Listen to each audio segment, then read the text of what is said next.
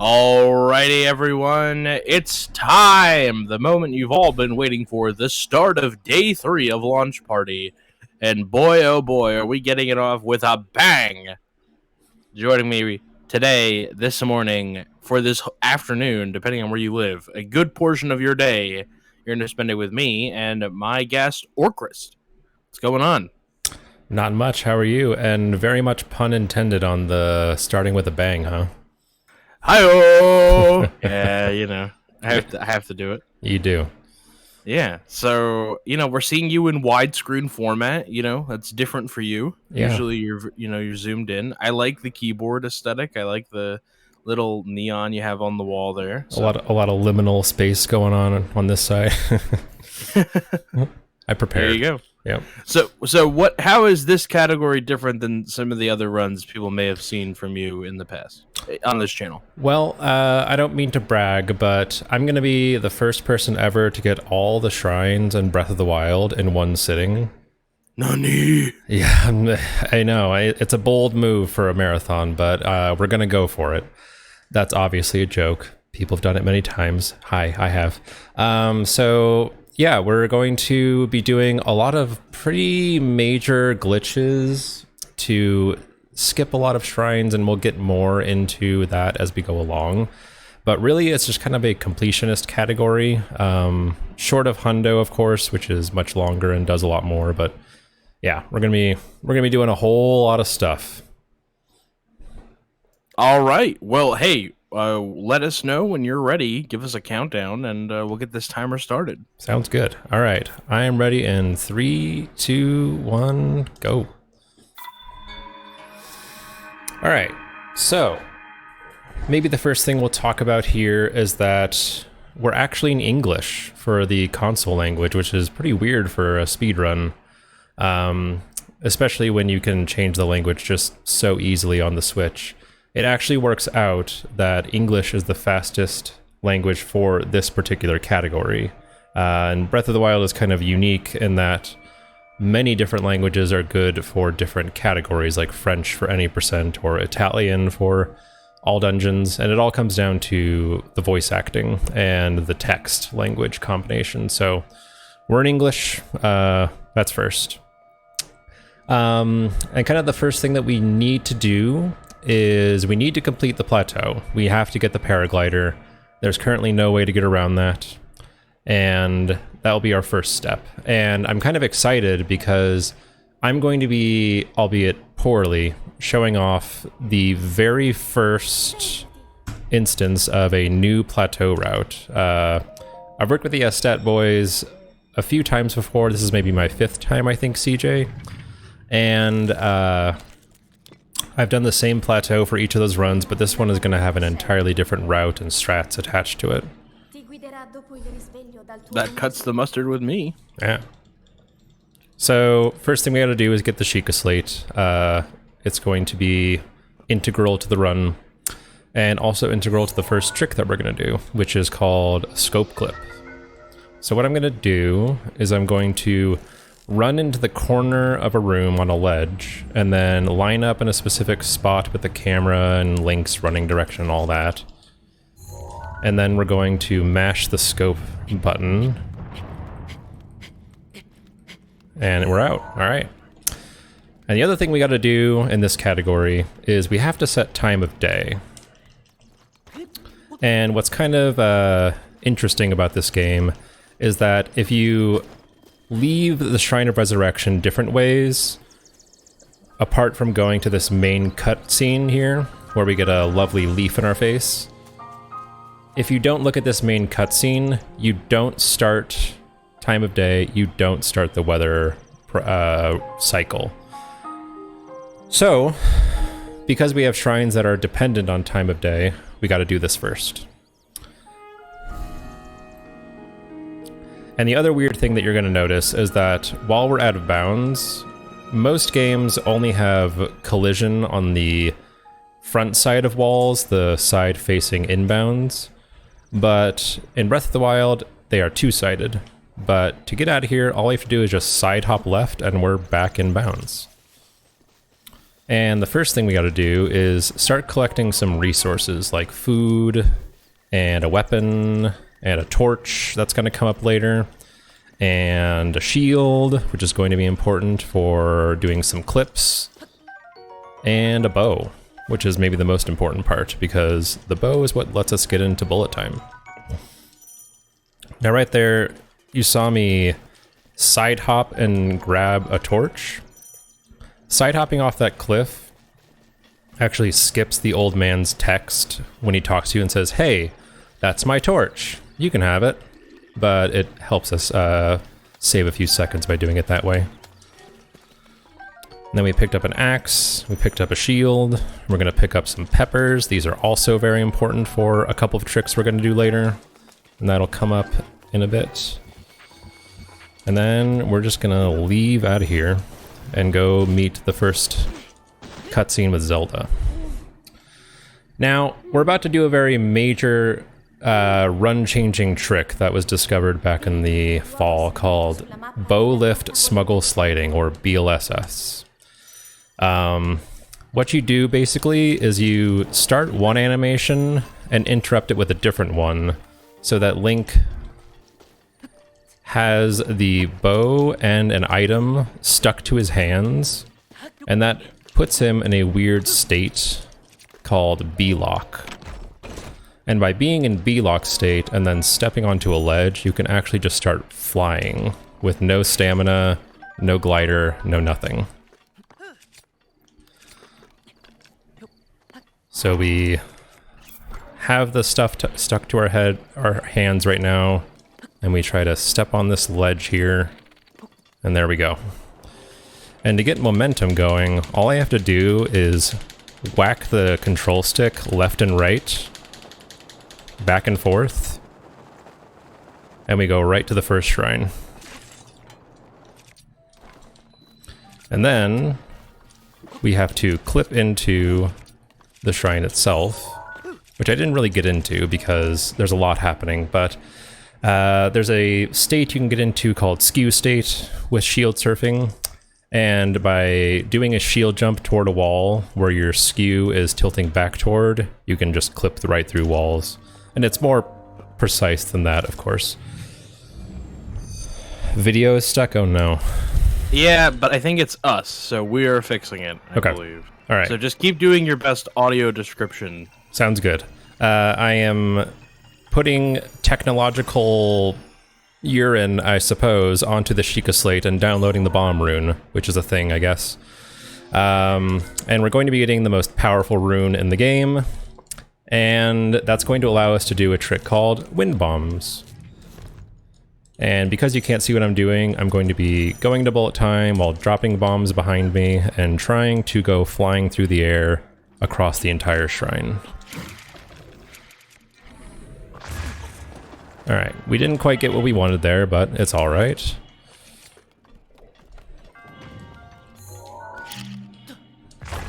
Let me just go ahead and break up some blocks, and we're done with the first shrine. That is 1 of 120. It's probably just battery acid, yes. I think that's how technology works. When you want to download something, you just pour battery acid onto your phone or what have you. Video back, alright.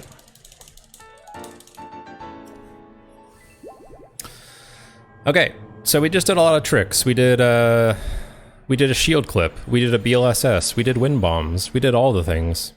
But no worries, we're going to be doing a lot of those as the run goes on, so if you missed it, you're going to see more, don't worry about it. Alright, so the next thing that's going to happen is the old man needs to talk to us. And he's a little bit confused because the first thing we were supposed to do is go to the Great Plateau Tower.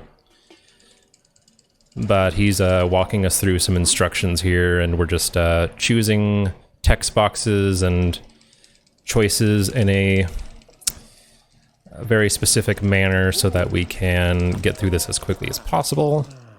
Missed one there, but that's okay.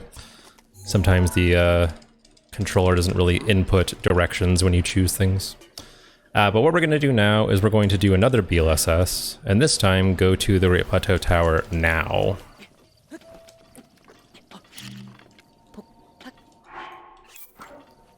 Okay. So we step on a ledge with the item stuck to us, and we just go zooming through the air. Oops. And we start downloading the information for the map and raising the tower, which is what activates all of the shrines. Like, all the towers aren't there right now, and none of the shrines are activated. So we would definitely have to just clip into all of them, which would be difficult and slow. So we're going to go ahead and raise the tower and go through these cutscenes. Now, kind of the tricky part about doing tower this early is if I drop down to the bottom, to the ground, the old man is going to stop us and make us watch a very long cutscene. And the other tricky thing about it is, say I wanted to BLSS away from the tower. There's actually a cylindrical wall completely around the tower, preventing the player from going too far away. So a way we get around that is to just simply wind bomb over it, which is, it can be kind of precise, but we're just going to kind of hop over it with a wind bomb, and then we're going to have to do a fall damage cancel to survive, because again, we don't have the paraglider yet. So we come over here and aim at this spot. And it looks like we made it over. Now we gotta stop ourselves in midair by going into the pause screen, and we're good.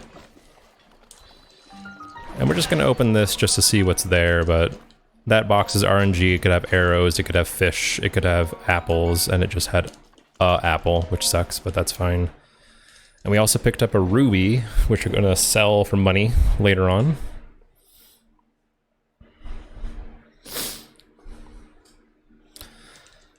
And now we're gonna go ahead and download the Magnesis rune. And the safe thing to do right now, gamers, would be to just run through the shrine like normal, not take any chances, but that's no fun. We're not doing that. We're gonna go for the wind bomb. We're gonna go for a kind of a tricky, precise one, because if you don't do it right, you'll just die. We'll go for it once. If we fail it, then we'll do the marathon strats. But I gotta show off for you guys a little bit, right?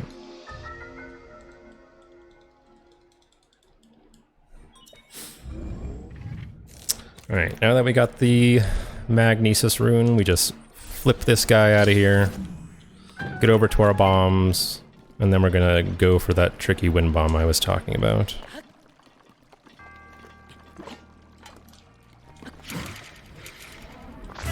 And we failed. So forget it. Never mind.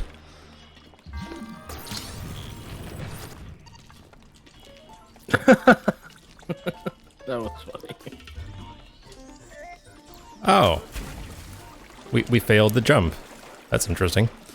And by interesting, I mean stupid. But cool. Excuse you, sir. Alright. Well, we got it. Anywho, moving on with our lives. We're through the Magnesis Shrine and on our way to the next one. Now, this is definitely the hardest part of the new plateau route.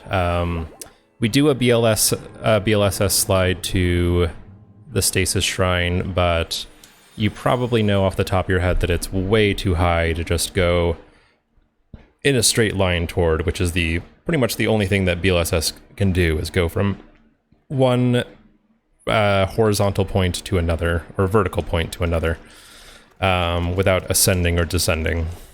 So we gotta kind of like wiggle our way up a hill, which can be kind of tricky.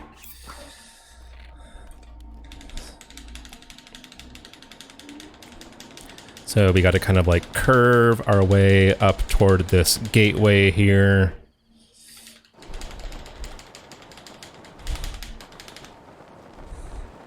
Okay, then that's not the optimal thing, but I'm not good at it, because I've only been doing this plateau route for about a month and a half or so. So I'm still kind of like figuring things out. But the worst thing that can happen there is that you kind of like get stuck on the slope, and you have to start over, or you have to just run. So that was okay. And then we go up to the top of a tree, and oh no! We bonk onto the ledge just at the top corner. Too bad. That can happen. It happens to the best runners out there all the time. And where we landed is not friendly at all. Excellent. So we're gonna try to back this up somehow. Alright.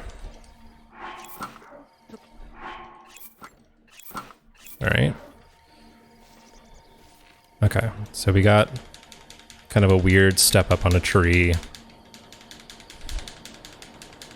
It's a little bit better than just running. Alright, let's try this again. So we climb to the tree, climb to the very top, and stamina starts refreshing, and we set our position, and that should be fine. Alright. We'll just pretend nothing bad happened. We'll just go with that. How about that? Alright, so Stasis is unfortunately one of our more useless runes. I probably am only going to use it maybe 5 times in the entire run, but we do have to get it because it is required that you get all 4 runes, finish all 4 shrines to get the paraglider. And there is one little minor trick I'm going to be doing to get a hammer for the rest of the run. And the hammer is a pretty useful minor item in the game. Can definitely recommend getting one if you're just playing casually. Good for breaking rocks. Good for knocking stasis items around. So we're going to be doing a different kind of wind bomb here. Kind of a low and weak one that will hopefully not kill me.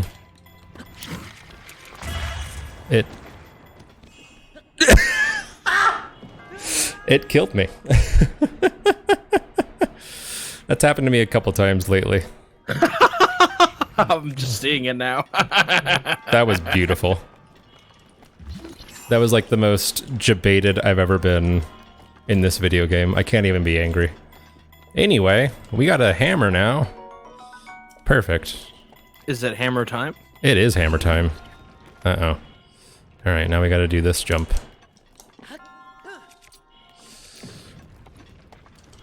Okay.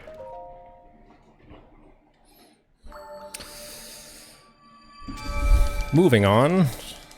We're way behind, and that's just okay. It's a marathon. It happens. It is a marathon. Actually, we are going to have to go back to intermission really quick because there's a few tech issues with the stream. Okay. So we're gonna pause the timer and go back to intermission real quick, fix that for y'all, and then we'll get right back into the action. All right.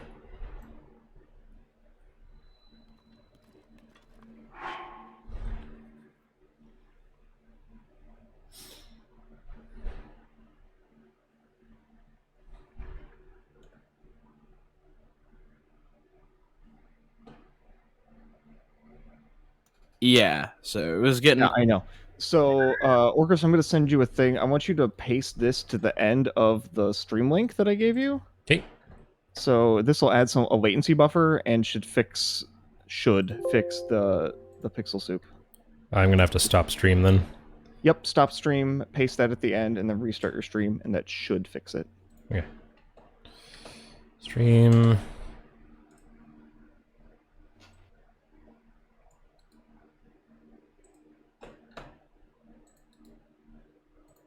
All right.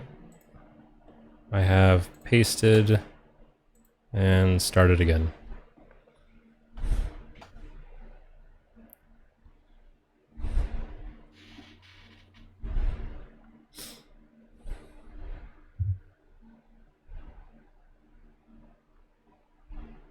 Okay.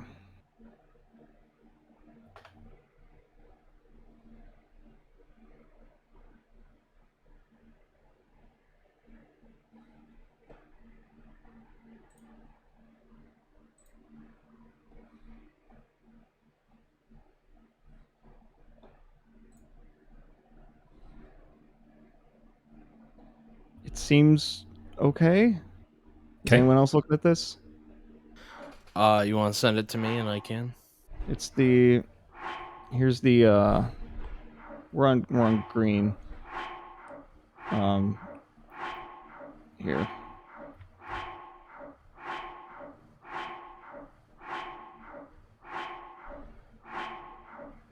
No pixel garbage yet. Which is to say substantially better. Oh, hi, kitty. Mercy. Do you need breakfast? Here, one sec. I'll be right back. Yep. Okay. It's not even opening for me. I love VLC. I mean, we've had no garbage since he added it back. So it's something. I just wish VLC would open. She just assumes that she doesn't have food. She does. That sounds like cats. Yep. All right, I think it's finally open. No, he just froze, dude. He just froze? Yeah. He isn't frozen for me. Froze. Yeah, he's froze. What are you talking about? I'm looking right at it. I'm watching it too.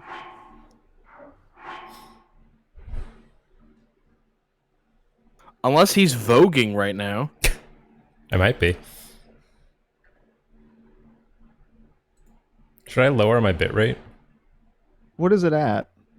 I think it got... Yeah, the profile seems to have boosted it to where I don't usually have it. It's at 35. I'll put it down to 3000. Perfect. It's not going to hurt. It will not hurt. No, that is fact. All right. Hey, listen, if on your end it looks fine. I mean, I'm looking in my VLC window. He has not turned into a mess or frozen since we did the thing. Okay. That's all I can go off of. I mean, I got nothing else. All right. Let's do it. I'll right. If we have to come back, but it is what it is. Sorry, Orchrist. No problem.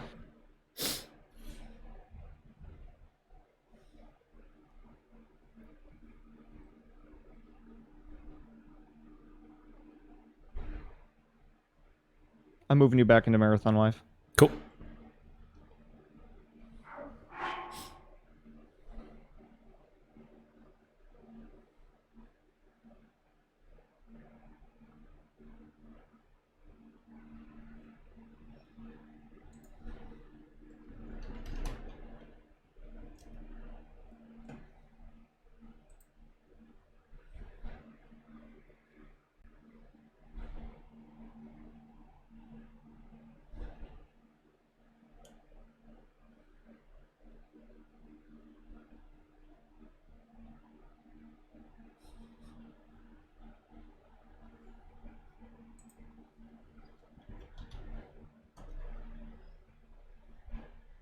All right, here we go. Only a little spaghetti. Real quick before we get started, we have a $10 donation from Roxanne Janeway. Thank you, Roxanne. Roxanne. You don't have to put on that. No, later. And we have my grandma and grandpa donated. Happy to see you marathoning again for a great cause. Great thanks to all that donate their time, energy, and passion and compassion to participate. So thank you, G's. You are the OGs. That pushes us over $1,600. That's crazy. Nice. Yeah. So let me know when you're ready to resume. We'll get that timer going. I'm ready. Let's get started back in 3, 2, 1, go. All right, so back on track, everybody. Next, we're going to be doing a little trick called a bullet time bounce. We could do a BLSS, but that's no fun. And what we're going to do is we're going to pull some enemies over with an arrow shot to distract them. And while they're distracted, we're going to jump on their heads in bullet time and just go flying through the air. And this is an interaction between shield surf state and bullet time. And it is a very cool and useful trick. It can be a bit slow, but in this circumstance, it's pretty fast and pretty useful. And sends us right to our very last shrine, which is the Cryonis shrine.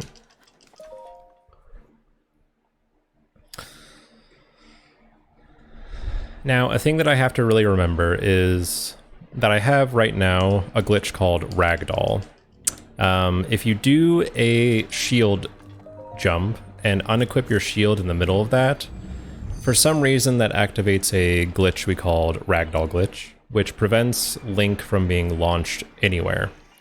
It has something to do with location, has something to do with a separation of different states, but either way, that's the simple side of it. So what I have to do before I do this next wind bomb is I need to do a quick ragdoll fix by doing a shield jump in place and then quickly doing the trick before the game realizes what I'm trying to do. You gotta be kind of sneaky, you know? Alright, it worked out. We launched, we're good. Alright, so that's basically plateau. The last thing we gotta do is go get that paraglider.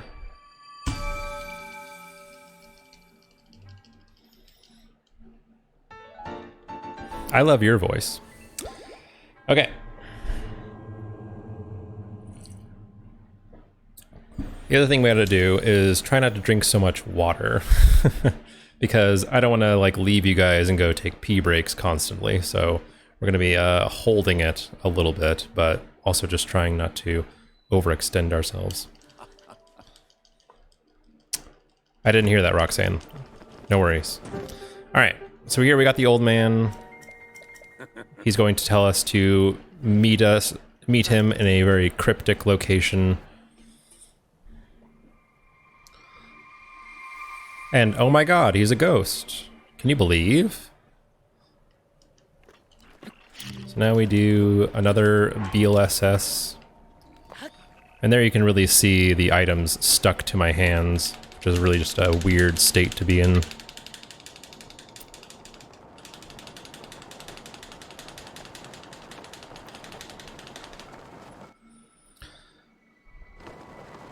And now we have to do another fall damage cancel or we die.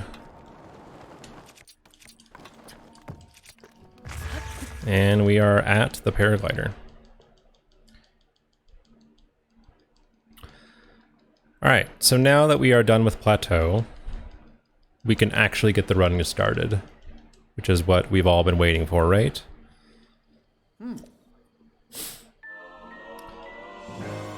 So now we're going to collect the remaining 116 shrines with no mistakes. Everything will go perfectly, I promise. I've practiced. How could anything go wrong?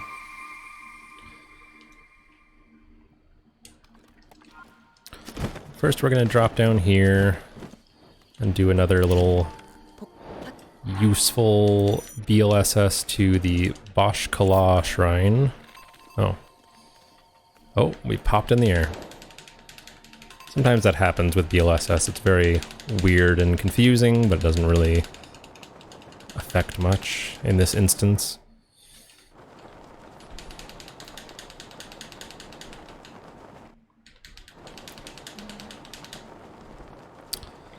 And here we are at that first shrine, Boshkala.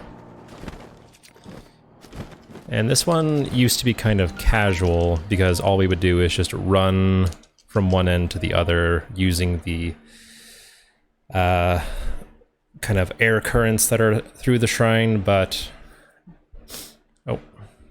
because we have wind bombs and we have health, we're going to do a quick one here just to save a few seconds. There we go.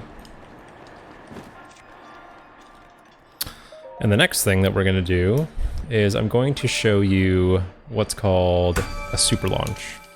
So you've noticed that wind bombs seem pretty fast. They launch you kind of whatever direction you want to go, but you can also go even a bit faster. What a super launch is you kind of abuse the amount of lag that the game naturally produces and use that to increase your speed. by about a max of 1.5. And you do that by going to the pause screen and fucking it up, but that's okay. Basically, I wanted to pull the glider on the next frame of lagging, but we didn't quite get it there, and that's alright. It happens. And we're gonna need to eat... Oh, I didn't need to do that, because we're gonna do a casual strat. Did we meet the donation incentive of casual strats? Or old school strats?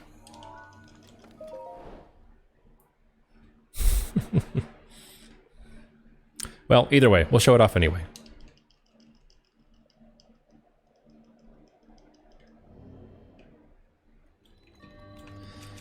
So we go ahead and grab this block, and we hit it 3 times, and set the direction with an arrow, and just hop our way up there. And that's the old school thing. It's not fast at all, but it's kind of fun to do.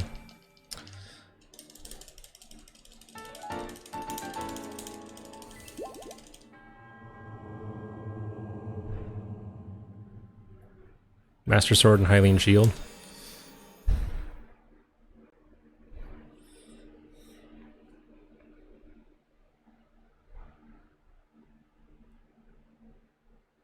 Alright, next thing we're going to do is we're going to head over to the Hilareo Shrine, which we don't have the bombs selected because we did something that I don't usually do. Now there's a super launch. You can see the overall speed is pretty high.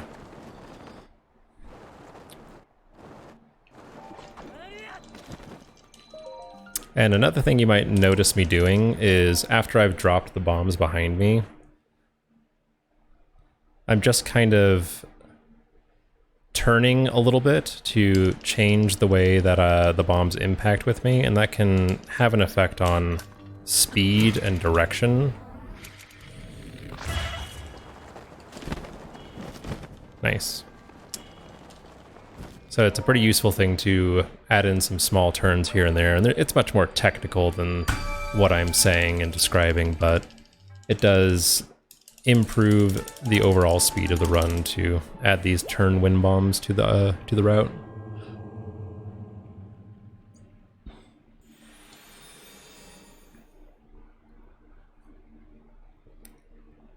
All right, so the next thing we need to do is we need to stop up in a little forest to grab some... Oh no, we're getting flower blighted. That sucks. That was not part of the plan. Sorry, flower blight.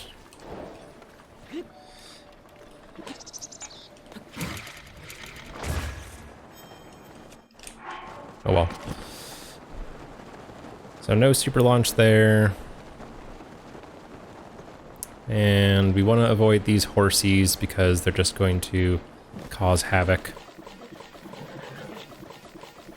And we want to start collecting not only food for the route, but we want to collect wood as well.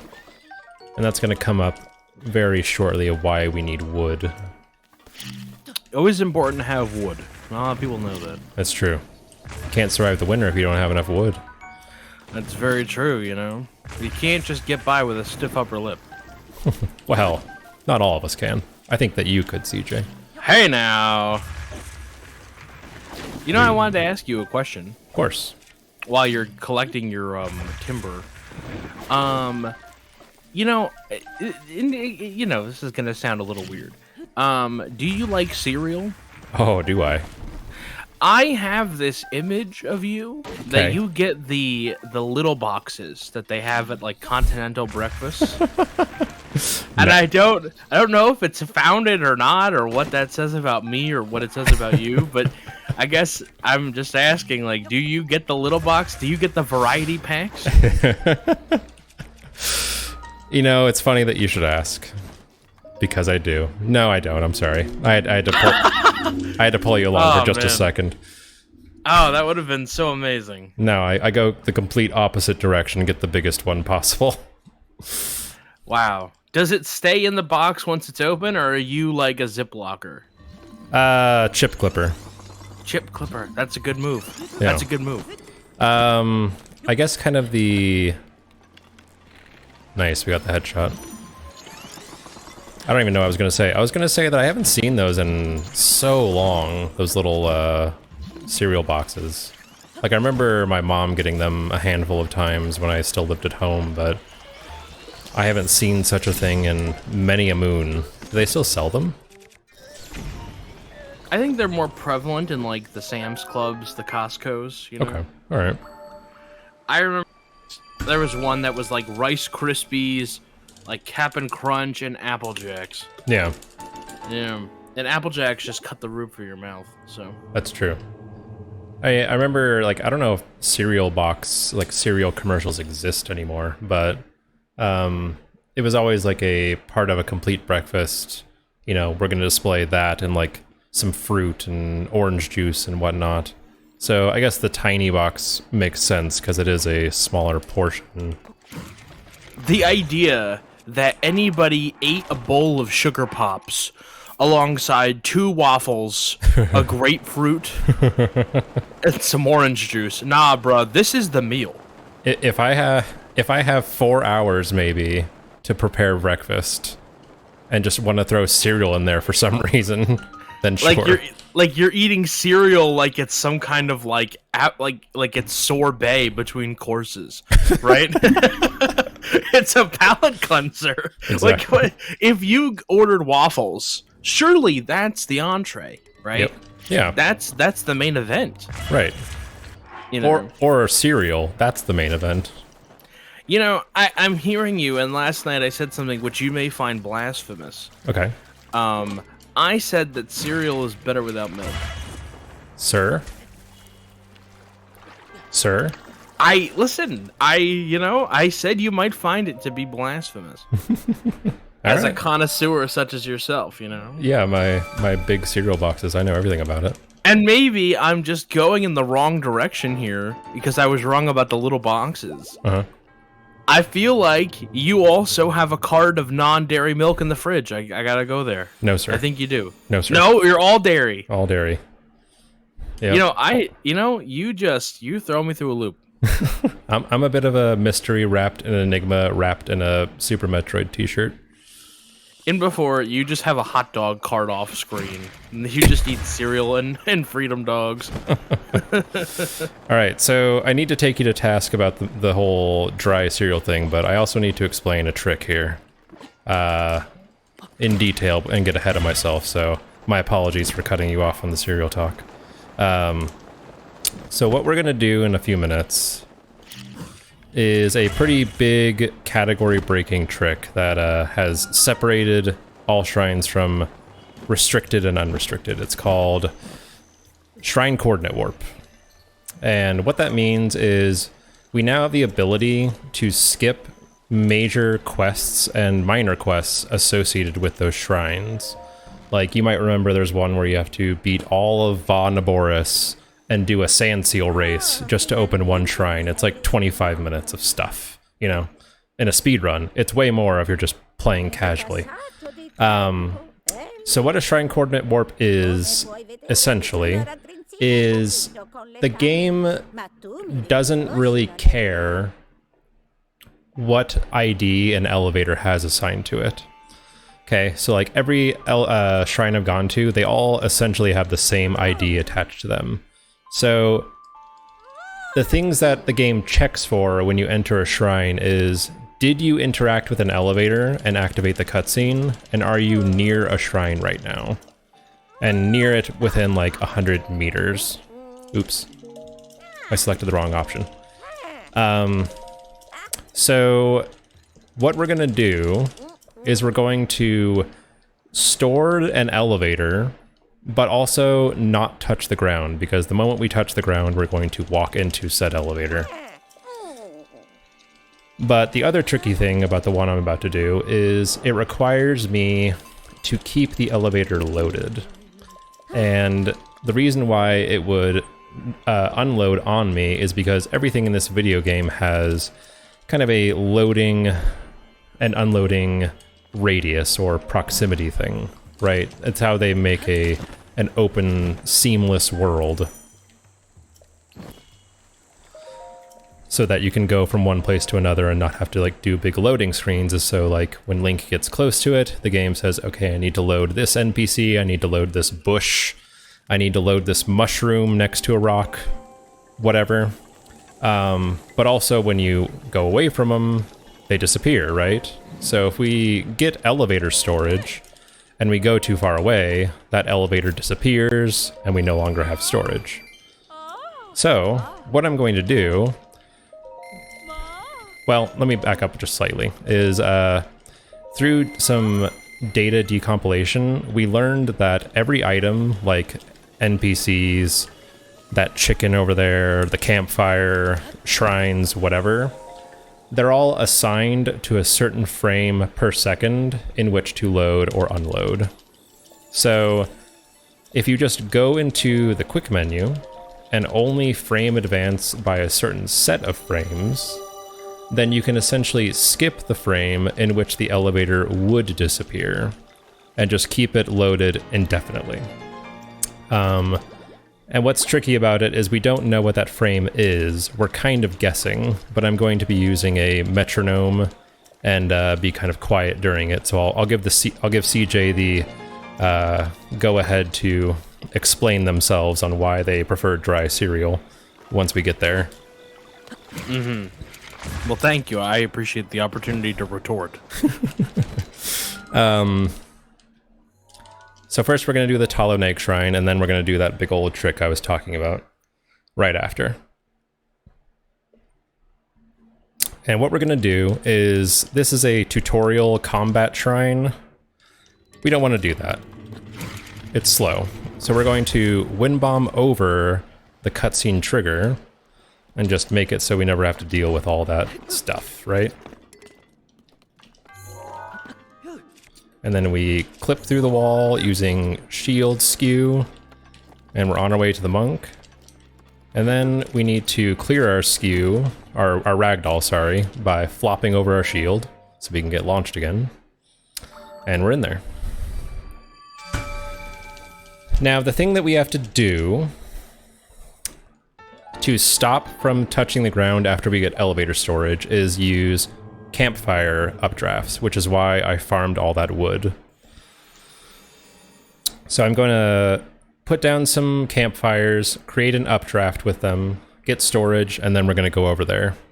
So then I will once I get going, I'll give CJ the floor to do whatever they need to do. And we're definitely going to do a safety save. I always do a safety save. Everyone does. You'd be crazy not to, otherwise your run is just dead if you fail. Alright, we got our updraft, and now we get our storage by doing a fall damage cancel against a wall. That looked kind of weird, so I want to make sure I do it right. Alright, we got storage, and CJ, go ahead and talk. I can't hear you. I'm going to turn you off in my ears. Alright. Well, let's see. First of all, I'm just going to come out and say this. I don't like milk. Milk is kind of gross. It's like, if I want to have milk, you know, that's like eating a spoonful of mayo. Like, I'm not into it. I'm not into it. I'm not here for it. So that's first. Why would I want to put... Also, breakfast is just wet bread. You just are eating wet bread. That's all you're doing. And you should all be ashamed about it. Breakfast is actually just kind of the worst meal of the day. First try. Let's go. Hey! So, you saw me unpausing the game in rhythm with a metronome.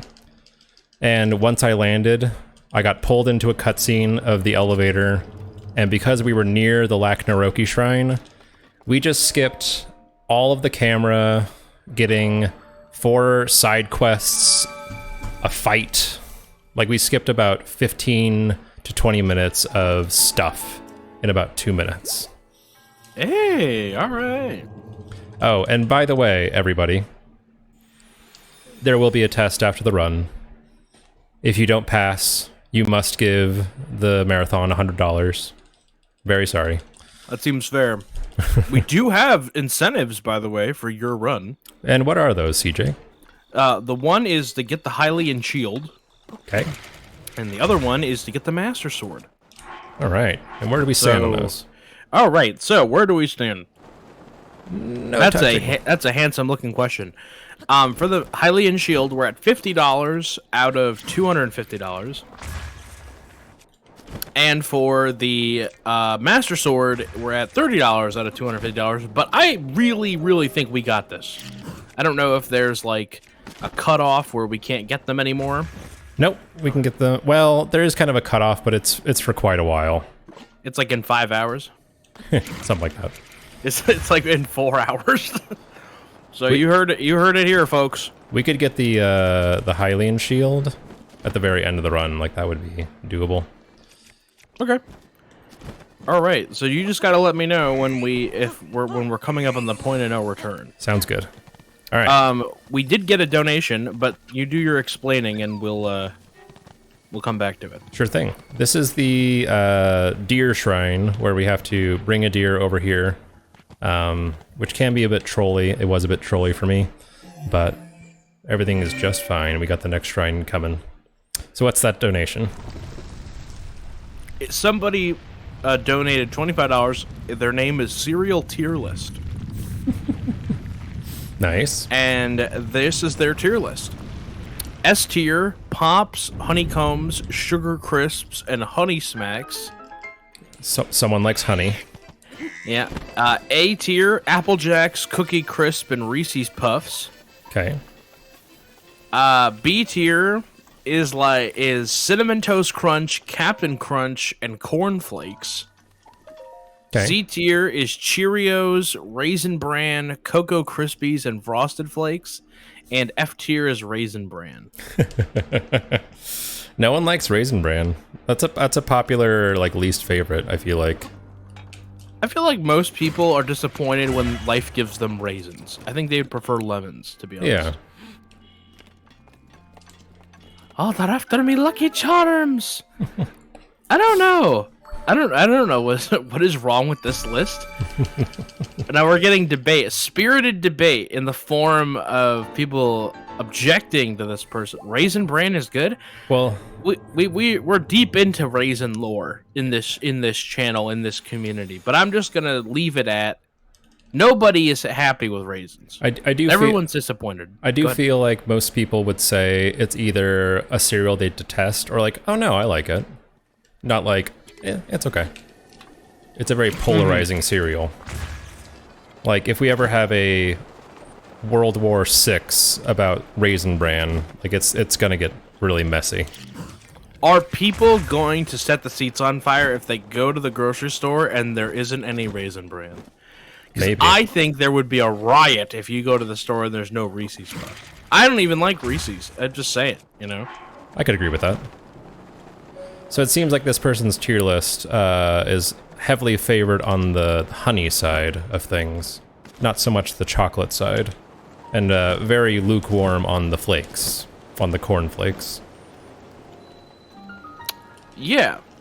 All right. Yeah. So the video is frozen, so if you want to go back to being descriptive audio while we figure out what's going on. Okay. So here we are in the Daunea Shrine. Sometimes I gotta look at my splits to like know what I'm doing because a lot of times all these shrines kind of run together. And that was a pretty difficult trick that I'm very pleased that I did first try. Video again, oh no. Basically I just kind of used a low angle wind bomb and ricocheted off a wall to land right next to the monk platform.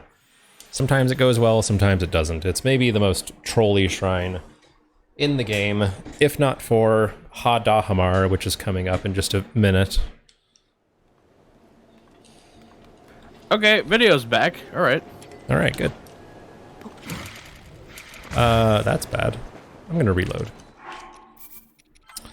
think I went a little bit too far forward. So this is a pretty basic shrine. We just have to kind of pop over this mountain really quick. And earlier, you saw me set the... What is going on? Alright, well, I guess this is what we're doing with our lives. This, yeah, okay. So... You saw me set the time of day to night, which is fairly important because this next shrine requires that.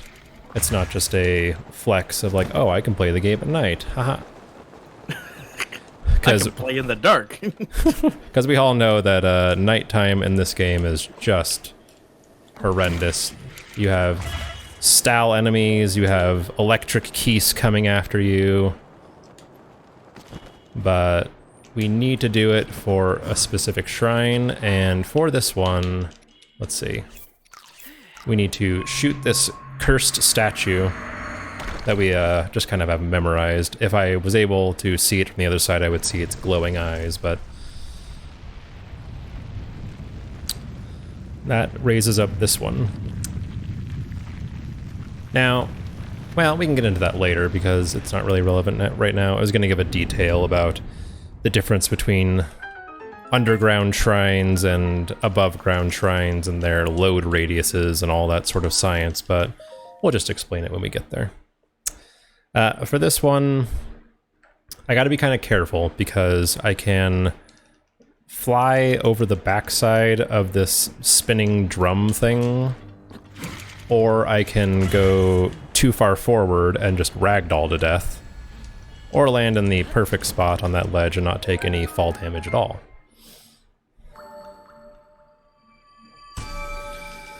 Alright, and now we move to what I think is the most difficult section in the early game. The next sequence of shrines can be very trolly. They're very precise in the kind of wind bombs you have to do. Some guys replace them with BLSS, but it is slower, unfortunately. Link, I'm going to need you to not fall down that ledge, if you don't mind. First, we're going to go up to the top of this mountain, and then we're going to aim at a specific spot and hopefully get a super launch here. And we did. Good. So that's going to carry us over a couple forests to a cave that contains the Totosaw, or Patotosaw shrine, as we might call it. And we might get there before the rock wall loads, but we're going a little bit slow here at the end. Oh, there it goes. It's fine. The little stutter when you're loading into a new area. Yeah. Was like, oh my god, did it freeze again? That's gonna be giving you guys PTSD the entire time. I'm so sorry. It's gonna give me PTSD. I think everyone at home is fine. Yeah. Alright, so this one is a pretty basic one. We just do a quick little wind bomb, and then we prepare the Cryonis rune because we need to make ourselves a platform for the next shrine path. And before we go into Ha Dahamar, which is, I think, the most trolly shrine in the game, we need to collect a few swift violets above a waterfall because they're going to give us a speed food that is going to really kick things up into a higher gear with regard to speed here. Which this is a speed run, right? I think it is. That's bad. So that's not quite what I wanted to happen. That's okay. Alright, Link, you're an individual and a free spirit. I commend you on your disagreeing with climbing, good sir. And lag stopping as well. Okay. We're having many issues right now.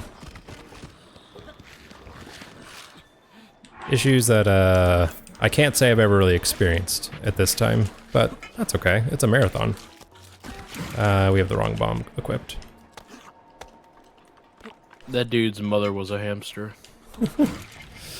The father smelt of elderberries. Heyo. All right. Anyway, we're just gonna move on here and get our swift violets, like I was saying. I did have an actual question for you. What's up? You said that you basically, it's like, hey, you're close. You're like within 100 meters of this shrine. Mm-hmm. And that's how it determines which shrine to put you in. Right? Yeah. Are there any that are so close? Like we just passed two that are like right next to each other. Are there any that it's like it doesn't know where to put you? So it's like, you're gonna go over here, like a fake wrong warp. I don't know how imprecise it really is, because we're actually going to come up on a circumstance that you're talking about right now, in the next minute, because there is a link, please. There is a shrine below two shrines on top of a mountain, and the kind of the funky thing is that it doesn't care about vertical distance, this game, as far as like proximity goes. Like it kind of considers everything to be on a... There's the trolley shrine, like I was saying. Wouldn't let me pull the glider. Like the game kind of considers everything on a horizontal plane and everything extending up and down vertically forever. Hello?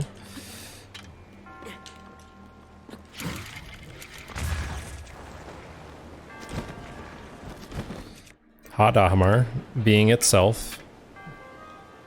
Alright. You did put a troll laugh in the name. Alright, there we go. Okay. That's a coin flip shrine. That's just how it's gonna go sometimes. Is that one meant to be like Plinko? Yes, it is. You kind of use cryo blocks to push an orb around and make it land into a slot and open up the gate, which is slow for obvious reasons. Mm-hmm. But just like what you were talking about, we're coming up to Ridahi, which is right below the twin shrines, Shivanir and Shivanath. And we're going to get storage after we're done with Ridahi. We're going to get storage of Ridahi to take us up to the top of the mountain. Delightful. Now that was an instance of wind kind of pushing the bombs around in an unfavorable way. And now we're in a lag stopping issue. Let's see. We'll go like this. Yeah, we're just lag stopping. We're just doing this. That poor fish. All right, you got this, Link. You can do it. I believe in you. The game was like, you better climb up here. Okay. Yeah. It really doesn't want to cooperate right now. Okay, we're gonna do a weaker one, and maybe the game will give me something. Cool. I'll take that fish. And now we have enemies coming after us. Sir, this is a Wendy's. Alright. Anyway. The Ridahi Shrine is pretty difficult. It has a very low ceiling, so if you're going to use wind bombs to get across, you really do have to get a very precise low angle. We're gonna go for. Okay. Good. At least something worked, right? Now, we're gonna do another shrine coordinate warp here.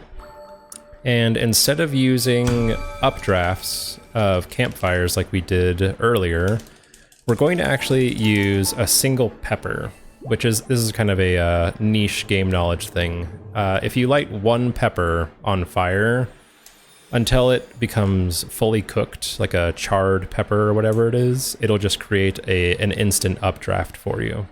So kind of a useful little thing if you're in a pinch. But we're going to use that to make sure that Link doesn't step down after getting storage. So we set it on fire.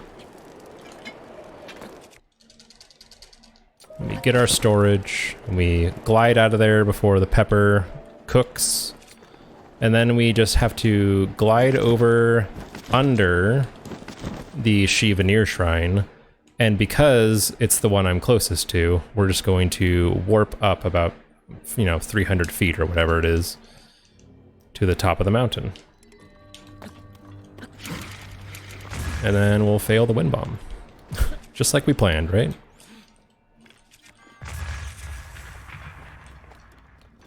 Okay.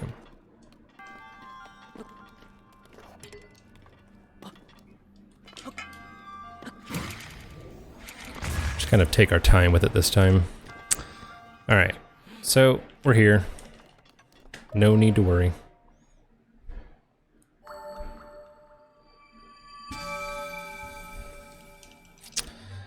And you'll also notice that every time that I go through a shrine, I kind of hesitate here. Like you can see that I'm supposed to press X to skip, but it's pretty slow.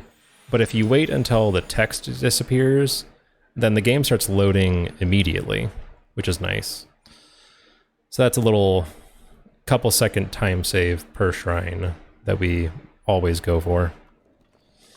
And now I'm going to do a quick one to send me toward the Shivanath Shrine, which is very similar to the one before. We're just gonna kind of hop over the gate with a wind bomb, and then we're gonna move on to another great part of the run, which is dragon farming. Is it as cool as the name implies? Depends on your definition of cool, but yeah, I think it's cool. It's more scary in my opinion, because the dragon we're going for is electric and could just kill you while you're in the middle of it. But we'll be okay. Basically, Damon. They added 3 games to Switch Online. Oh? All right, here we get your live reaction to this breaking news. Let me know if you are a fan of any of these, before I just, talk completely out of my mouth. We have Rival Turf for the SNES. Sure. Congo's Caper. Uh-huh, a classic, probably. And Pinball for the NES. Any of those do anything for you? I'm thinking of just quitting the run right now and, Go do attempts of Congo's Caper. Yeah, right. I got my priorities straight. Yeah, I understand. That's an interesting list. Alright, so we're doing another BLSS. We could do wind bombs, but you guys have seen plenty of those so far, and you're going to see more. But this is going to kind of ensure that we get over to the dragon farming spot without losing any health, which is going to be nice.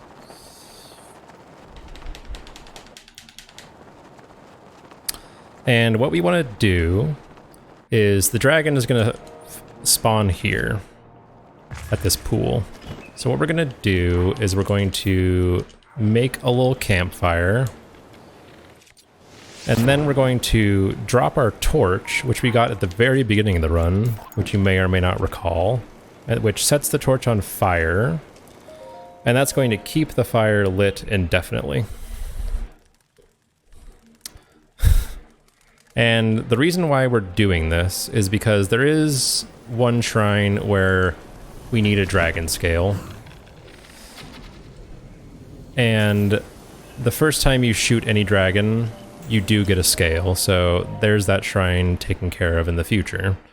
But also, we're going to get 4 horn shards, which are going to give us 30-minute speed up food, which is going to make moving around the map a lot quicker and a lot less laborsome, especially for ones where we need to do quite a bit of running. So that's 2 shots. 3 shots. And we need 2 more. And the places where the horn shards fly to is somewhat random. Like, they may go right behind me, they may go a bit to the left. They may fly to the other side of the pool. It's all RNG, so it's a bit annoying, but you just kind of expect to lose 20 or so seconds here, just by default. Actually want that. And that's our 5th shot. So there's 1 shard. Oops. 2 shards. 3 shards. Uh-oh. Oh, hello. There's our scale. About to say, we need that to live. Okay. So now that we got our items, our materials, we can go ahead and move on to the Shota Saw Shrine, which has kind of a fun little trick that you can do with these, I guess they're kind of launch pads that you might find in a number of shrines. If you just kind of stand on them, Link will have the exact same effect as any other object that you put on them. And just kind of yeet yourself over here. And we're going to also break this chest with our hammer and get some ice arrows. And then hop on into the monk cage. There we go.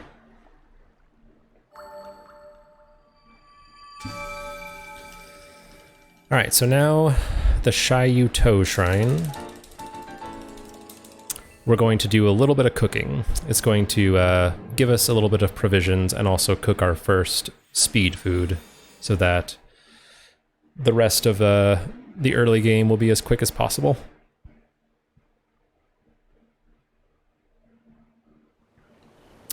So we're going to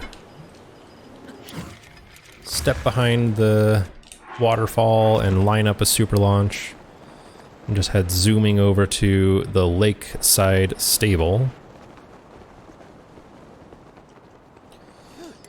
And find our cooking pot. Here it is. It's not loaded in yet, but being in the pause screen will encourage it to load.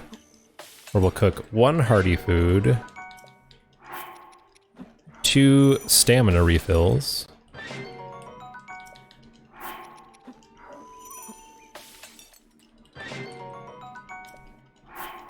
and our speed food. 4 speed ingredients with a dragon horn makes 30 minutes.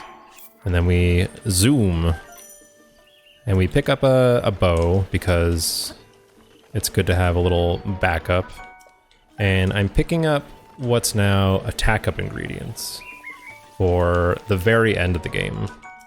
Which is kind of weird to be like actively planning for the end of the run when we're only 50 to an hour in right now. But it's going to make it possible so that we can skip getting the attack up armor that can be found in the game. It saves on some menuing, it saves on some chest animations. And yeah. Just a good little routing thing there. This shrine is pretty uneventful, just kind of wind bomb up to the top.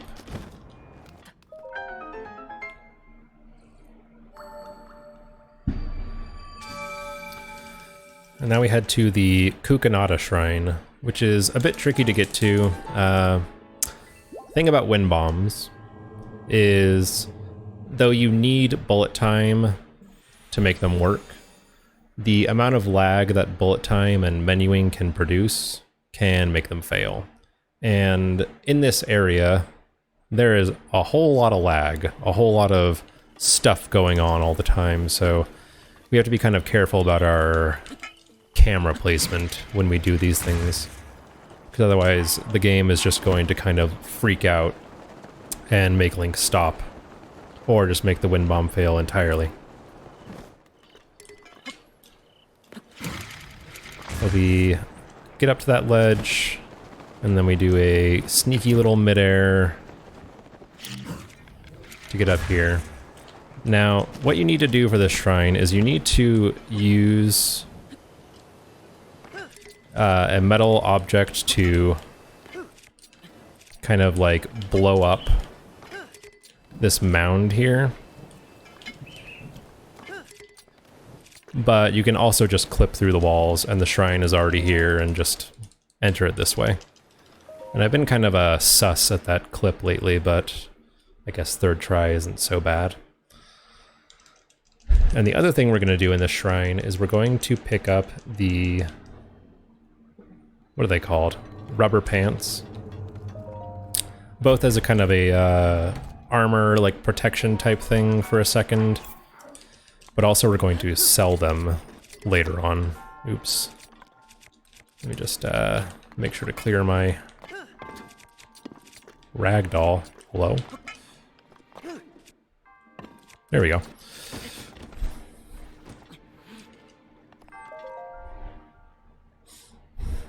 Exactly, Dayman. Alright, so kind of the trade-off of clipping into this mound of dirt is now we need to clip back out, which is a bit annoying, but there is a very specific spot that you can wedge yourself into and then stand up out of it. So we just kind of need to line up Link with a corner that is invisible and have him crouch in there and just run right through. And now we're going to the Tawa Jin Shrine. Okay, we missed that. Which you might remember as the Hinox Brothers Shrine. This is one of the longer ones that we're going to do. Like it's over 4 minutes long as opposed to most of them which are under 2. And the thing we need to do is we also need to collect some fleet lotuses, which are going to give us the rest of our speed up food. And they're just kind of like scattered around here. Oops, I missed one. And then we need to set up a block here. This guy can't see us. And then do a, oops, wind bomb to get up to the air above the Hinox. And then we're just gonna steal the orb from him. I think this is definitely intended, but most people would think like, oh no, you gotta fight that big old Hinox. You have no weapons, Orcrist. Well, we're just gonna steal from him instead. And I'm gonna, yep.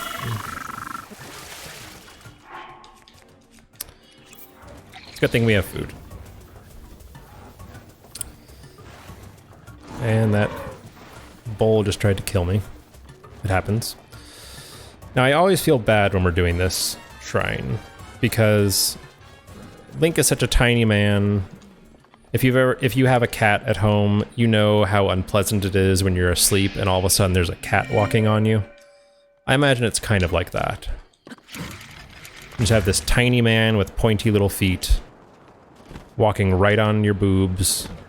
Just like, you know, take it easy.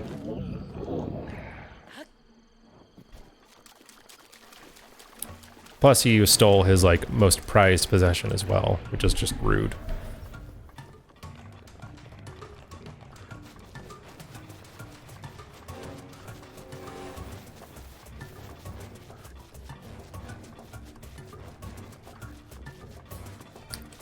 All right. You stole his precious.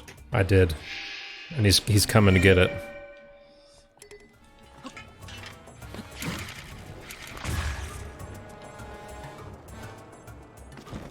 All right, we're also going to take a Boko Bat from this guy because it's going to be semi-useful for us later. Just because it's a wooden weapon and can't be electrified. Just kind of a minor thing. Now here is a little thing that I came up with to get up this mountain quickly. This saves all of 2 seconds, so you're going to want to batten down the hatches, otherwise you're windows will be blown off by the speed here. Look at that. My god. The speed. He didn't walk around, he just walked up that mountain.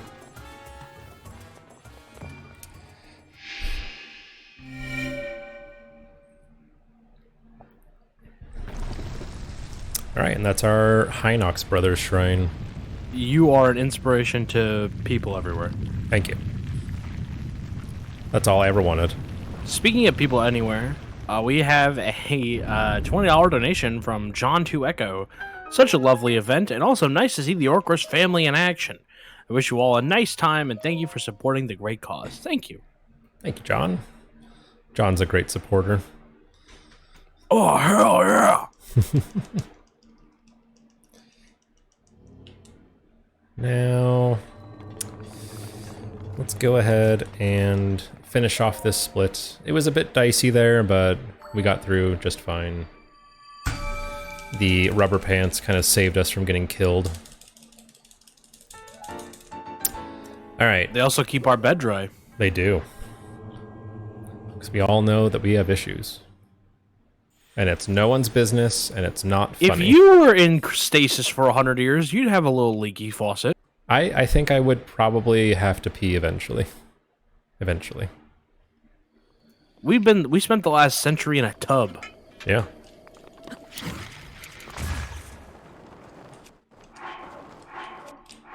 Okay. So we got a super there. Kind of the tricky thing about coming to Hateno Village is that the loads can be a bit, how do we say, horrendous. But that's okay. That's not okay. We're getting a lot of lag stops today. I think yesterday in my run, which I got a PB yesterday. Hot dog! Which is nice. I think I lag stopped all of once in that entire run, and I've lag stopped about 10 times already in the first hour.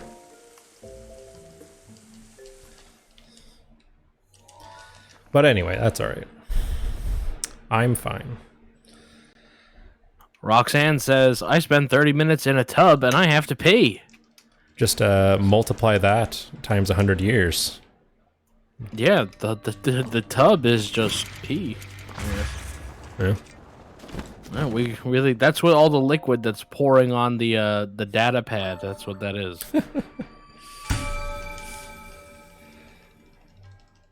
Alright, so we gotta kind of hopefully get a little bit lucky here. I wasn't really paying attention, but we sort of need the weather to not be raining right now. Because if it is, we need to wait on a fire, which sucks. But it's not the end of the world, it's just kind of an inconvenient and RNG time loss. And the weather looks clear, so we're good. But what we need to do now is we need to go get the camera rune. And the camera rune is going to help us out with a couple of shrines. It is technically possible to skip it with SCW, but it's also much harder to do so. And if you don't do it first try, then you're kind of wasting your time. So we're gonna get the camera. And what you saw me do right there was a smuggle glitch where you interrupt one animation, which is putting away your item and then unequipping your shield, and it kind of like has Link's item floating above him, still lit, and you can like still sprint around and everything. So that lets us take the flame up to the tech lab very quick.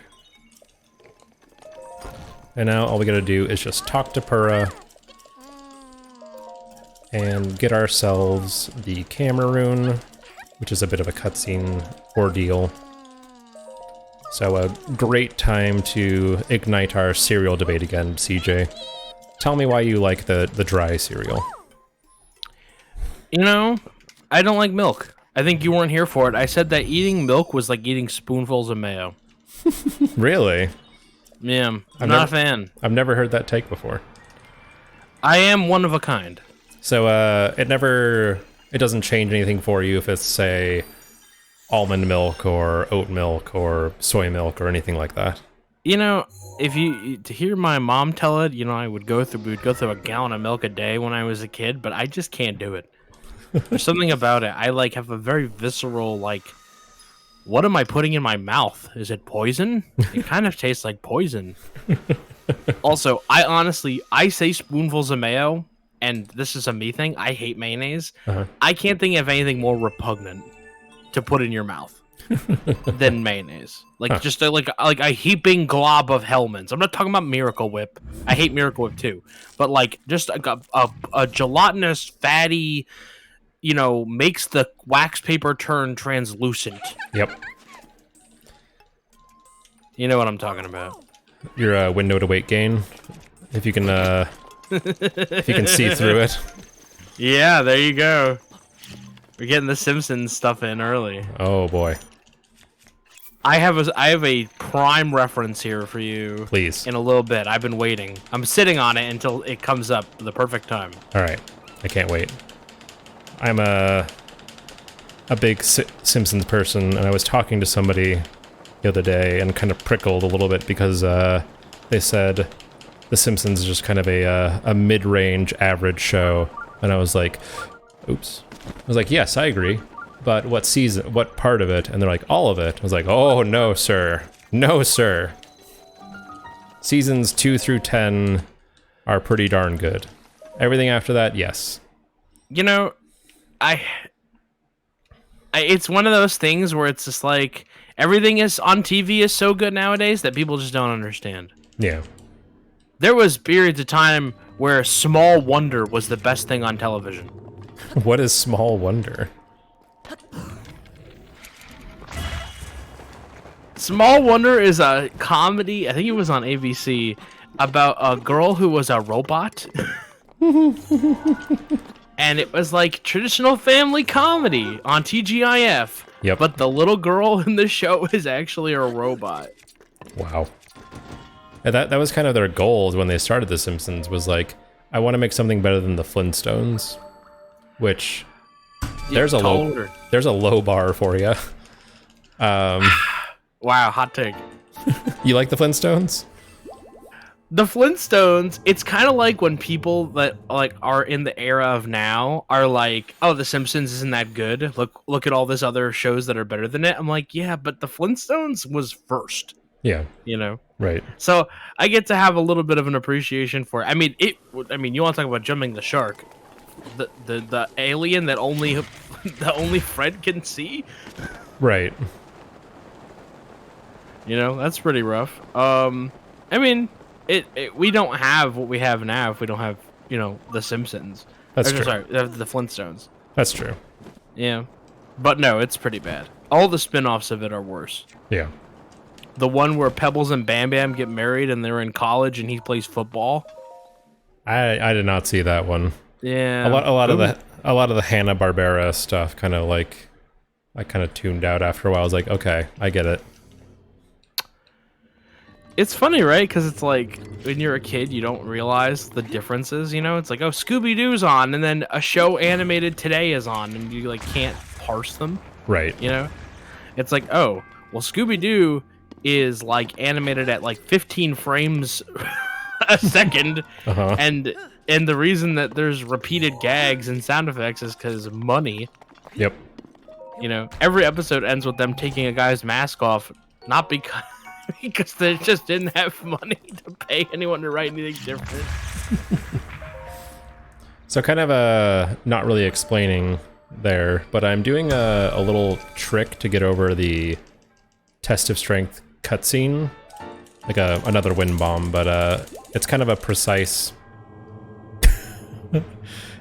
ADN. I don't think they have Ubang here. Sorry. We took the copy pasta. Anyway, sorry. We're trying to go over the cutscene for the test of strength and then clip through the walls to just skip the fight entirely. But now we're coming up to a scary part of the run, Eventide. And this is my favorite part to watch you do, by the way. oh, it's a bit we'll just go through it as we get through it. But what I'm going to do first is I'm going to smuggle an arrow and items onto the beach. Oops. Which are going to help me with wind bombs and a BLSS. And we're going to eat a hearty food so we don't die. And yeah, we're just going to try to very carefully do as few mistakes as we can while we smuggle orbs from one side of an island to another and not get killed by enemies. So we pick up our items and then we line up our wind bomb. Oh. I didn't pick up the arrow, I just picked up the other items. That was kind of weird. I was like, I got an arrow, right? So we need an arrow to get into bullet time, which is why that failed, if that's not obvious. And then we come over to first orb, and we yoink that out of there. And this is a BLSS setup that I came up with a few weeks ago, and it saves just so much time. But you can use the orb in the same way as we were using a bomb earlier. And just zip across the beach like this.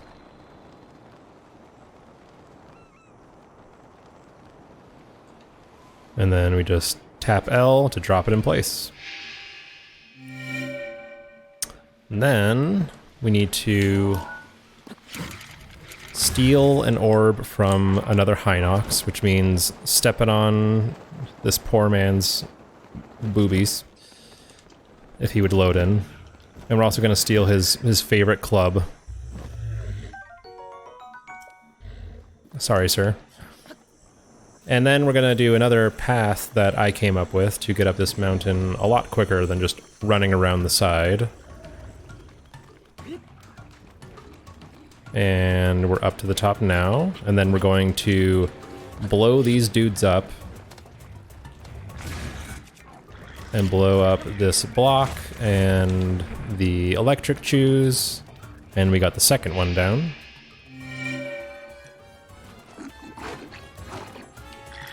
Oh. Okay. Interesting. I just didn't hop forward, which is kind of weird, but whatever.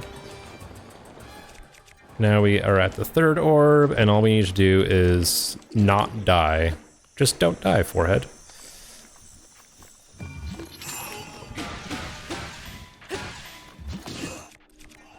And we crushed that dude, which is always a fun thing to do.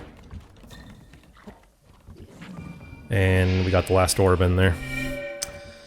Now that moblin is going to be an issue. I'm just going to let you know now.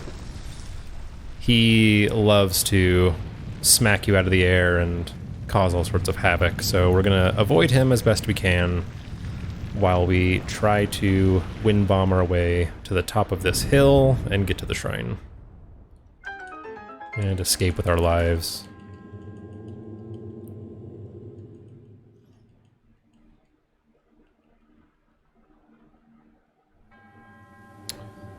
Now, it seems like the moblin kind of lost us for a second.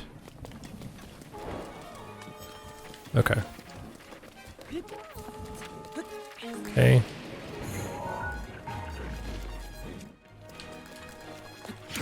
I learned the other day, which is kind of amazing because I've been speedrunning this game for nearly 3 years now, but I learned that if you do a wind bomb right as you're getting hit by a rock, you have iframes, which means you can't get launched by the bombs, which is weird and inconvenient, but I guess it makes sense.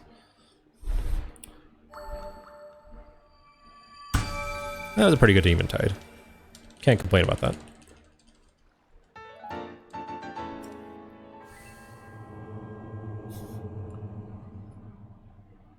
We have people making friends in chat, which you love to see. All right, now we move on to the Kaya Shrine, which is one of the reasons why we downloaded the camera in the first place.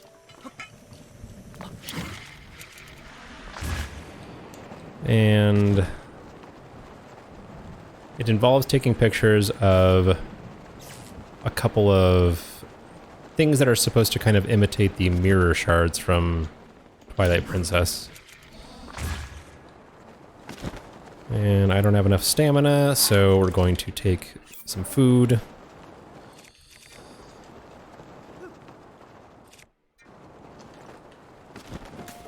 And here's our first one.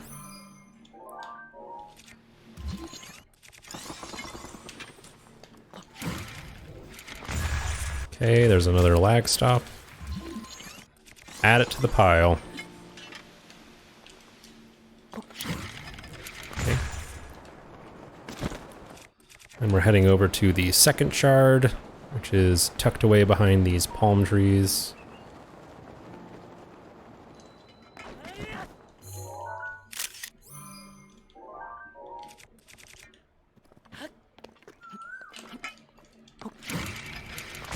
And that's not quite the direction that I wanted to go, but it's fine, I suppose. Hello, Ari. Hello. And there's our third and final one. And I wonder if I could take a little pee break here, CJ. While this You go ahead. While this guy I talk to this guy. So Hey, I'm gonna you go go and do ahead. that. Mash through buttons, I'll be right back. While Orcrist is away, I am going to tell you all about the incentives that we have going on right now. We have 2 incentives for this run, which hopefully we're going to meet. We have Get the Hylian Shield, which is at $70 out of $250. And we have Get the Master Sword, which is at $30 out of $250. Now, we do have some more time. I don't want you all to think that there is no more time. But get those donations in. Let's get the Link to have all of his swag. You know, you gotta go out in style. You know, you gotta get the run done with some style, some class, some finesse. So, get your donations in.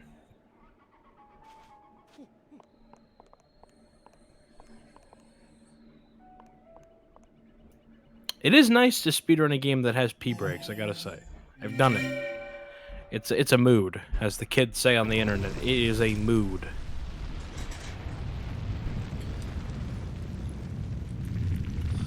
Alright, we're back. We got a shrine rising out of the earth for us. It was good timing. And I did wash my hands, I promise. Gonna want to eat something, or we will have a bad time.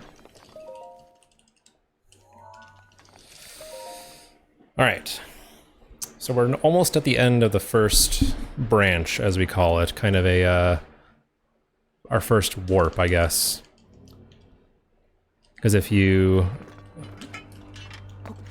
draw the path that we take on a map, it sort of looks like a tree branch creeping and crawling its way across Hyrule. And it'll be our first warp in the first, hour and a half. So kind of a creative pathway going from the very start of the game all the way to Necluda and Eventide and over here to the Lurline village. And then, after that, we're going to make our way toward Hyrule Castle. And then over to Rito Village. So this is where the run starts getting serious. Like, if you're on a decent pace, which I am not, but if you're on a decent pace, this is where the difficulty starts getting going. Oh, I missed that. Because you'll notice that we only have 5 hearts, which limits our ability to do wind bombs in between shrines, and we only have 1 wheel of stamina. And we're going to be doing some movement that kind of pushes the difficulty to its limits.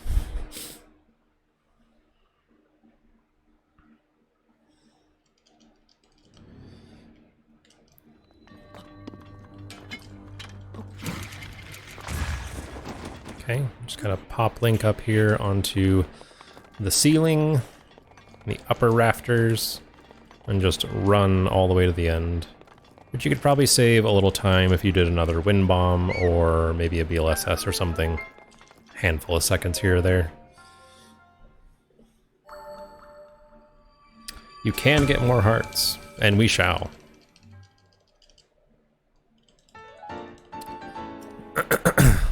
Alright, so next we are going back to the deer shrine that we visited earlier. And that's going to help us get along to sort of a northwesterly direction through the map.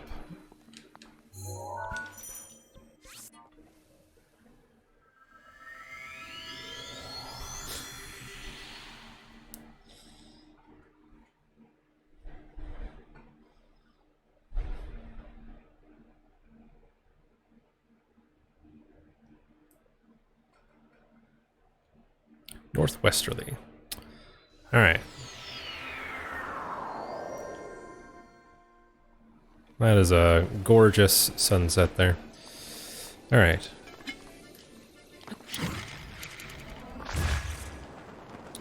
Now we want to kind of make our way around the, I think it's the wetlands tower. And So Kofi should be there, but because we kind of approached it from a funky direction, the game doesn't really expect to have to load its assets just yet. And there it goes.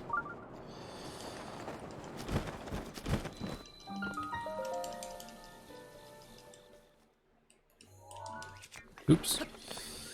Alright, so just like the previous tests of strength, we're going to set a square bomb on one side of a gate, and then do a backflip off the other side to get ourselves bullet time, and use a kind of lower and weaker launch to pop over the cutscene trigger.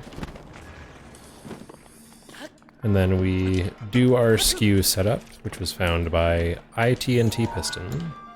Something that I used to do, but it's just more like consistent. And then to erase our ragdoll, which we activated by doing a shield clip, we just blow ourselves up, and we're through.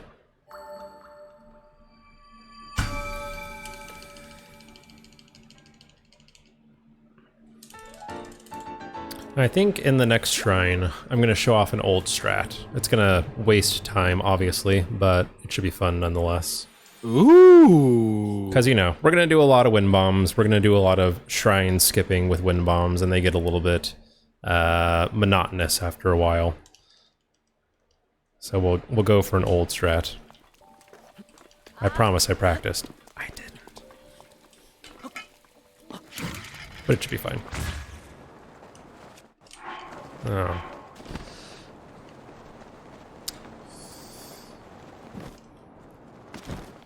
Let's do that, I suppose. Good enough.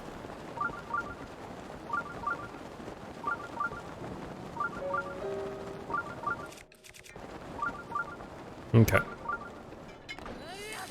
So we're going to do what's called a cryo boost. Cryonis is kind of without a doubt the most useless rune that we have because it is just so limited in what it can do. But it does let us do kind of a fun little jump here.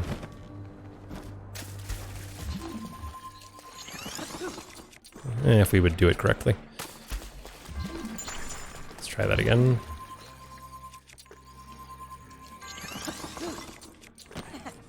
Oh no. Try again.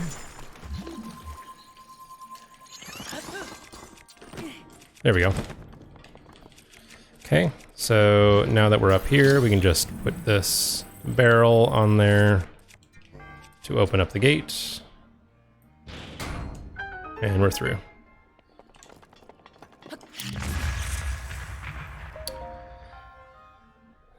Now all that swapping that I was doing back and forth, that has a lot more to do with a minor glitch that I'm trying to do apart from just the cryo jump. If you do a shield jump and unequip your shield and then re-equip it immediately, you actually do a damage protection, like a durability protection. So in theory, you can just kind of keep the same shield forever by doing that. That's not good. Oops. Made a little mistake.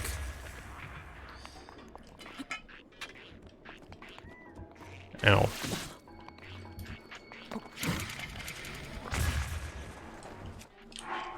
But also just as a safety for the marathon, we're going to make sure that we don't lose a shield, because that would be catastrophic.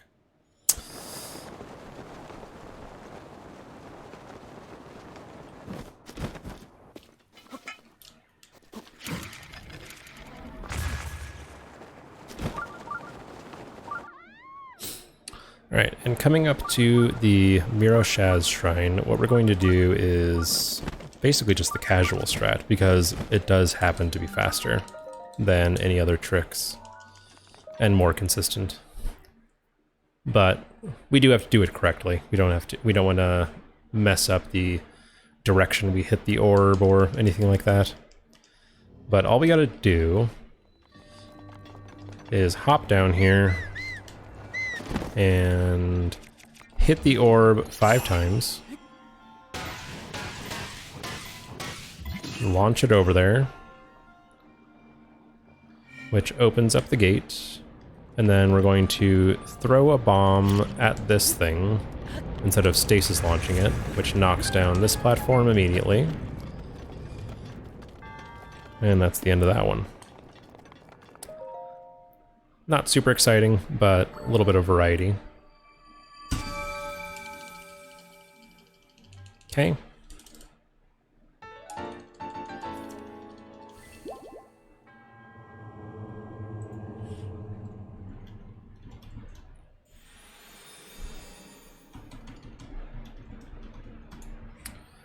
Alright, so now we're going to be heading toward Namaka Oz before we head over to Hyrule Castle.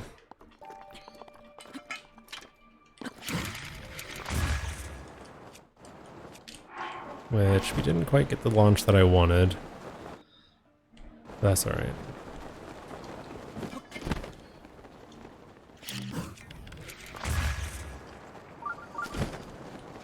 And then I'm gonna do a midair here. Okay. Good enough.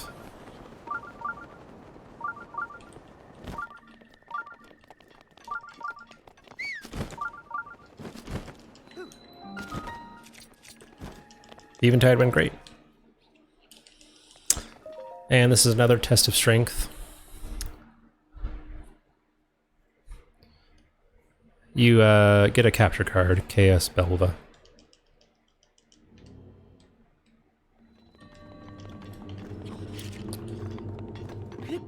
Alright. I'm going to do our little cutscene skip and get skew once again. And then clip through the first wall, and then through the second wall again, because again we have collision on both sides. And oh, I forgot that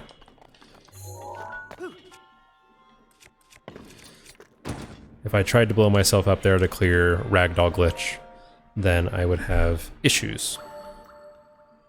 Such as dying. Alright, so now that we are at Hyrule Castle, what we're gonna do is start setting up a different shrine, where you may remember one where there's this woman on a beach who wants pictures of a few different kinds of guardians, and it happens to be a convenient spot to do so at Hyrule Castle. Hello? Okay. So there's going to be a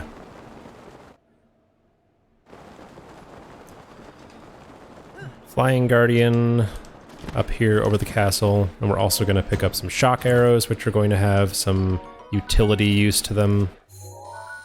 Nope. Okay, and then this stalker over here. And we're going to get a small guardian picture later. Oh, we didn't go into bullet time. Fancy that. Okay. Try that again.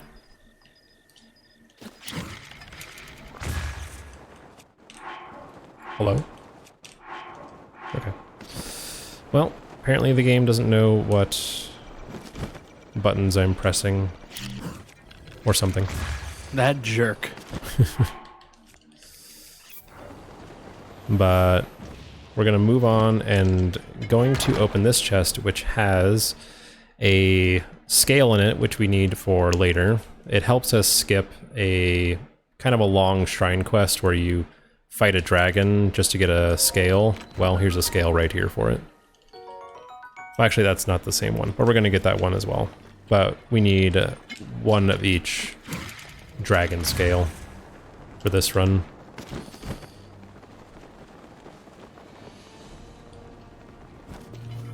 And we're gonna hopefully not get killed by this guy.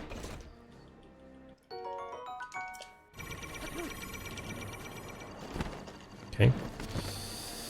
And we're also gonna pick up a great flame blade here,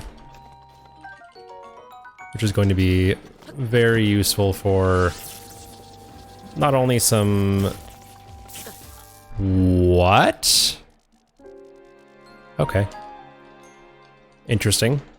I just, I guess ran into an invisible shock trap left by that. Cool. Interesting. Now let's see where the video game puts us. Okay, that's kind of friendly. That could be a lot worse, I promise. What's the worst respawn you've ever gotten? I'm sure it could have like sent me all the way back to the shrine if it felt like it. I drowned once after doing Eventide. Like I was all the way back on the beach and it sent me back to Eventide. It was hype.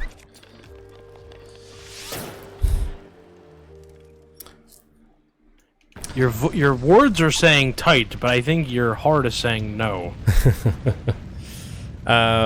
So the reason we got a flame blade is to just kind of make it a little bit easier to light fires instead of having to use fire arrows, which saves on resources, but also to survive cold areas.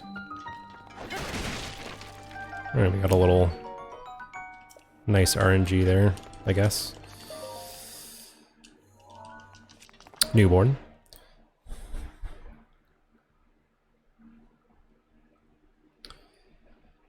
Who puts mayo in their cereal, really? That's what you're saying. That's what people are saying right now. I hope put mayo in there. I hope no one. Do you also not like yogurt, CJ? Yogurt has like this like snotty thing going on. I like the taste of it. Yeah. But it has like a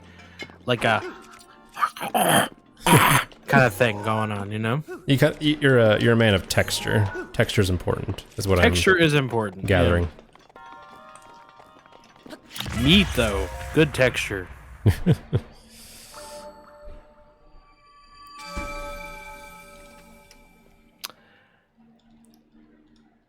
I was sitting here this whole time trying to come up with a vocal texture joke, and I really couldn't. That's all right. I struggled. I rode the struggle bus, and I didn't get off. You'll get there. Oh no, 50-50 on the poll. Better spend some channel points. The chaotic take, of course, is everything is better in Jello form. I hope that's not an opinion that anyone holds in their brain rent-free. An opinion like that has to pay rent. Yeah. Alright. We are still continuing to gather resources. These are items that are almost entirely just for the end of the game, for the boss rush. But it's just convenient to get them now. And we're gonna get our last item up here under this big rock slab, which, who hasn't found a dragon scale under a rock slab in their lifetime? I know I have. It's like finding arrowheads, you know? Yeah. It's a rite of passage. They're everywhere. So picking that guy up skips the whole big Mount Lanayru dragon fight thing, which is really convenient. And now we're gonna try our best to not die, because we're gonna get some enemy spawns here that are going to be very trolly.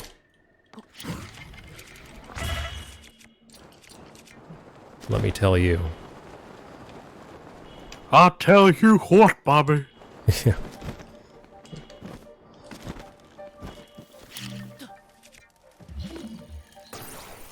See, I told you.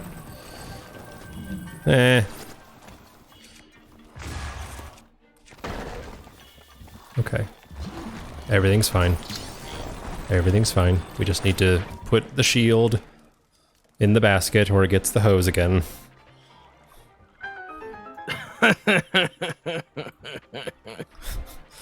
Basically, this shrine quest is you start at Korok Forest, you use Magnesis to identify the correct path to get through the forest, and then you put a shield in one tree's mouth and then this chest in the other tree's mouth, and that makes a shrine appear. But you can also just enter the forest through the corner, like the southwest corner, because the void out zone is just so thin, you can just wind bomb right through it. But because we get here at night, we have to deal with Style Moblins, and they will one-shot you. Delightful. Alright. With milk for the win.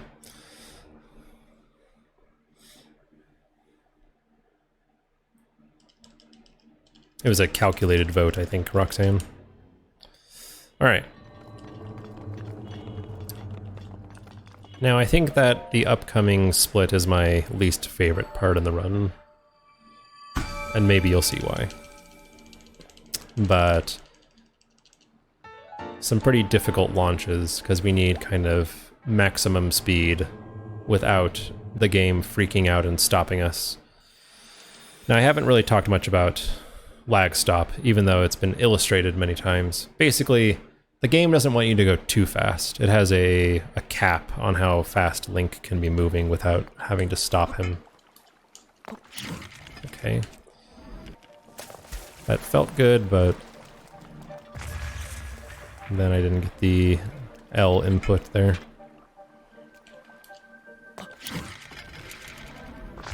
Okay, that should be fine. To escape the fog barrier. And then we want to mid-air our way over to this hill. And then hopefully...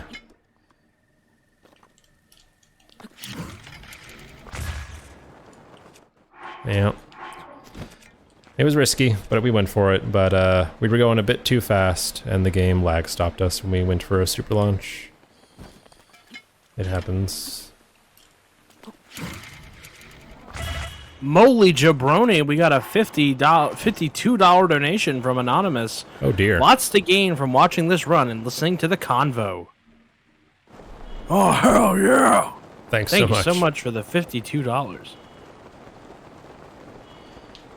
Did we have a name, or is it just 52? Just Anonymous. All right.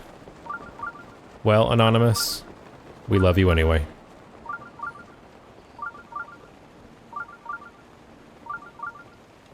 Alright.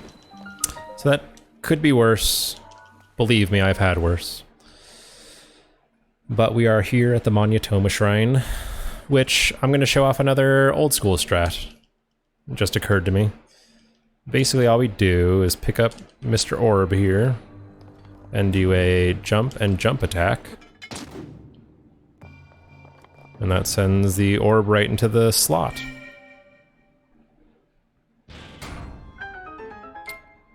I haven't done that in like a year and a half, by the way. So that should tell you how easy it is.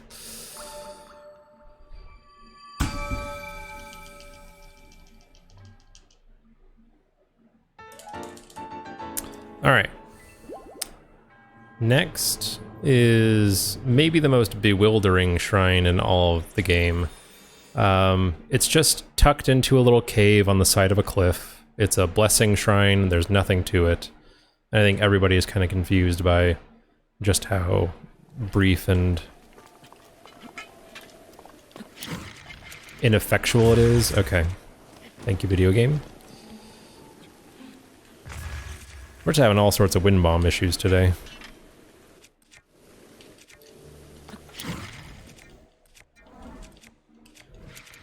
Uh-huh, sure.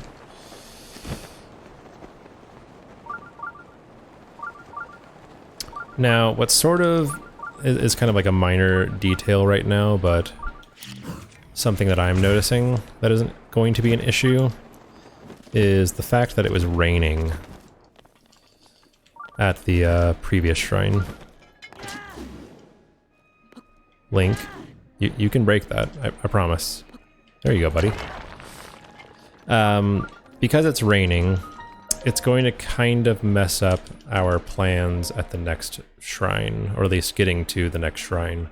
But there is a backup that is pretty effective, so it shouldn't be too bad.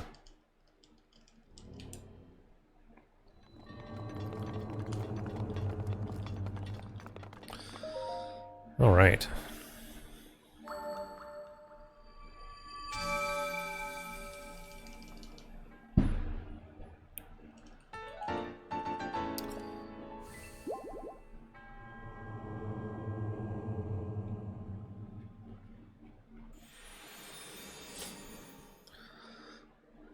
You don't milk your oat? What are you even doing?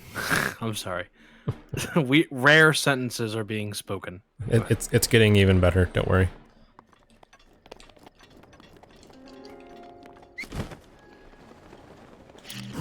So we mid-air our way over to these ruins and meet Mr. Moblin. And here comes the rain, which is the unfortunate thing. Oh. My plan failed. So now we need to push him back into position.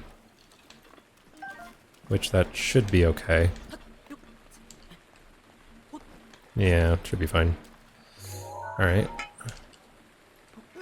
So that's just kind of an RNG time loss right there. Like, it isn't always raining, sometimes it is. And if you don't quite get the backup as I hoped to right there, then you have this issue.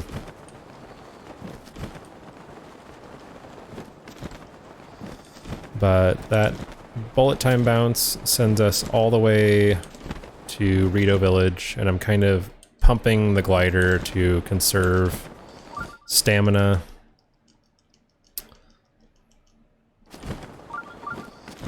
And my goal is to land in this house here so that I can start cooking.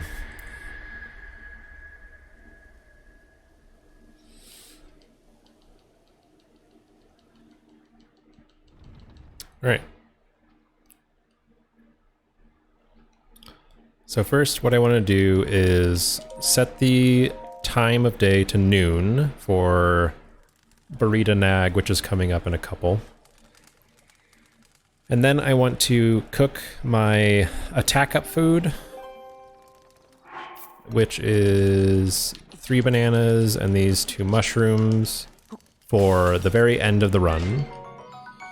And then make our speed food for the rest of the run, which this is gonna like be way too much. Like, I don't remember, I didn't really look at the clock for how much speed food I had left over at the end of my PB yesterday, but it was probably around 18 minutes or something of speed food. And then we're going to get Nakey because we need to sell our armor for other things in the run, and you can't sell the shirt off your back. You have to take it off first because reasons. And now we're going to do some upgrades. Going to get 3 more hearts for a total of 8, which should make eating kind of irrelevant. Not necessarily perfectly, we do gotta execute well, but having this amount of health is pretty OP for this category. And then we're going to use the rest of our orbs on stamina.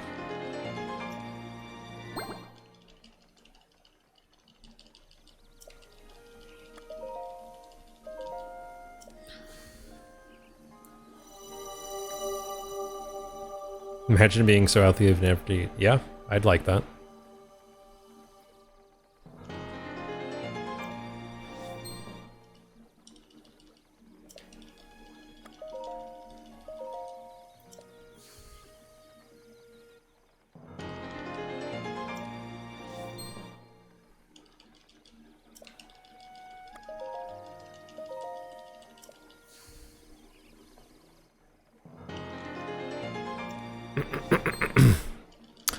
CJ, if you could have any mundane superpower, what would it be?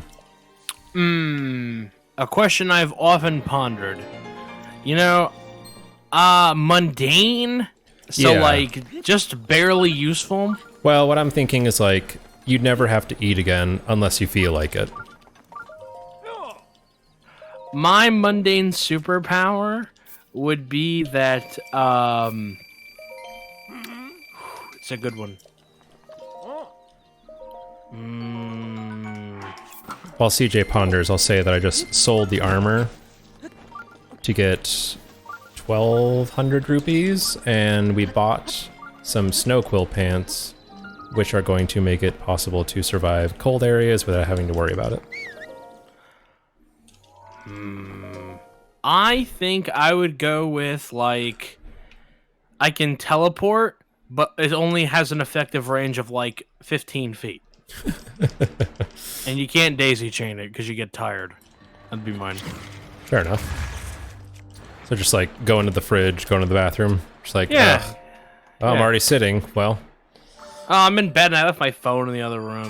yeah, Yeah. I like Yeah, that. there you go. I kind of thought of you never have to shower again, or you never have to eat again. Like you're just always clean. You know, for some people, they don't shower now. That's true. That's true. And no judgment, no judgment. If you don't like showers or you just want to be stanky, that's good. But The stanky thing is not good. hot take. As someone with both, I guess I'll call it anosmia, but also like a little bit of a musk thing going on, you know? I'm constantly worried I smell bad all the time. That's fair.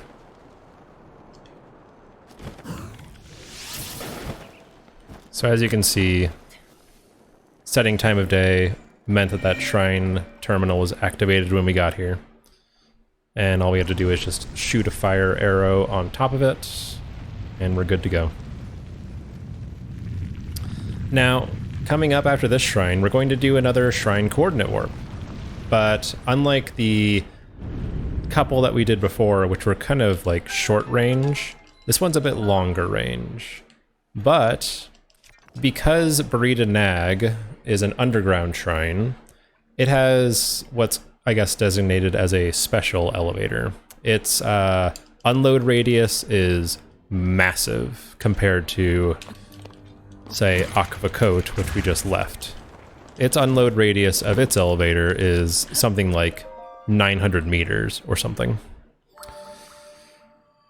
So all we have to do is just get storage and then go near Vulota, which is a shrine tied completely to Vomito and takes, you know, a good 15 minutes of stuff to make appear. And interact with some text box, i.e. a new item or a campfire and canceling or something, and that will just pull me in directly. And what we're going to do is yet again use a pepper for an updraft so that we can stay off the ground. Using our trusty flame weapon. And then we glide out of there and look up to reduce lag. And we didn't get a super launch, but that's okay.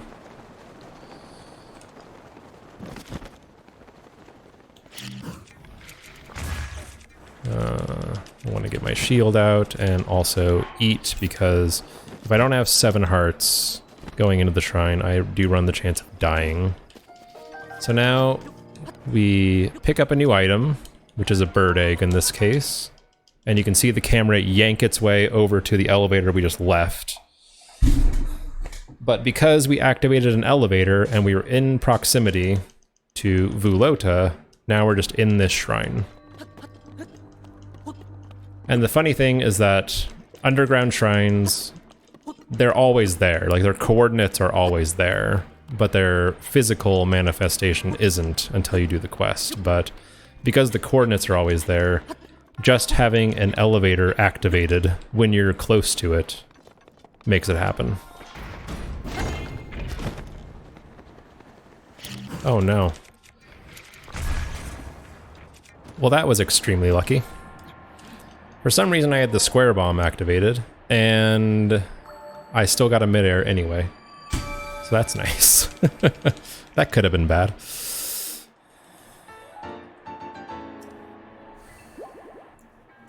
We got a $10 donation from Mama CJ that says, CJ needs superpower that gives the ability to achieve the energy of 8 hours of sleep, good sleep, in an hour. So yes, that is correct. That would be the power that I would need. That's another one, yeah. I would pick never needing to sleep unless you just wanna. Yeah, like, I want the ability to, like, fast travel, basically, via sleep. Yeah. Alright, so we're coming into Hebra, which, if you know anything about this game, it requires 2 levels of cold protection to not take damage. And because we have 1 snow quill set and a fire weapon, that's good enough. So that's kind of the routing coming through right there. And this shrine's pretty cool. Like, you have to take these airways up to the top, but you can actually just, like, yeet yourself all the way up to the monk through some very careful wind bombing. Very cool trick.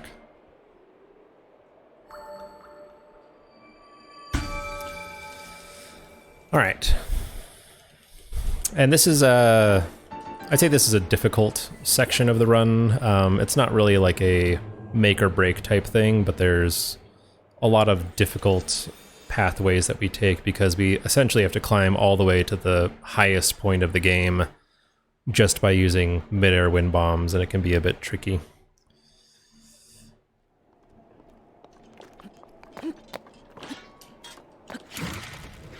Okay. That's pretty nice wind bomb and super launch right there.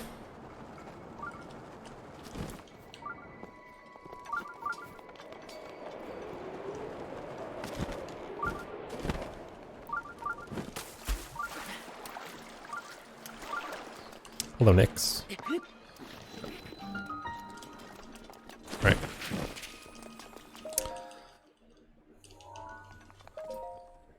Now this one, unfortunately, doesn't have much cool about it. It's kind of a laborsome shrine, casually, I'd say, but we can really just, oops, go all the way to the monk in 1 wind bomb. Skip all that stuff.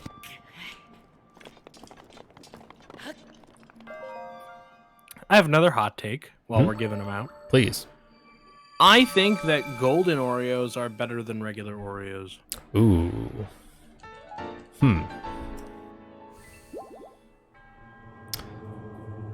I guess that raises a question in my head. Do you agree with the cereal tier list from earlier that kind of rates a lot of honey flavored cereals higher? Yeah, I think I do. I mean, my favorite cereal is Pops. Okay. So, for sure, I mean, that's got to factor in. And I don't really know that the blonde ones really have a flavor necessarily, but they don't have that like chalky chocolate flavor that. And I'm just not big into chocolate. I think Yeah. that's me. You know, Right. I think that's my big axe to grind. Is I don't think I like chocolate that much. I like Oreos in milk, but I don't eat them very often. Like, I'm not really sure when the last time I had an Oreo was.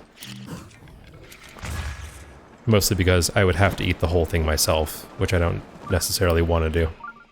Well, yes I do. But I'm not going to. I was about to say, like, I think everyone wants to eat the entire container of Oreos. I think you just don't want to do that. Yeah, exactly. Yeah. It's understandable. Alright, that was a pretty smooth path up to Mazoshano. It's not the easiest thing in the world. Is Oreo with milk a thing adults do? No, it's like, you know, a thing you do when you're a kid. But we also don't care if it's a thing that adults do. Like, I'm playing a video game for children, for hundreds of strangers, and that's okay. Also, what? Listen, I don't like milk. I'm anti-milk. I'm firmly in the anti-milk camp. Yeah. So if you want to eat Oreos with milk, I mean, let's not age gate that. And that's definitely where I understand your viewpoint of not wanting the classic Oreo. Is if you're not going to be able to have them in milk because you don't like milk, then they have to be dry Oreos, which is, you know. Those cookies are bitter and acidic, and you know what? It's time that we start acknowledging that. I don't like the cream either. Which it's not even really cream either. It's like I think they're vegan actually, Oreos. You think vegan Oreos are vegan? No, I think Oreos are naturally yeah, I'm saying. like there's no like actual dairy in them. Like it's just like vegetable shortening and sugar or something. Where are my Vegemons at? Are they vegan? Roxanne confirms. Is Roxanne vegan? Vegetarian, but also lactose intolerant. Vegemon appears. You know, I had someone tell me that they were on a that their doctor told them that they were on a no more yeast diet, but it wasn't a doctor, it was like a health group. Okay. Like pseudoscience kind of thing. Uh-huh. And I was like, okay, can you quantify what is in a yeast and no yeast diet that would be in a no gluten diet? Because I'm like, okay, hang on. So like you could have cake, you could have pastry. Well, no, not pastry. Pastry has yeast in it. You couldn't have bread, but you could have cake, you could have pancakes, you could have crackers, certain crackers. Yeah, a yeasted dough is typically like anything with a lot of air bubbles in it, like bread. Yeah, I'm saying like, so there's like very minute things that you could eat in a no yeast diet. Yeah. It just sounds like it's a gluten-free diet, you know? And kind of arbitrary, like, what's the deal? Yeah, a little bit. You know, what do you eat? Non-bread? Exactly, Roxanne. You gonna eat banana bread? Oh, all right. So we're at the top of Hebra, essentially. She'll needs someone who's gonna be like, "Oh, there's a quarter behind your ear, but it's Oreos." I'd like to find an Oreo behind my ear. I found TMI. I found dry blood back there yesterday. I was like, huh? Oh no.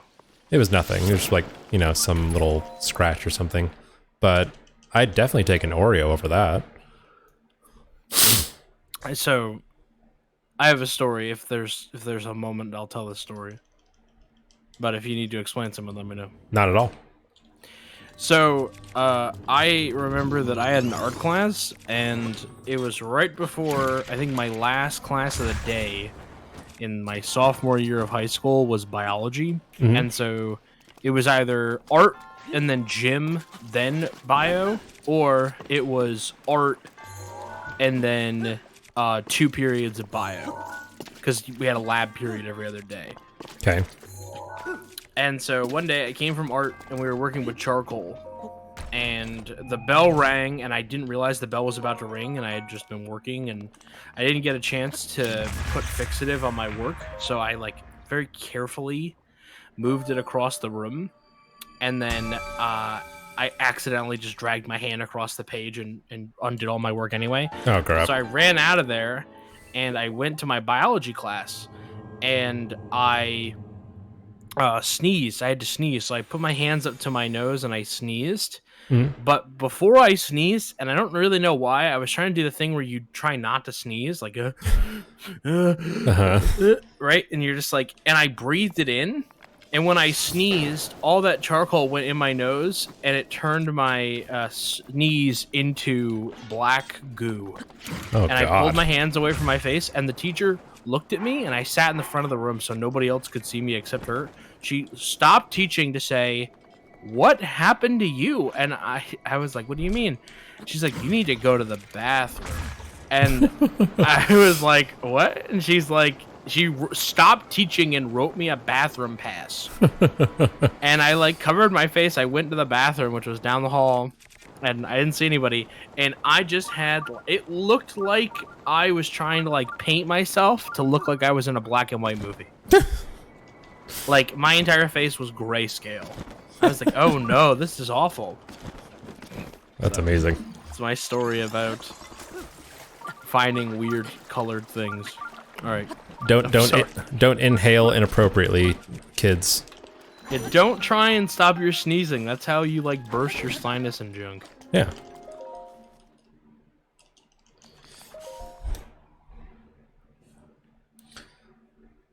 I got no interesting classroom accident stories, I'm sorry. I'd love to reciprocate. Consider yourself lucky. Alright, so a thing I gotta worry about right now is wood. Which, aren't we always worried about wood? But I need at least 9 bundles right now for a trick coming up later in the run. And I have 6 currently, so we need maybe a little bit of a wood RNG luck.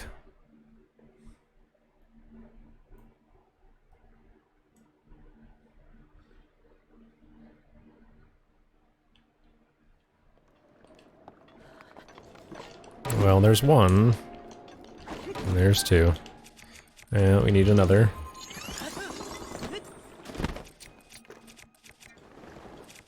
Okay. Now, this is kind of a fun trick. We're coming up to a shrine where they kind of expect you to roll a snowball down a hill and knock down a door. But you can actually just use a tree, like a battering ram. And we kind of stasis launch it down here to land right in front of the door. And then load it up again. And I'm going to use the axe so that I can turn this tree into more wood. Hello? Okay, and there is our wood requirement. We head into the Gihara Shrine, which is...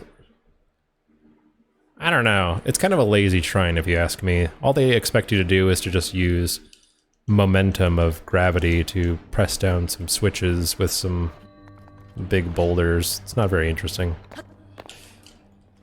So as such, we're just gonna wind bomb over a wall and talk to the monk, and that's the end of that one.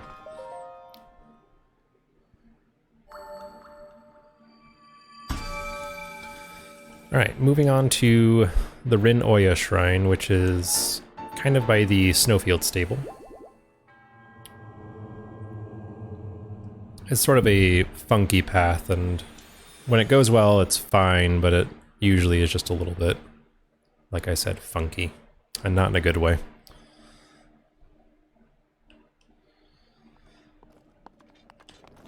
So first, we head up to this ledge and aim a little bit to the right of north to get up this direction and do ourselves a midair. And then we want to kind of head into that gap in the mountain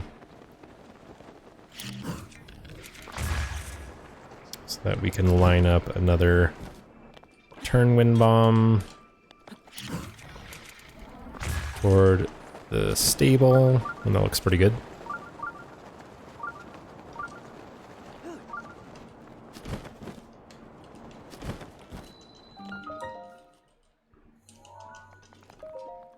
This one's pretty basic as well. There is a bit of a risk of dying if we don't get quite the right angle, but the way that we get around that is by using a square first wind bomb, just kind of like fail instead. Never mind.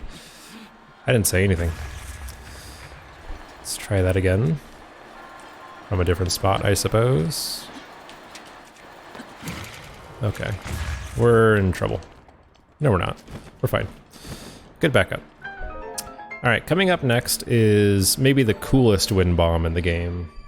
We're going to be going to the Forgotten Temple, which some might remember from their casual playthrough. It's basically just loaded with stationary guardians who will wake up when you get near them and all fire at you at once.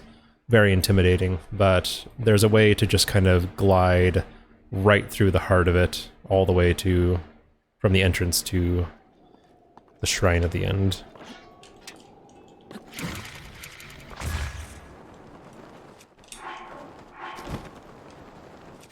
Okay. And then that's pretty good. You're able to land right in front of the entrance. And then we set up on this block and do, I don't think we've done a backflip wind bomb yet, but we kind of set up a bomb so that we can propel ourselves forward that way in a straight line and use the air currents to boost us through the hole. And that was essentially perfect. Nice.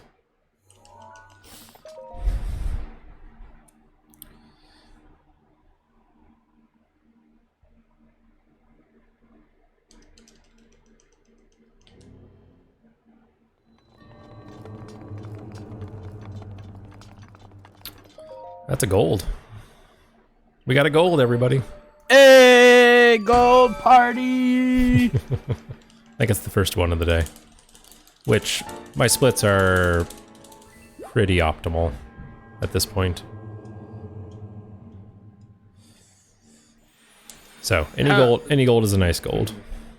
Speaking of gold, when would what is the cutoff for the incentive that ends first? I think you said that we could do the Hylian shield at the end. What is the cutoff for the Master Sword? We still got, let's see, I'd say we still have another like hour and 20 before we're cut off from the Master Sword. So plenty of time to reach that one.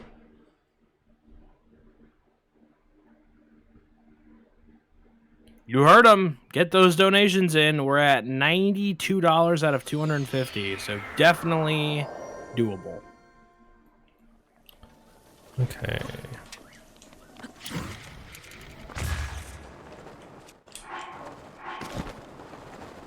Alright, so what we did there was just like a quick little turn wind bomb into a super launch. That should send us all the way to the Ka Okeo shrine here, the farthest corner of Hyrule. Because this is the edge of the map right here, this big tall cliff.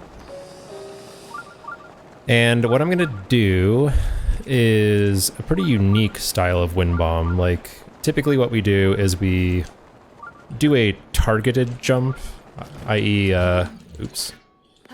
holding ZL before we do the wind bomb, and that changes Link's posture when he goes into bullet time. This one is not going to be a targeted jump at all, and it's going to, if I do it right, pop me straight up in the air.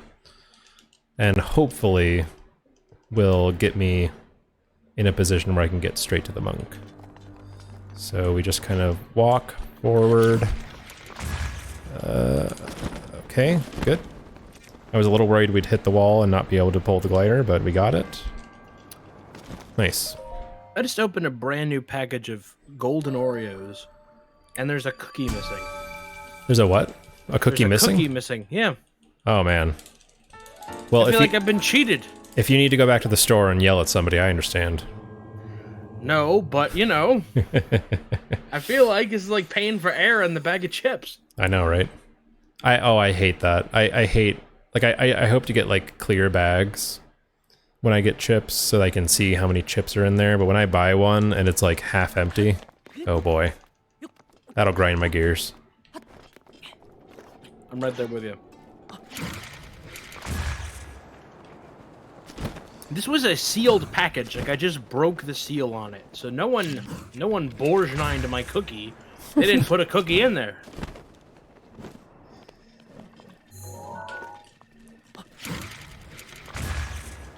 Alright. So we're heading up to Tina Kosa right now.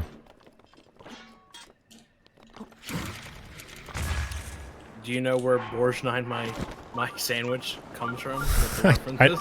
I know the name Ernest Borgnine, but I don't feel like that's is that hitting the mark somewhat? Yeah. Okay. Yeah, so in the Simpsons episode, I'm spelling as fast as I can. Homer goes on tour with the Rib Witch, and he's eating a Rib Witch, and a hippie comes up to him, a Deadhead parody, as that episode is, and goes, "Hey man, can you turn me on?" And he goes, "Don't Bourgeonin my sandwich." What does that mean? What does that mean exactly? I'm not entirely sure, but he goes. And then Krusty shows up and he's like, "People, it's been what a wild, crazy product expansion it's been. And for believing in my dream, I'd like you to fight over the last ribwitch ever made for my amusement." About the ribwitch, there aren't gonna be any more. The animal we used to make it is dead. The pig? The cow? You're way off. Think smaller. Think more legs. Oh. That's a pretty good Krusty impression, I must say. Like yeah, that. I try. That's not too far off the mark. Thank you. He is all gravel and like fry. So it's not too hard. I used to be able to do pretty decent mow, but mow is hard. Oh, especially new mow. That'll ruin your voice. All right. Like when he was more like a Dog Day Afternoon Al Pacino, you know, you kind of had something. Right. But now he's like down here. Ah, you know, it's like I can't do it. Is that Harry Shearer? Yeah. I feel like No. Moses Lack is oh God, I see him in the birdcage. What's his name? The guy who did a poo. I can't think of his name right now. Somebody remind me. Hank Azaria, thank you. There you go. All right, so we barely made it up here, but we did a little BTB off a guy who was just trying to take a nap. And this is why we got shock arrows, is we need to shoot that terminal up there with a shock arrow. I've never found this area of the game before. Oh, no. I think the first time I found it, I didn't have the map, and I was just completely and utterly confused because it was also a blizzard, so I couldn't navigate anything. I think it took a good few hours just to find the tower. By the way, we have a $20 donation from Ariel Fabulous. Go get that fancy sword. Good luck, Orcrist. Thanks, Ariel. Appreciate your generosity, as always.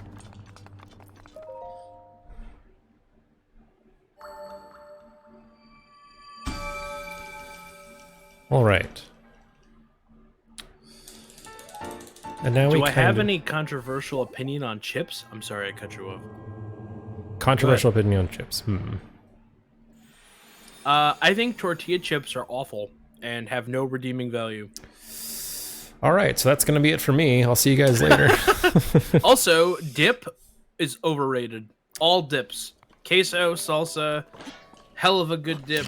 You know, everything. Just it's all garbage. If you need to dip your chips in something, I didn't buy them because they're little edible plates. That's a Hedberg joke, yeah? Yeah. Yeah. I And got on the you. back of the box, they have a bunch of suggestions on what to put on top of the Ritz.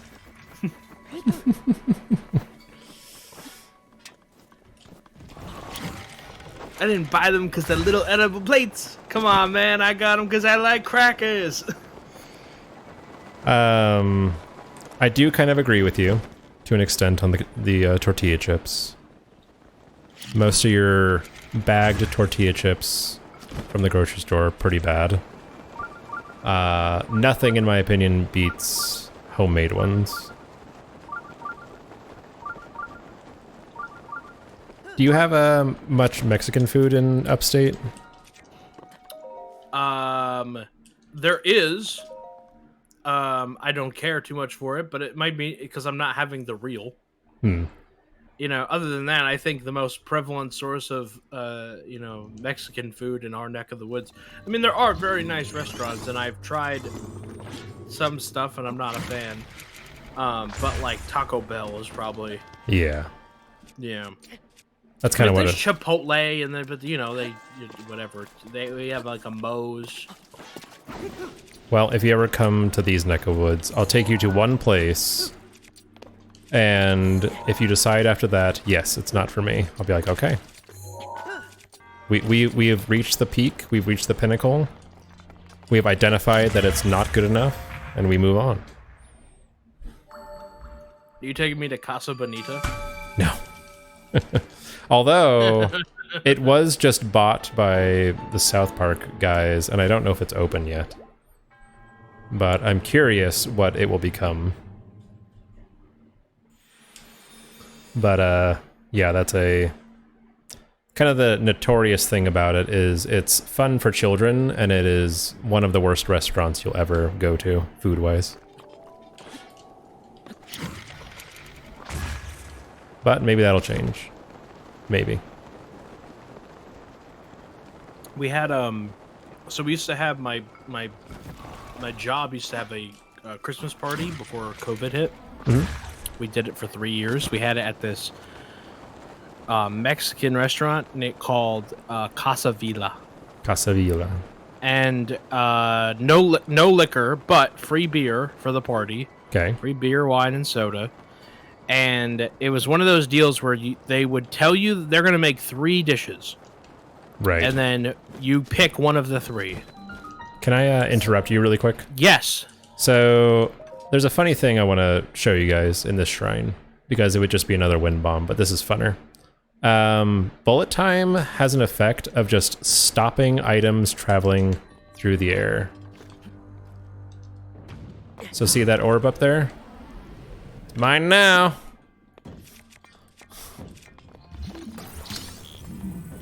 And that's another way you can solve that shrine. Does that really work? That's ridiculous. Uh-huh. My dumbass trying to shoot it out of the air. I think that's what they intend you to do. I think that's an oversight in their plan is bullet time just stopping it where it is. But yeah, go ahead. You had 3 meals you could pick from. You had burritos. Mm-hmm. You had chimichangas. Okay. And you had quesadillas. So 2 burritos and 1 burrito with no other stuff in it. Basically. So they were like, okay, well, what do you want? And I'm like, so what we always did, because I had 3 people in my department, is I would say, okay, everyone get, I'm not going to eat mine. You guys get one of the meals. I'll get the third one, and that way you guys can just sample it, right? You guys just a little bit of everything. So I don't care. I never ordered anything. Right. I would just go there and have a couple of drinks, Right. and then leave. And they were like, oh, the first year they were like, oh yeah, we got appetizers, and I was like, okay, and they were pretty good actually. I didn't mind them. I'm not big into it. So Right. I had them, and they were like pretty good. And then they're like, oh yeah, have this, and I get there, and I'm late, so it's already packed, and I'm like, what is this? This is the appetizers we have left. And I'm like, nah, I'm okay. The next year, they only had that appetizer. They didn't have the other kind. Oh. So and he's like, oh yeah, gotta try this. And I was like, what is it? And he goes, it's corn husk. Huh? I was like, what? He's like, it's deep fried corn husk. That's all it was. People have been like, no, you had this. I'm like, no, I didn't. They're like, no, you had a tamale. It's like, no, I didn't have a tamale. Someone tried to feed me, and I ate a little bit of it. Deep fried corn husk. No way. That's crazy. I did. I'm nuts. Like, you're feeding this to people. That guy really liked it, though. He was pushing it. I gotta give him props for that. The man had a vision. It's not technically food though. I'm aware. It's like barely above grass. Listen, I'd rather have eaten grass. I gotta tell you, it was like crunchy. It was like crunchy, like straw. Huh. In leaf form. Well, sometimes you gotta eat crunchy straw, I guess. It's crunchy straw, yeah! I'd buy it. I could see Macho Man Randy Savage, 20 years, advertising crunchy straw. Well, you gotta figure. He already had all that experience with Slim Jim. Yeah. Snap into a crunchy straw. It's just a lateral move, in my opinion. No, there was nothing inside. Cool. People for years have been like, no, you ate it wrong. I'm like, my man was just feeding me corn husk. Maybe it was a fever dream. Maybe this never actually happened. Maybe I got so drunk at the Christmas party that the guy was just trying to screw with me. Alright, so this is kind of a fun one.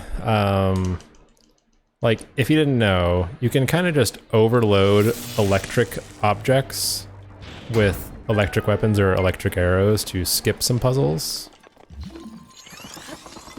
And we also need to take a picture of our handsome guardian friend here for a shrine that's coming up in 15 minutes or something. And we got skew so that we can just clip through this wall. And that's that.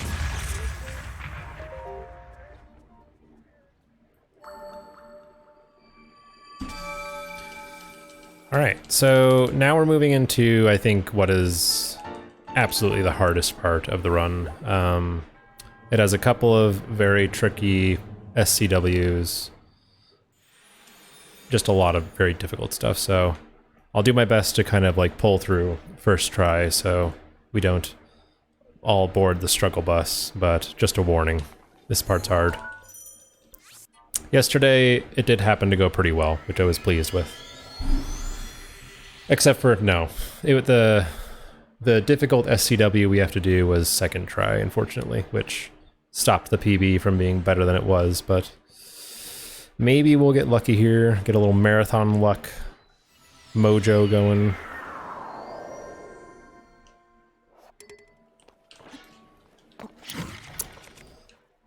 Oh dear. Oh, that was just mean. Come here. Alright. I tried.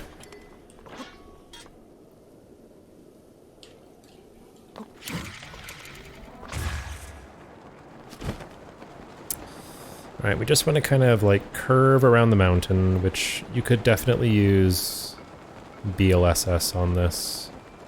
Make it about somewhat equal. But if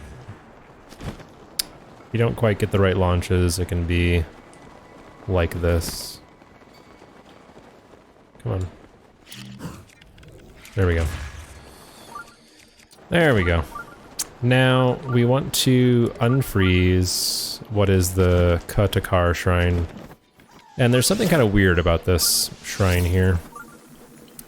It, for some reason, has a massive unload radius.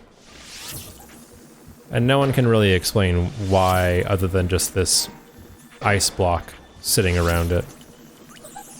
And this guy wants to make life difficult for us. But it's going to be very useful for us to do some shrine coordinate warps later in the run.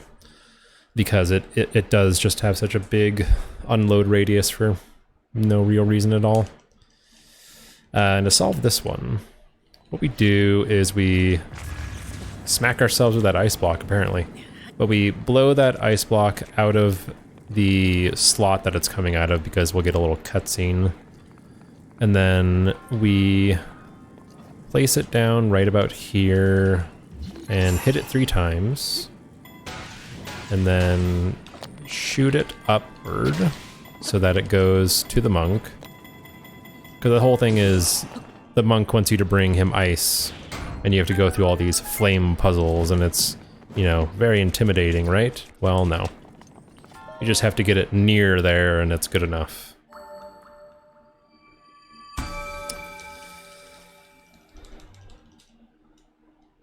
That's so janky. Isn't it, though? But very useful for us.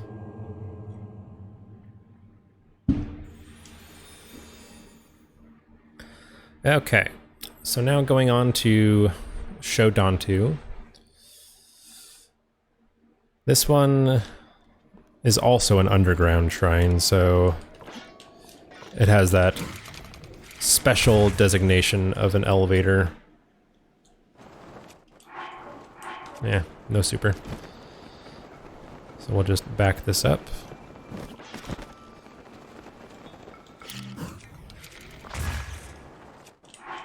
Okay.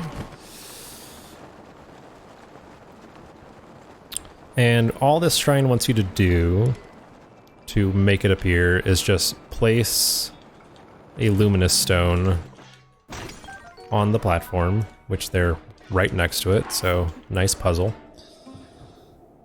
I suppose that little pedestal tells you to find a glowing rock or whatever. It gives you a vaguely cryptic clue about what to do, but it's not complicated at all. And that's not the hard part. The hard part is what happens inside. There is a pretty quick strat that it's kind of execution related, but it also just sometimes feels a bit like luck. But we'll see what happens here. What I'm going to try to do is ricochet off a wall in such a certain way that I pop over a high gate over my head by aiming at a certain spot. And it failed. And there you go, there's that luck element I was talking about. Unfortunately. There we go. It's always a bit different each time because the ragdoll physics are just random in general. Now the really hard part. What we need to do is we need to get elevator storage for an SCW because the one we're going to requires a time of day and it has a lot of cutscenes and is long and stuff. But we need to escape the area and like fly over the area without touching the ground because we run the risk of being pulled into Shodantu if we're not careful. So we put the pepper down and set it on fire. Get our storage and then glide out of here. Okay, that's good. We I'm going to make sure that the square bomb disappears first. And then we need to fly over the shrine we just left without hopefully touching the ground. Good. And then we need to go in that direction across this, like, massive pit. And what we're going to do to trigger a text box to make the elevator storage activate is just pull out the amiibo rune, which immediately pulls us in. So we activated an elevator cutscene, and that put us inside of the shrine because we were standing right next to it. And this is just another test of strength. Oops. Can be a little tricky to get into bullet time sometimes.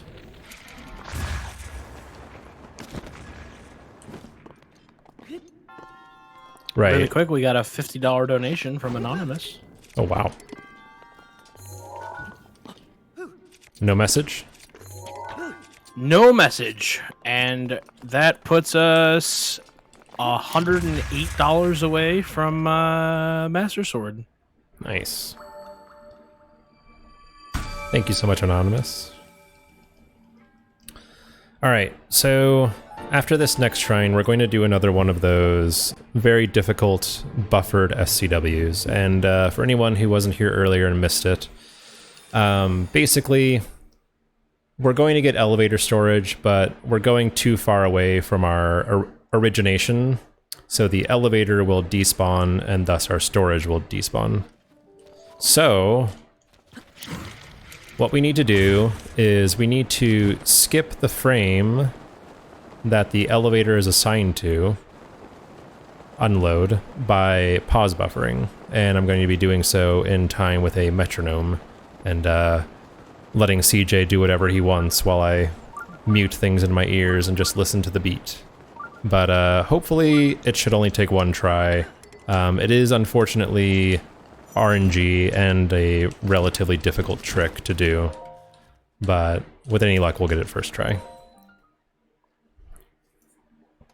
I believe in you. I believe in you, CJ. Ew, that's a mistake. Alright, so very simple shrine, just like many others, just pop over.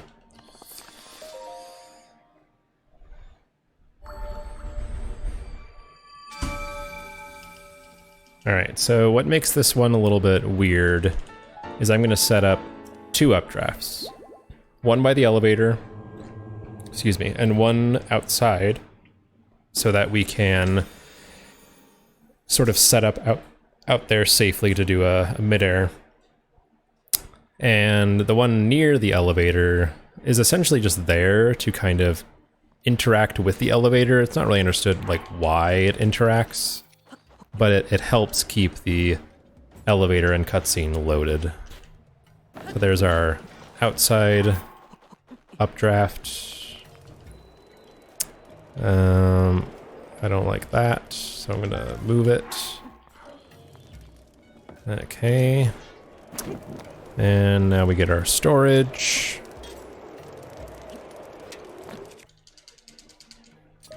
Okay. And talk as much as you want, CJ. Famous last words. I just want to remind everybody that we are raising money for Save the Children, a great organization that we're happy to be supporting again this year.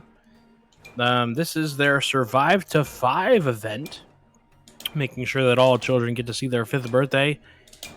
And, you know, it's a great cause. We have a couple incentives going on to kind of grease the wheels a little bit, separate you from your wallet, get the fish hooks out of your pocket, as it were. We're $108 away from getting the Master Sword, which I believe is coming up in about 45 minutes. So we have a little bit more time. We can maybe get a train going. Maybe we can get some more hype in the chat for the incentives, you know, some donations. We have 180, sorry, 100 and, no one can do this math in their head, $60 away from getting the Hylian Shield. We also have some bid wars. Remember, your donations can go towards a incentive and a bid war. For Donkey Country 3 file name, we have Lemon is in the lead with $125, and then Quo, that's Quo with 3 O's, is in second place, followed by Puffy is in third place. Puffy. And then for Hollow Knight, Saber Kill Mila. Right, we failed. People... Oh no!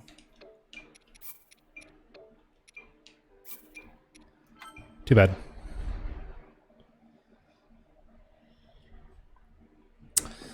We failed. So what happens now? So we try again. So you can basically just, actually I'm just gonna make sure to hard save, because I feel like I didn't hard save. Just to make sure we don't lose our wood here. So we just try again. So what happened there, maybe, is we just got unlucky. It's really hard to say, to decompile these things. Like, we may have just picked the wrong frames to frame advance on, and the elevator disappeared on us. So, we go for it again.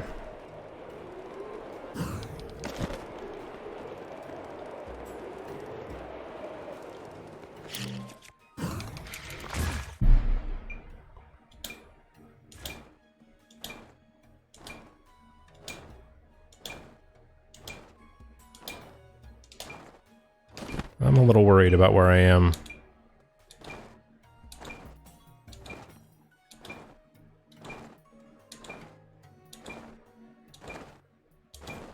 Okay.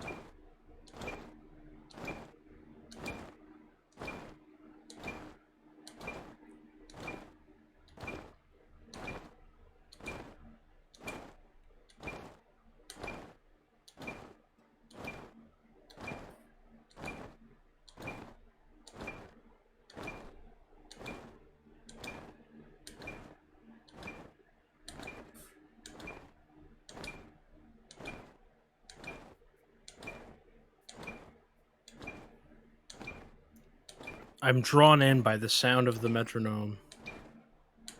It's very soothing and rhythmic, which is a word that people use to describe metronomes, I'm sure. Your rhythmics? I don't remember them.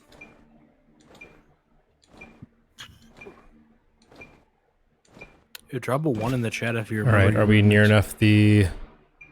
Yep. And... Alright, that was terrifying, and let me explain why. I went way further left than I usually ever do, and I had no clue where I was. So I got kind of lucky that I went near enough to the shrine that when the cutscene activated, I went into it. But that was scary. But we're good. No problem.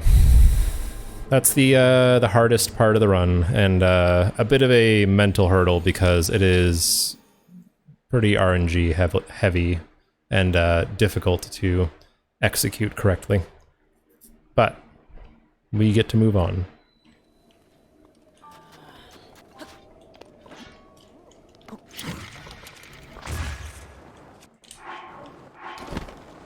Alright, so now we're heading toward the Dakota Shrine, which is maybe the most annoying shrine casually, and speedrun-wise is no different. It has one of the more difficult tricks in this run. Usually my setup works fine, but we'll just have to see how we execute here.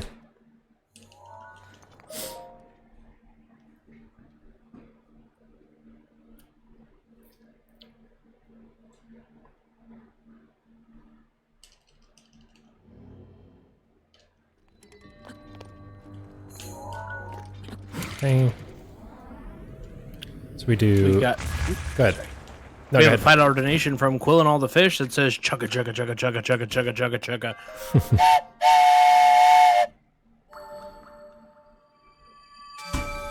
Thank you, Quinola. So what makes that one kind of weird is it's square first instead of the round bomb first, which is unusual.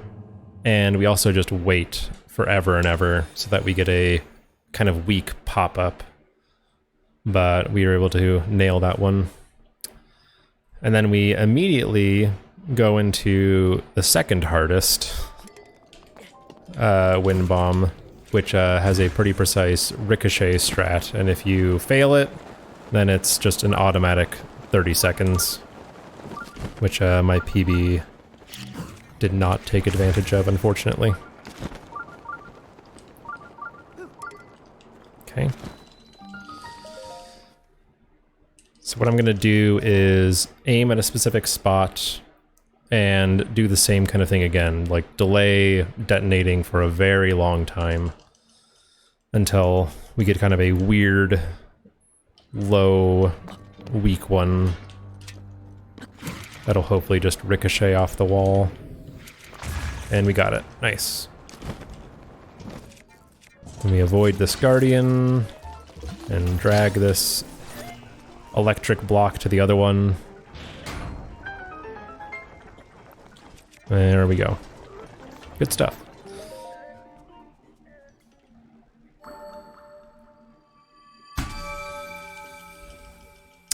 Alright, so right now, what I need to do is I need to set the time of day to noon, because we have a shrine coming up in a few that requires the sun, or requires the time of day to be at about 4 to 5:30 p.m.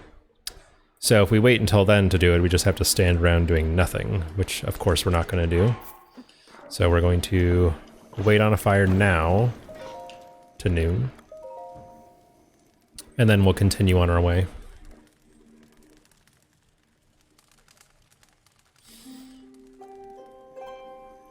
So then, yep, I meant to do that. We wind bomb this way, and then we do a kind of midair and turn to pop over the hill to get to Korsho Hu, which requires you to look at some symbols on some metallic balls and place them in their appropriate spots, which is kind of designated by symbols that are on these big statues of the 7 heroines. And it's kind of a tricky puzzle because the locations are not super apparent, but, you know, we know exactly what to do. Oops. And maybe the kind of annoying thing about this shrine is that the heat will cancel your magnesis rune unless you're holding something. So I have to be kind of like conscious of the timing of the heat damage.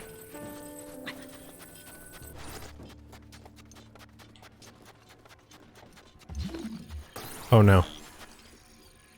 Alright. And I kind of use the gyro controls to yank the orb out of the sand. Yeah, it'll cancel any rune. Well, stasis or cryonis or magnesis, it'll cancel those. And maybe the camera too, I'm not sure. And probably amiibo as well. And I kind of lined myself up after placing the last metallic ball so that I'm right in front of the shrine. Sometimes I line it up in such a way that all I have to do is just mash A and I instantly open it.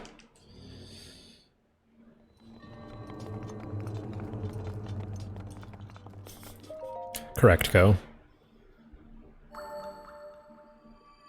Cynthicat is raiding with a party of 5. Thank you, Cynthicat. Thanks for the raid. Welcome in, everybody.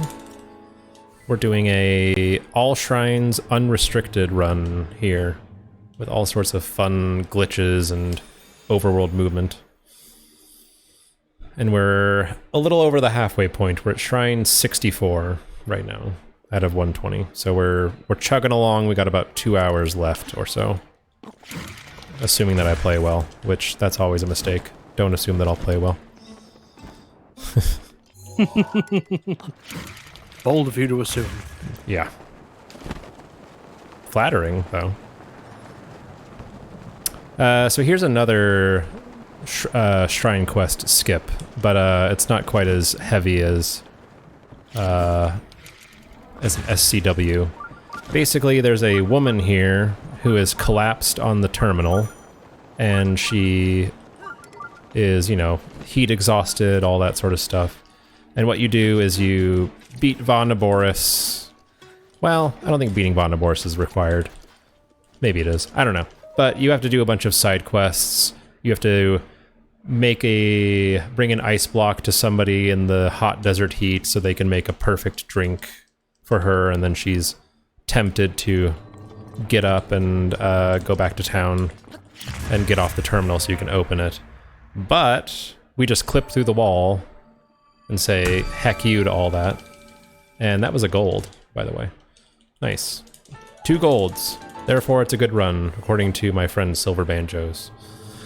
So yeah, this woman will, I guess, just pass away from heat exhaustion, unfortunately. Sorry.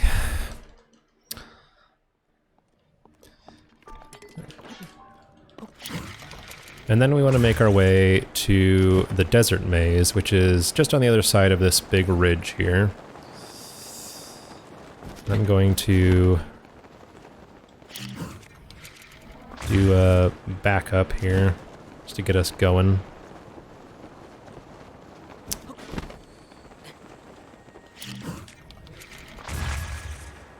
And that's a bit slow, but it's fine.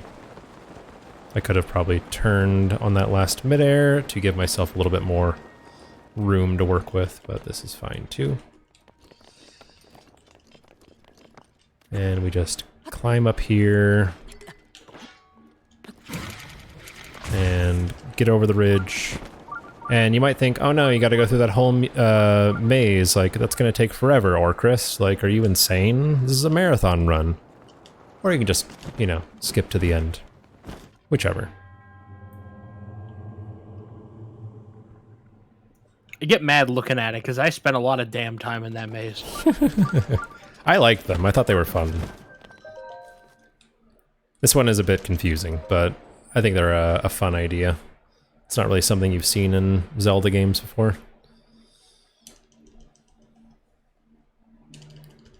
Alright, so in this chest is attack-up armor, which each of the 3 mazes have a barbarian set in them, which could give us triple attack, but we're not really interested in that because we already cooked an attack-up meal. So we're just going to go ahead and save ourselves the trouble.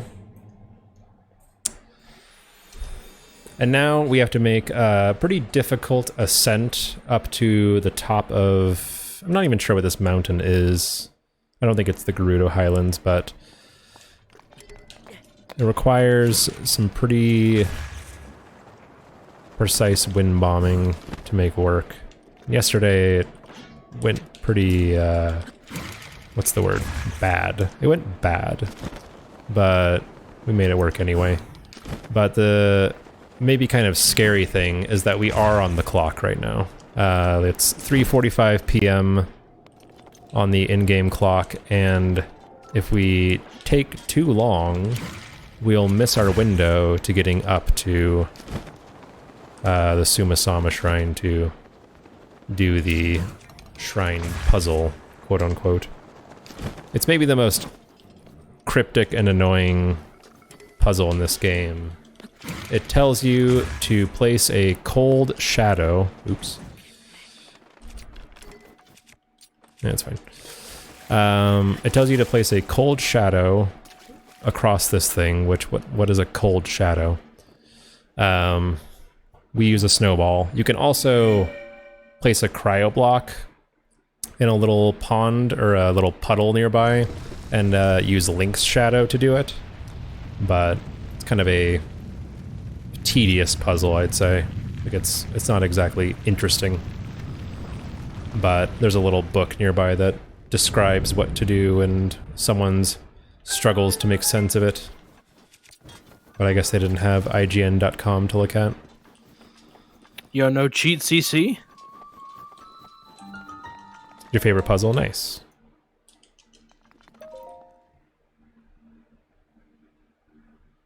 That was one I definitely looked up. I could not parse through the clues.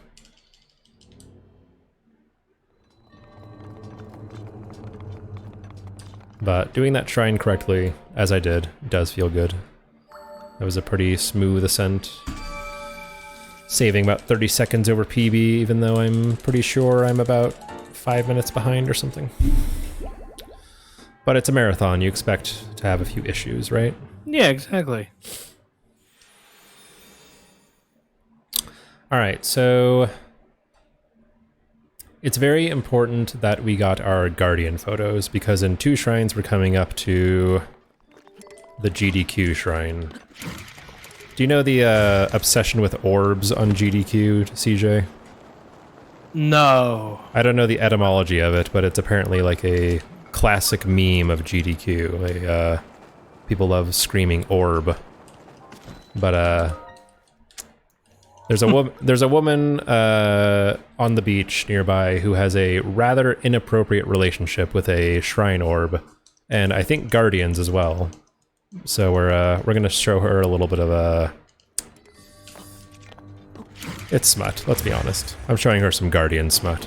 Really, getting her motor going, I guess.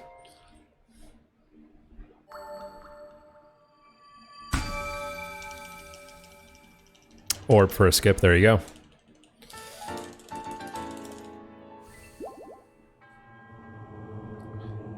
The deep lore knowledge.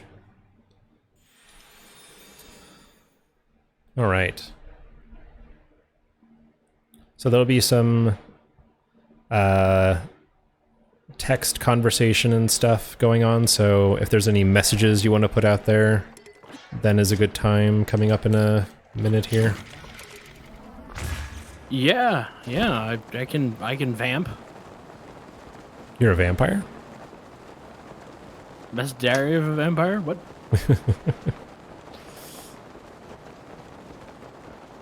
I'm biding my time for my Simpsons reference to be relevant. Oh man. I might just pop the balloon. I mean, I'd be all for that. Do you remember the episode where Sideshow Bob as Krusty robs the Quickie Mart? Of course.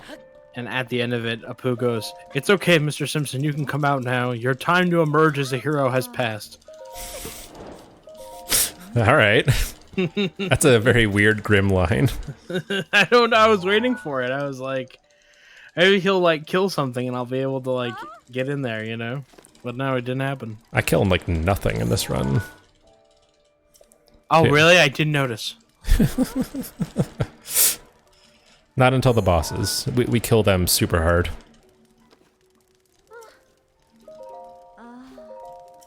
Alright, so we got our orb from Loon. She's now had her fill. And we can put her dear boyfriend Roscoe, and that is its name, Roscoe, into the pedestal.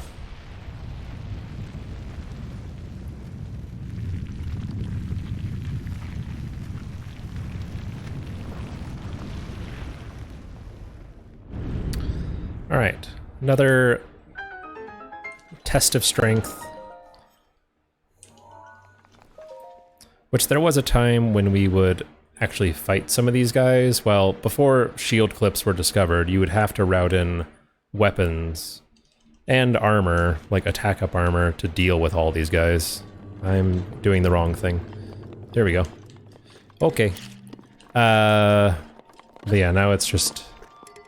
I don't want to say trivial, because I'm kind of making it look easy, but because you do, you know, something like 15 of these in the course of a run, it gets a bit routine to the point where when you're at my level and you do mess one up, it's slightly tilting.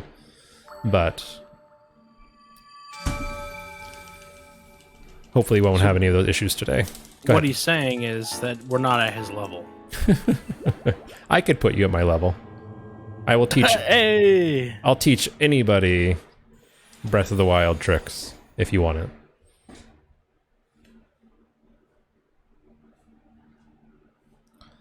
All right, this next one is a bit annoying because it's all just mid-air shenanigans.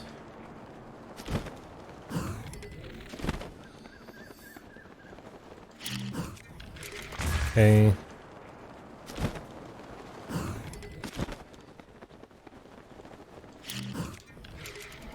Alright, that's pretty good. A little precise. Mostly just gotta remain calm with your stamina running out.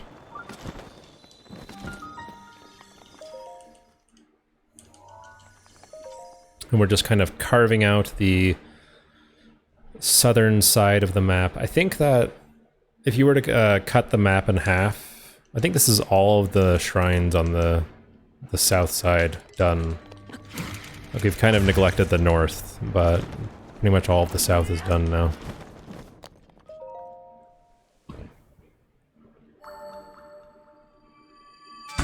At least when we get around to finishing the next few shrines and we warp somewhere else.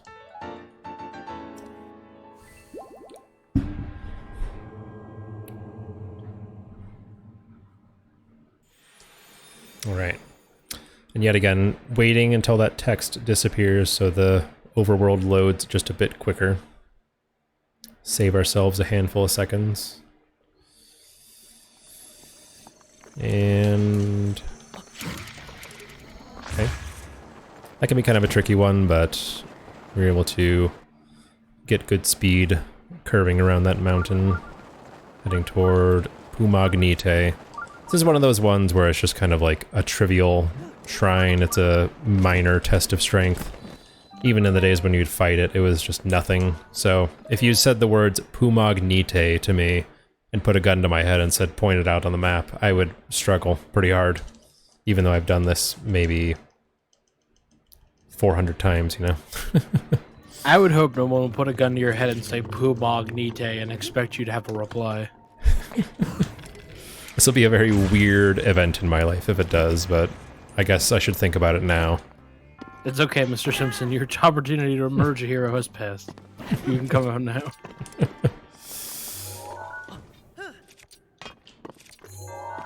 Okay. Good clip. Nice.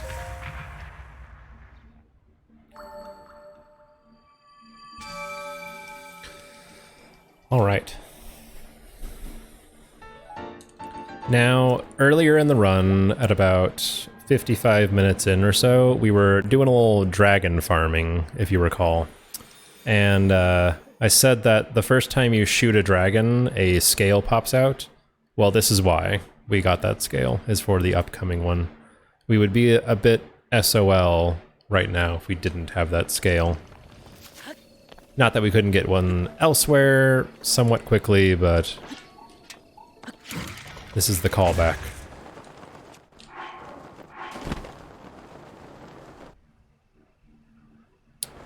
And we do kind of a precise setup to make sure we clear the mountain and then turn that launch into a super and go directly into this dragon's mouth.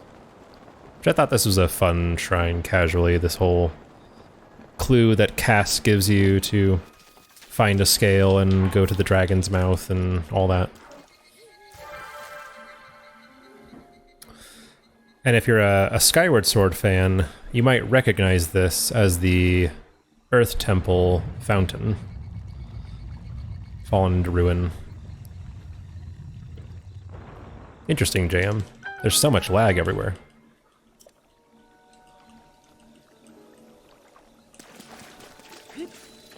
But I can go over with the setup with you sometime if you should want it.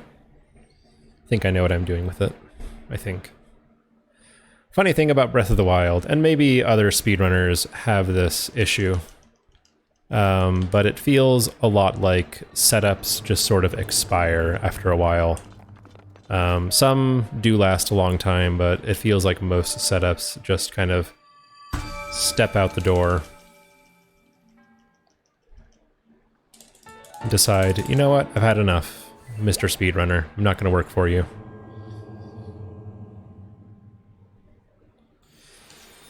Alright, this next one can be a bit tricky because we need to travel a pretty fair distance, and if you don't get the good launches, then it can be a bit of a struggle.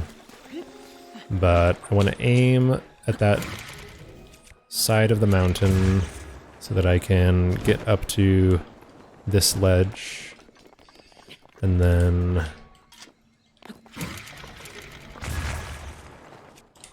use the lag from the forest behind me.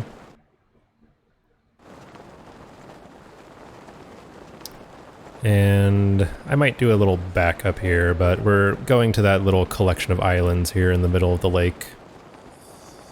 Yeah, we'll do a little backup.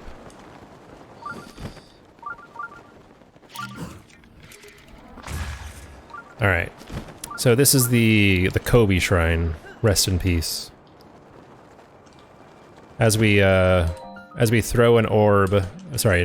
throw a bomb into a slot, we have to yell Kobe. It's required. I understand. Very important. Alright, ready?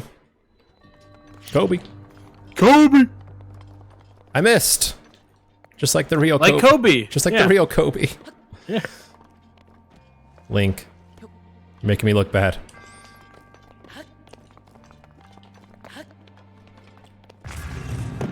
Okay. So then we use a already existing hole in the roof and just run across the block and explode, and it pushes us through. So a nice little trick.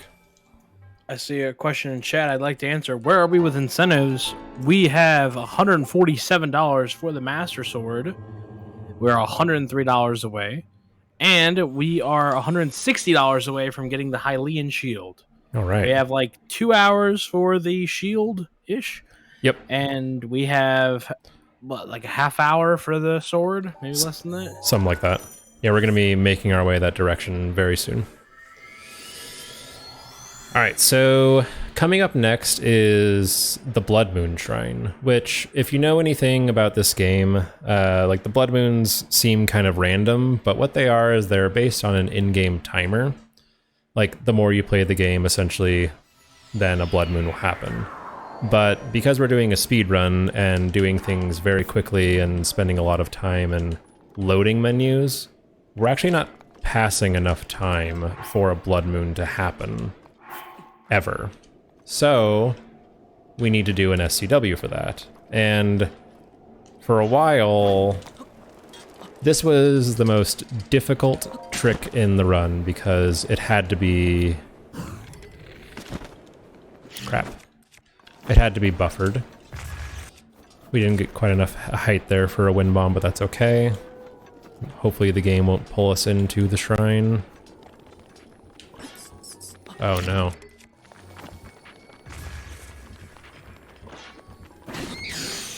A little nervous here. Okay. Just need to escape. Sometimes the game can pull you into the elevator when you least expect it. So it used to be buffered, but we figured out that Katakar is just like the prodigal son of shrines. Like, it just has this massive unload radius. So you can go all the way over here to Mijiroki, this entire distance, with no buffers, and the elevator is still active. And thus, so is your storage. And I'm gonna eat my speed up food. And we just read this book and cancel. And there we go. We've activated the elevator. And because we're in proximity to Mijiroki, we just enter right in with no blood moon.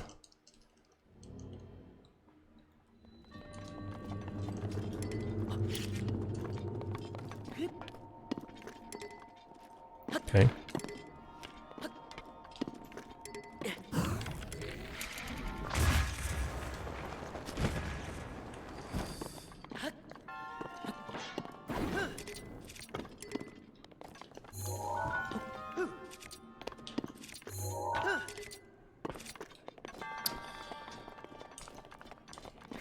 Alright. Not the best, but could be worse.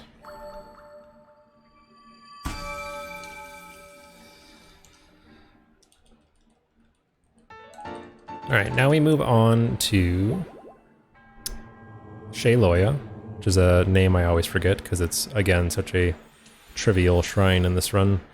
But after that is Toyasa, which is one that I do like doing. It's fun when it goes well, but it's also one that can just go really sideways on you.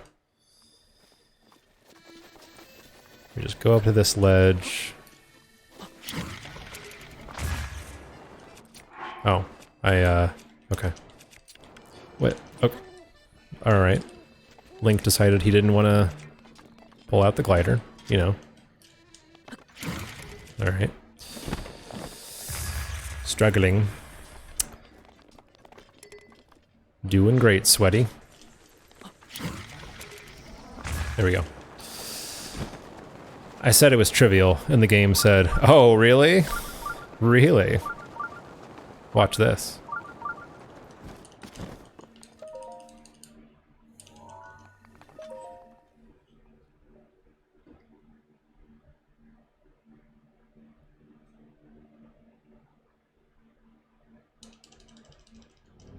Alright, now all we do is just pop over, and I'll probably, yep. That's why we get fairies, is just for one of these types of shrines where we're gonna fall extra hard.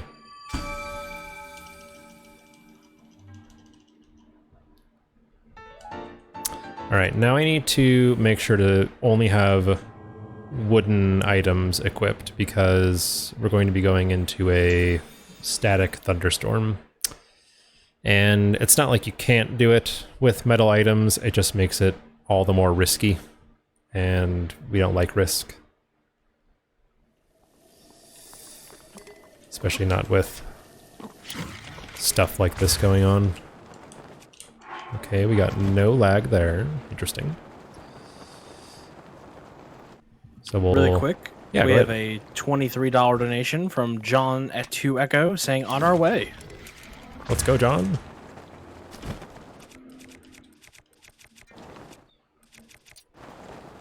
All right. So we've taken out...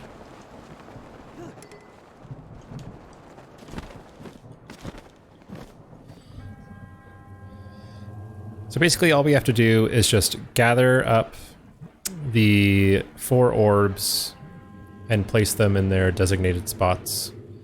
And we're going to do so with stasis, and this is why we got this wooden weapon here.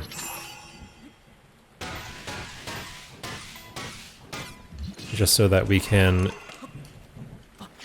do the launches and lag stop, you know, because that's what the game is feeling today, apparently.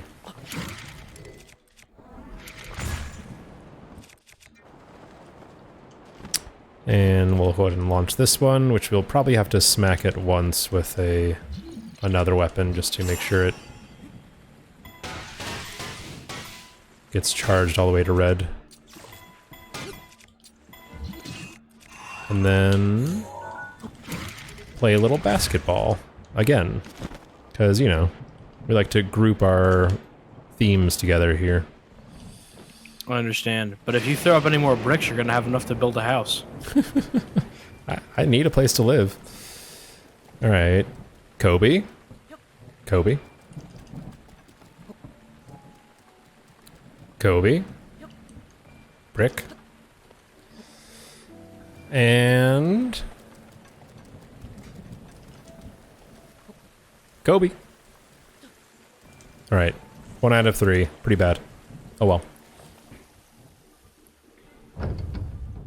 There is a lot of sports.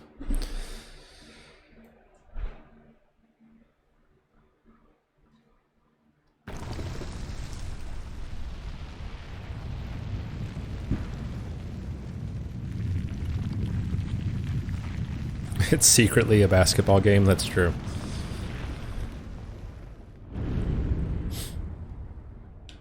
And Cass is the mascot. Alright.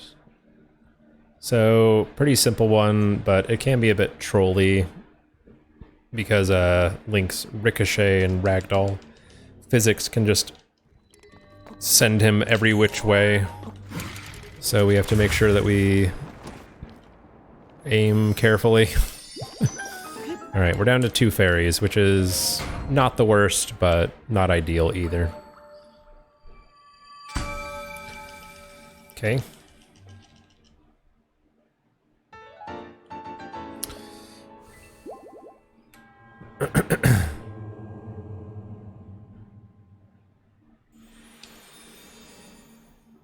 Kind of a ideal situation just for safety is to have 1 or 2 fairies left for Calamity Ganon, but even in that circumstance, it's not the end of the world if you don't.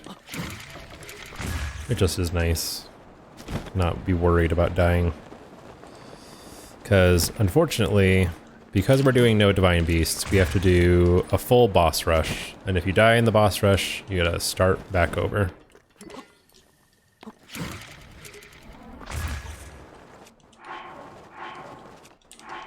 Man, just can't get that lag there.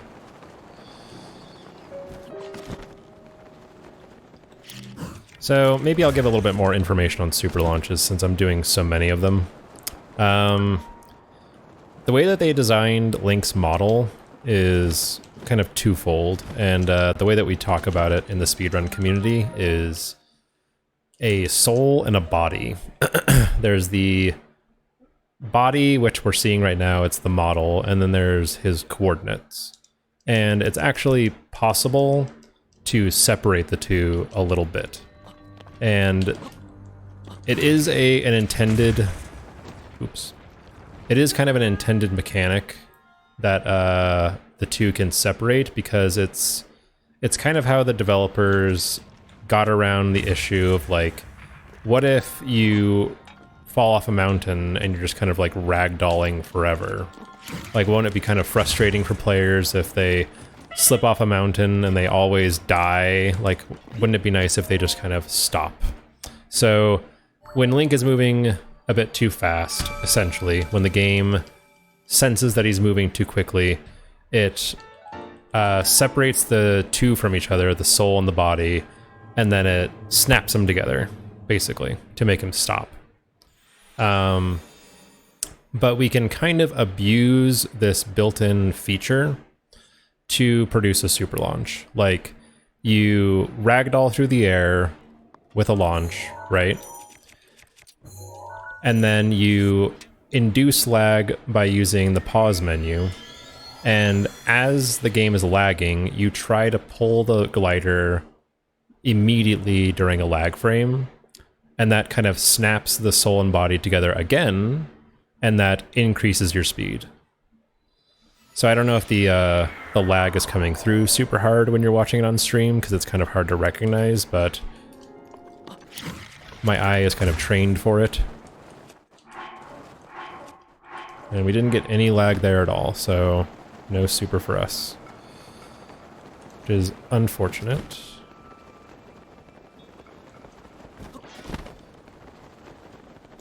Ugh. It's just gonna be bad. I'm gonna land so I can do a better wind bomb.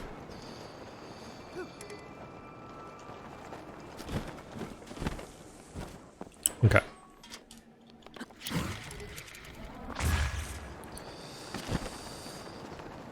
This is a difficult path. Well, some lag is good. The problem is that if the game lags too much, then the game kind of freaks out and snaps you together before you can get that glider input. So you want the game to lag, but you don't want it to lag too much. And that can be kind of the hurdle for people to really optimize their runs. Like, you know, I'm losing a ton of time to little mistakes in this particular run, and most of that is just kind of in fine details that are sort of hard to anticipate and control completely. Like, for the most part, I know what I'm doing with them, but sometimes, like, the conditions just aren't there to succeed. And that can be a bit frustrating.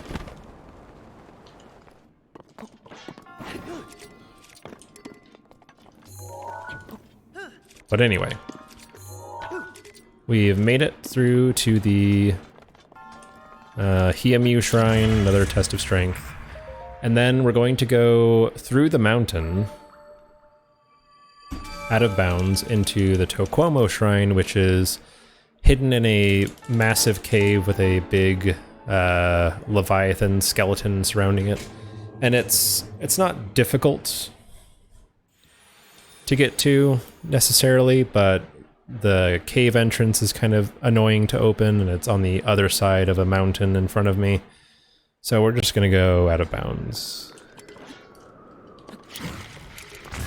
So we wind bomb over here, and make sure to erase our skew by doing a shield surf, and then we set skew here on this rock, and then just do a flailing shield jump there, and we're out of bounds. And you might recall that I said, oops, that was a ragdoll issue right there from the shield clip that we did.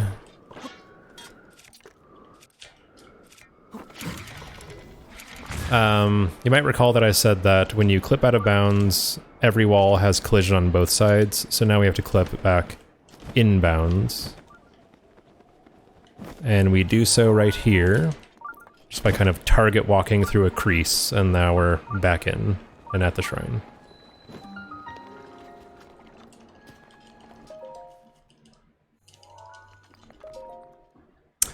And we're going to open the chest in here because it has a royal claymore inside, and that's going to be useful for fighting Ganon later.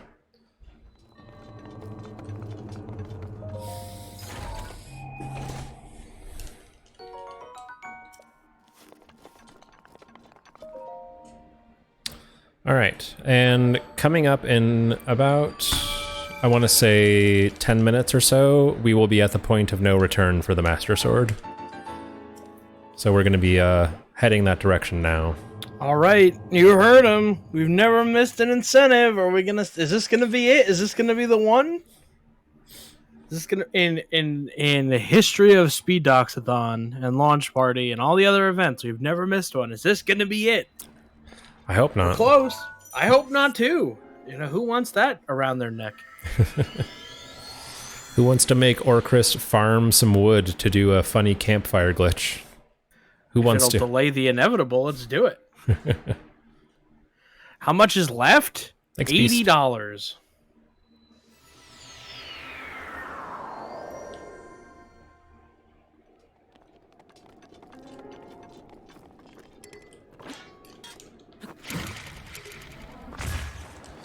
All right.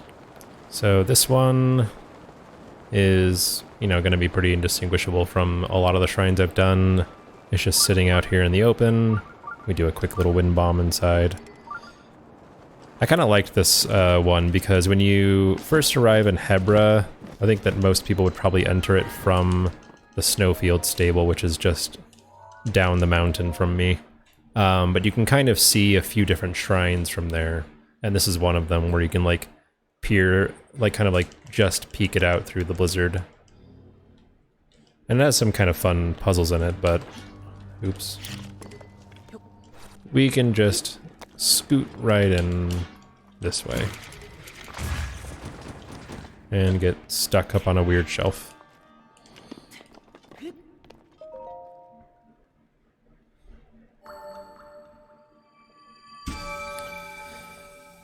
All right.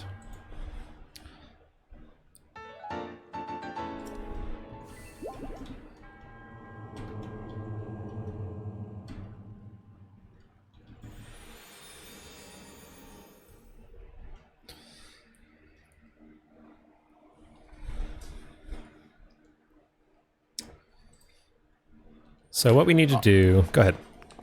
Sorry, you heard me. Yeah, we had 3 donations come in all at once. We had a $10 donation from Roxanne. Roxanne. Come on, let's get the pointy sword.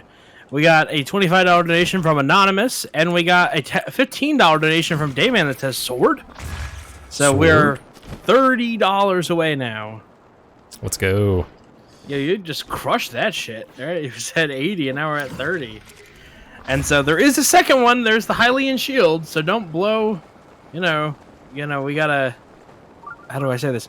We have lots of stuff to do today. $30 left. Here we go. Let's do it. Let's get it for the Master Sword. Then y'all get like an hour and a half to figure out what we're gonna do for the Hylian shield. Any oil princes in chat? Any heiresses? Man, the whales are gonna come out later.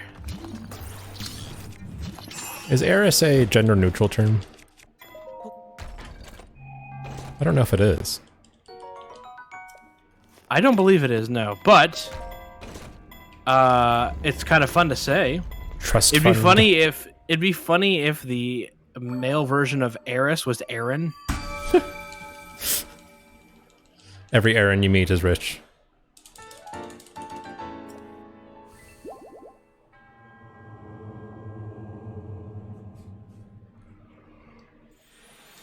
All right. An heir and an heiress. Oh yeah, that's pretty obvious, isn't it? I'm 3.5 hours into a speedrun. I think I got excuses.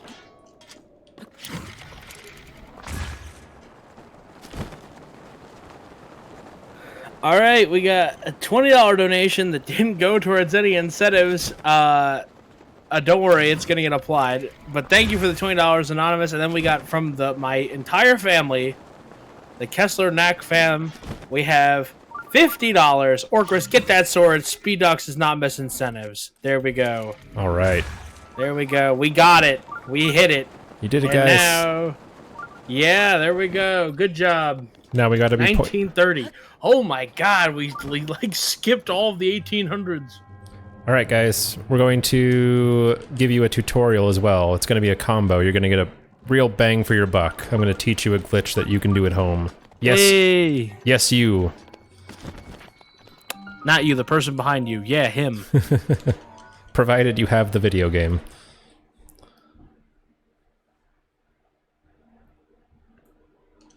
Alright, so that is another maze shrine that we, just skip the whole darn thing. And then skip that chest that has armor in it that we don't need.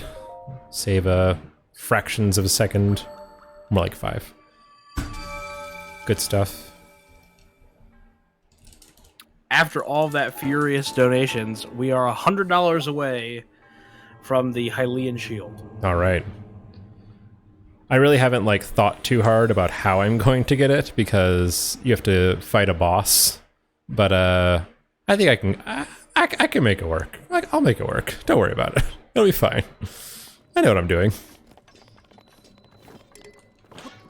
I believe in you. There's a billion weapons in the in Hyrule Castle. It should be easy.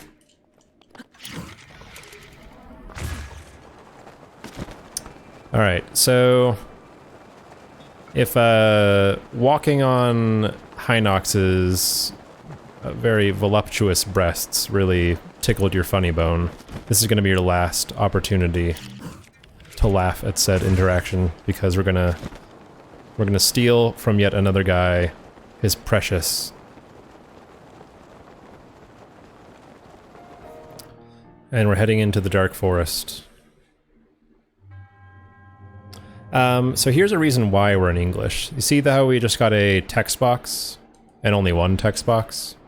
If we had it in the otherwise faster language of French, for example, or German, we would get 2 there. So it would eat up another 7 seconds or so.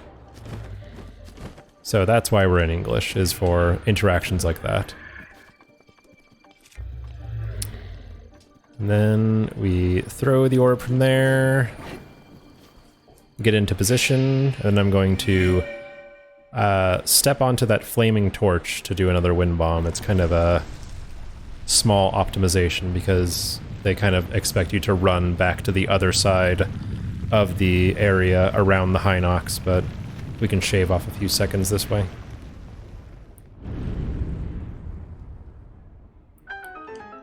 Oops.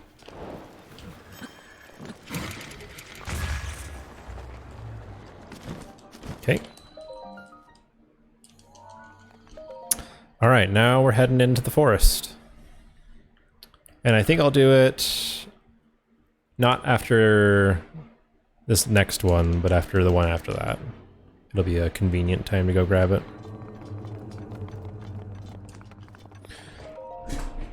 All right.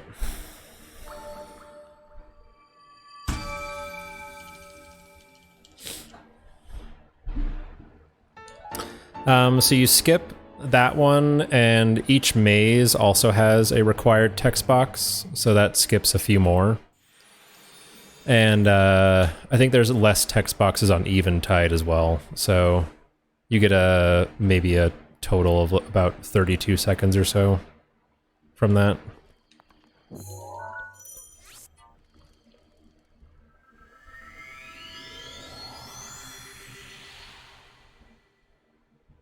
Hey, Mrs. Candria.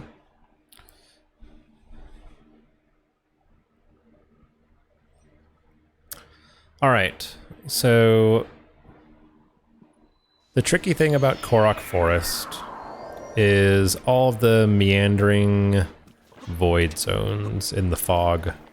So we're going to be very careful about what directions we launch and how we launch there, because it's very easy to get trapped in the fog.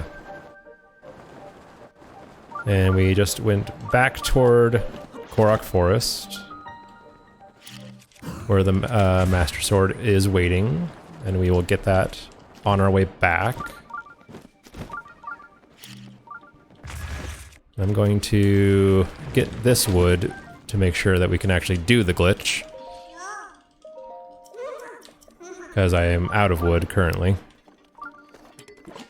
Or was. Oops. Had the wrong bomb selected.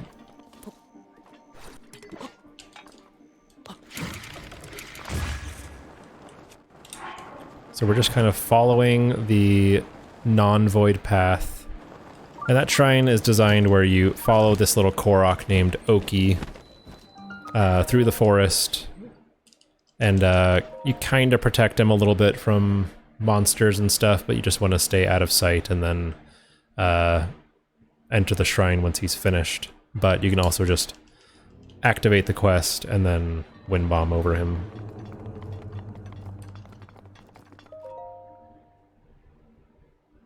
I have not, no.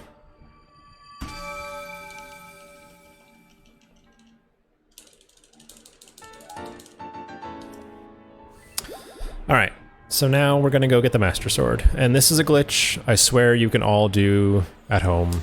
That is not clickbait. This is not me posturing for some kind of like appeal to your generosity. Like, this is 100% doable by all of you. So we just need to get over there. Which I think that I missed that, but that's okay. Shit. Alright, well, we got caught in the fog, which is not bad, but not good either. And this is not part of the glitch, it's just movement.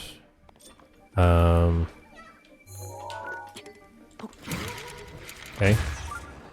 So here we are at the Master Sword. Wherever it is. Here we go. So, you come to the Master Sword, and all you do is you place a wood bundle right next to it, and light it on fire, and then you stand in a spot where you can look at both of them, and then tilt the camera all the way up, and sit on the fire until morning. And then just mash A. Don't even have to mash it very hard. And there you go. There's the Master Sword. Easy, completely free trick that you can all do at home.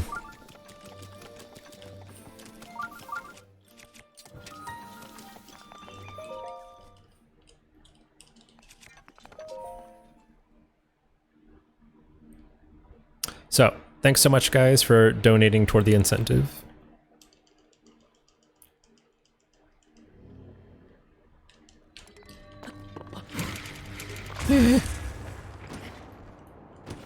I fell.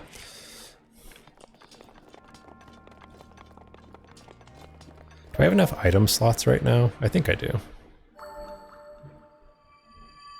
If I don't, I'll have to get rid of something. So, next shrine we're doing is the Test of Wood, and we need to have an item slot open for a bow, sword, and shield from the forest dwellers. And just get to the end with those things equipped. That's the only part of the challenge, which you can probably imagine it's not very hard. Oh. Because we went into a shrine and got the Master Sword, now the game wants to tell us about the Trial of the Sword. Forgot about that. So we have to wait.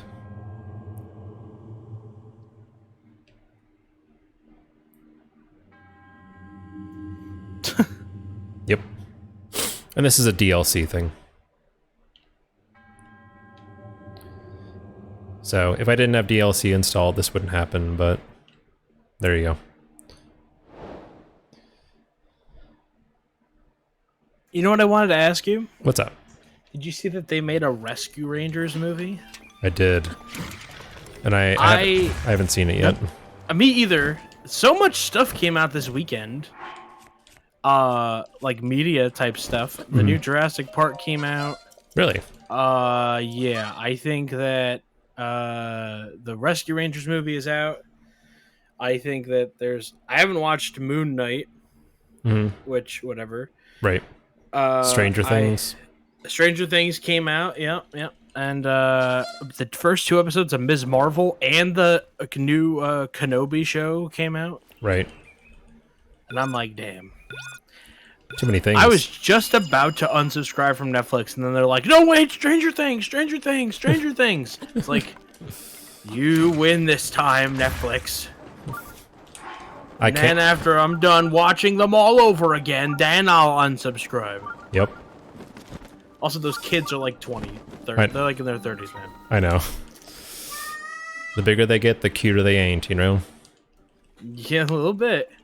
That one kid, I mean, he's like, man, I got money now to fix these teeth, and I can't. Why can't they just get them? Why can't they be like, oh, when he was in the 9th grade, he got, like, dentures or something?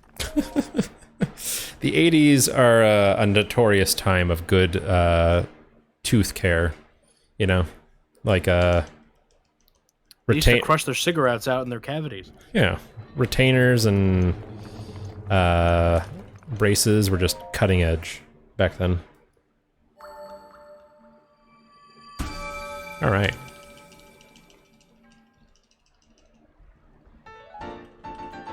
Did you ever see that show As Told by Ginger? No.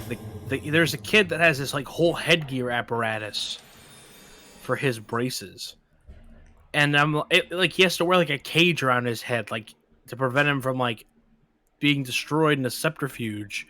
And I'm like, what possibly could be wrong with your teeth that you have to wear this like? I always found that amazing. That amazing. Like, I thought that was the direction that I was headed toward when I had braces. Obviously not. But yeah, they just had like no idea for practicality back then. There's like, we need this technology now. What do we got? Well, you're not gonna like it. No. Alright, so now we just need to climb up to the top of Death Mountain.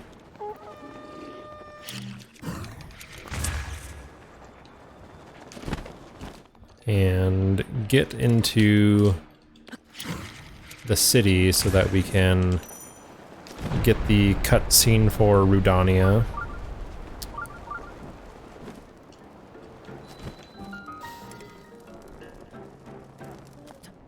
And we landed right in front of the armor shop so that we can pick up some Flamebreaker armor and not have to worry too much about burning to death.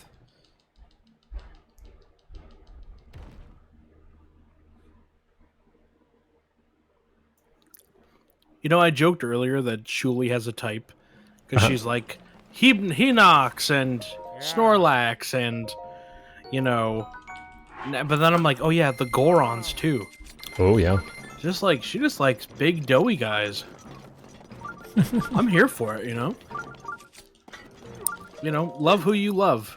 Live your best life. There was another one. Oh, Moosh, the big bear thing from Zelda. Oh hell yeah. That's the best Link to the Past rando sprite. Moosh. You're just like Link riding Moosh constantly. It's great. Oh, a cat appearance. Hello, cat. Bongo Bongo, yeah. Hey, cat! Was right in there. Yep. I like that your cat knows to meow into the microphone. She does. And she knows to get a kiss as well. That's nice.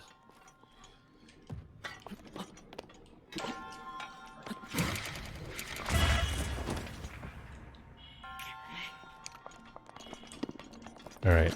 Pretty casual shrine. We just kind of like flip our way up onto a weird ledge.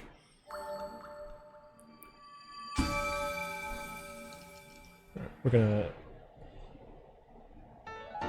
She's gonna go into hosting mode with me. I'm here for... we stand cat hosts here. Yeah. Get her the volunteer form. Can you restream? Your cat's name is Marcy? Yeah. Like of Peppermint Patty and Marcy fame? Yeah. Or like Adventure Time. Huh. I didn't watch Adventure Time. Really? Pretty quality. It just missed me. You know, wrong age. Fair enough. I think we're the same age though. Are we? Yeah.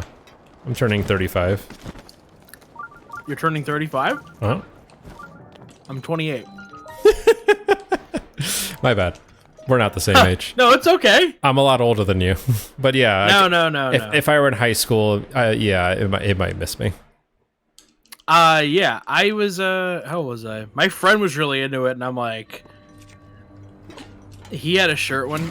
Rob. That's my friend Rob, who's no longer with us, unfortunately. But he went around one day to every teacher in school and filmed them.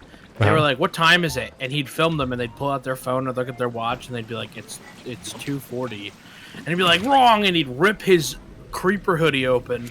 And he'd be like, it's Adventure Time! And it said Adventure Time on his shirt. 2 people gave him detention. And one woman said, walked away and put her hands on her head. And was like, oh my god. So there you go. Amazing.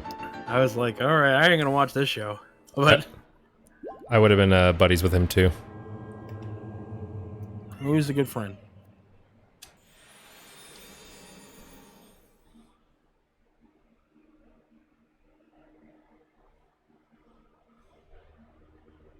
Alright, this is kind of a funky one. This is one of the harder splits in the run. First, we gotta get out of this cave, because we're kind of stuck in here, you know? And this is a way you can move these mine carts. You just put a bomb in the front and propel it forward. Then we're gonna stop it with stasis. And inexplicably do a shield jump into the lava. Okay. It's a good one. Let's try that again. Yep. Normal stuff.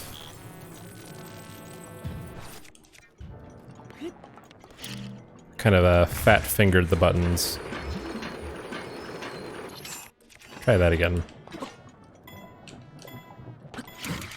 Alright.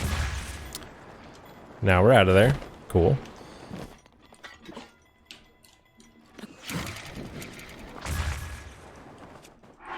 And we lag stop because game bad.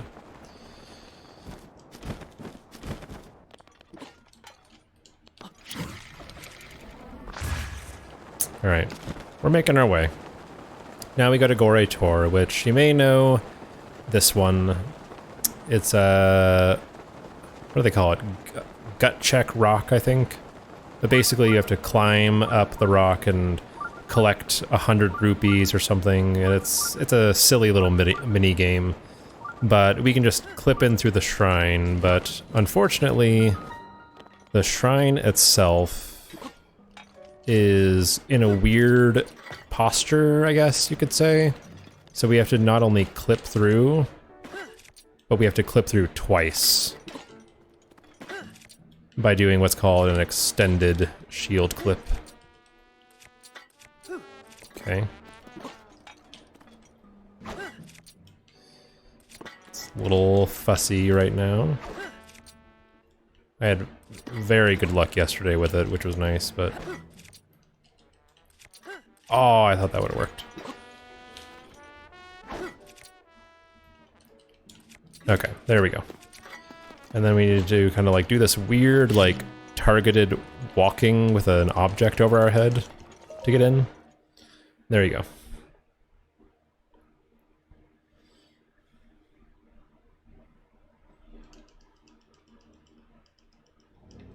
I don't know if I understand that question.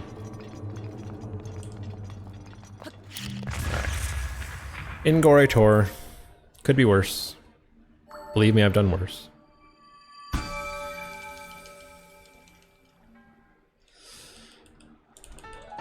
There are many different ways you can clip in. That's just my setup.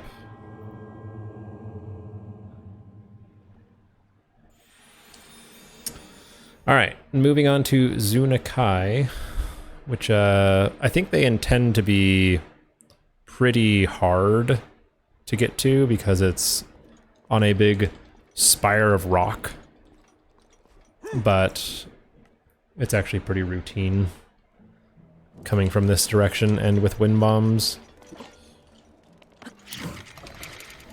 You just do a... My cat came to visit me. He's not nearly as polite as Marcy is. I think she wants food, is her deal right now. Hi, kitty. He's pretty polite. Listen to him. No, he's scratching me. Politely scratching.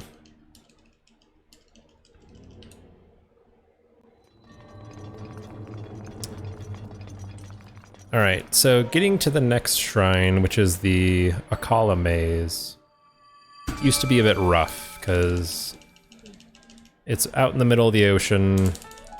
There's a lot of wind everywhere, so unless you got really good launches, it could just be kind of tedious. But the BLSS strat out of the elevator is pretty nice for this. Meow.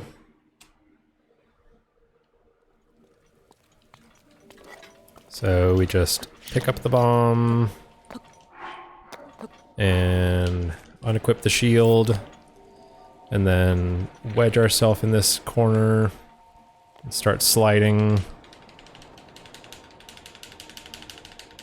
And start whacking the control stick back and forth to kind of get it going in the right direction.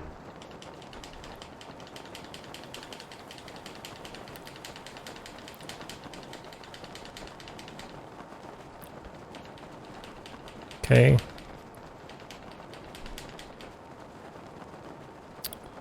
And that takes out most of the challenge.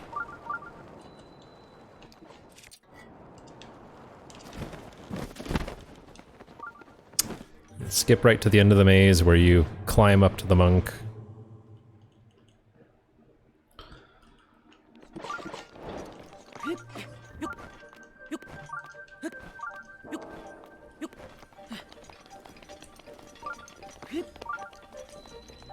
And once again, this is the third and final armor set that we are skipping.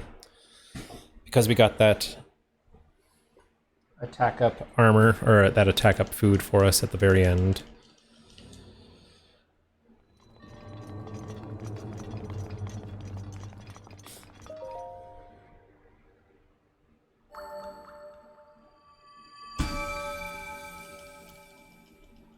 Okay.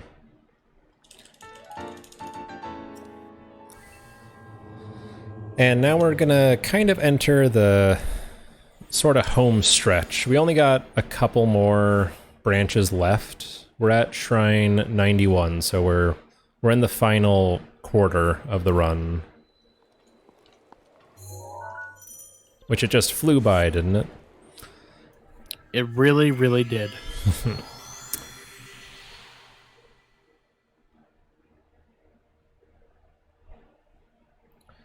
All right. So what we have to do now is just finish off the Elden shrines around Goron Mount, or on Death Mountain. And then have another kind of fun glitch to show off, which it is a bit more prevalent in 100% for Korok puzzles, but we're gonna use it here as well.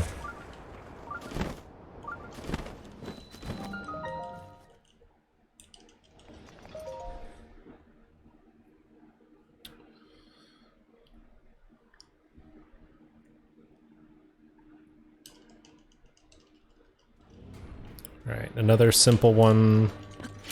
Just kind of hop over toward the monk. Routine as it gets.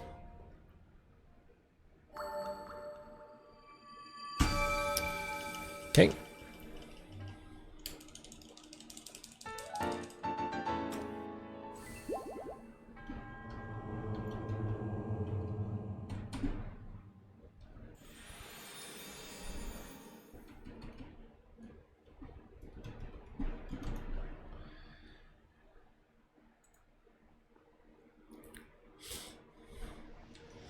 All right. Coming up to the Keira Ma Shrine, which let's see. The shrine is called the Greedy Hill, which has a pretty fun trick in it. But this is kind of like a rock roast for his brother or something like that.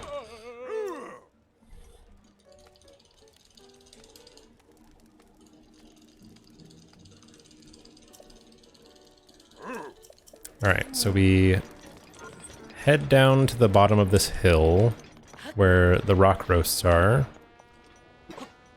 and yeet that axe out of here, apparently, because who needs that? I probably needed to get rid of that anyway, to be honest. So now we're going to do a trick called Golden Gauntlets. So I targeted facing from the north, and picked up and then pressed scope and L at the same time. And that transfers the weight of a bomb into whatever item I'm picking up, which in this case is the rock roast, which makes me just run like normal, like I'm not carrying anything. It's called Golden Gauntlets kind of after, well, specifically after Ocarina of Time, even though you don't walk with anything. But anyway. But yeah, it's a fun little trick. Helps you ascend the mountain pretty fast. And then for a little extra time save, we just throw it down toward the Goron so he can cook.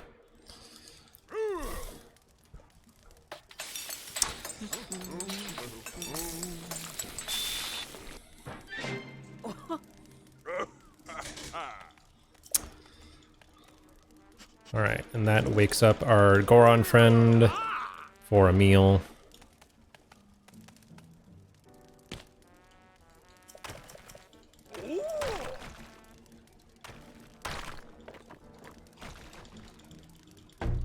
That's what my belly sounds like when I smack it too. Like a plastic drum. Like a Home Depot bucket. Yeah.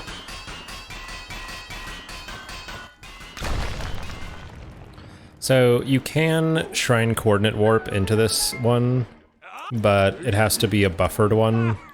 And also, the shrine itself isn't there behind that rock wall. Like, you can clip through that rock wall, but it's not there at all.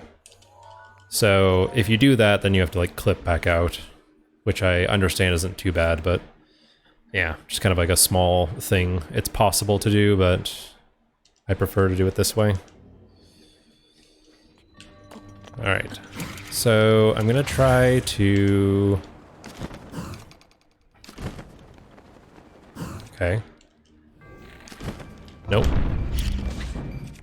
I tried to do a midair before the...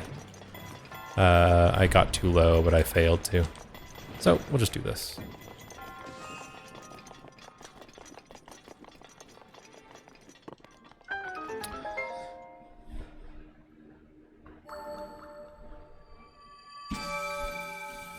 Alright. Now we head to the last Elden Shrine, which is... Well, I guess the last one on the mountain, which is Kairama. Or Kuaraim, excuse me, I just did Kairama. And then we're going to make our way into Akala, kind of creeping up on the end of this run.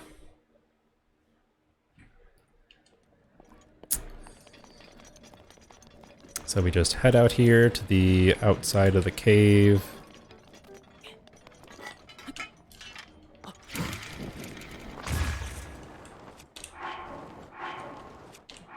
And eventually get a super launch.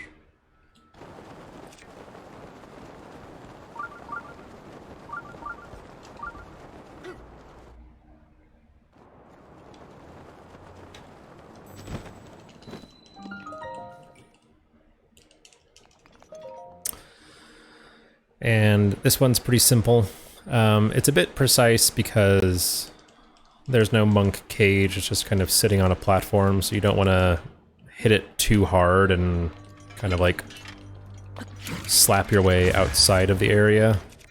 So to get around that, I do a little square first, weaker wind bomb to make sure Link doesn't go too far.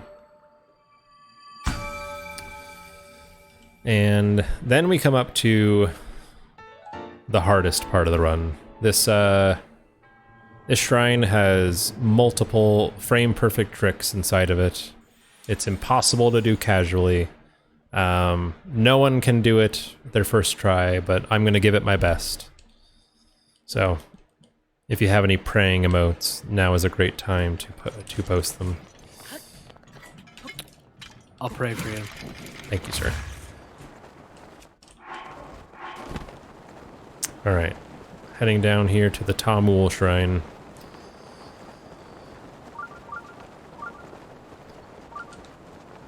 Alright, here we go, guys. The impossible. Can he do it? In a marathon setting. With all the pressure on.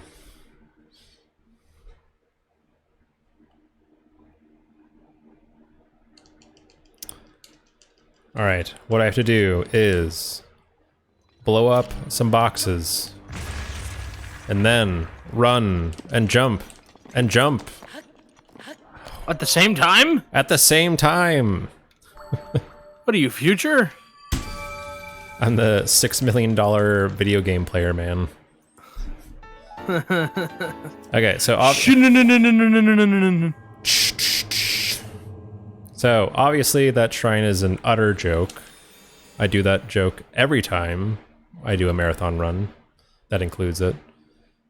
Literally could not be more just inconsequential. They really didn't think about it at all.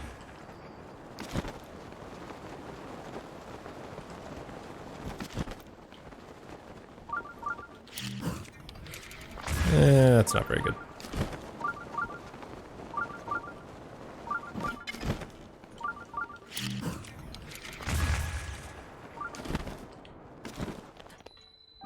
Okay.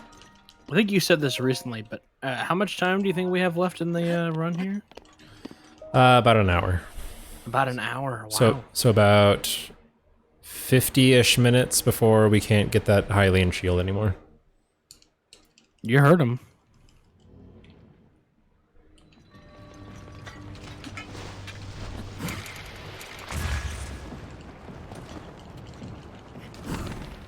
All right.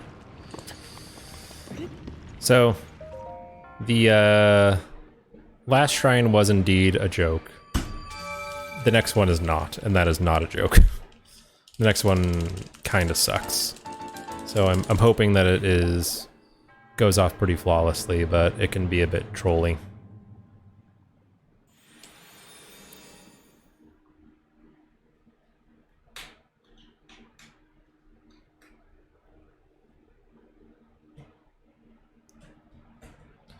Alright, so we get into position up on this rock.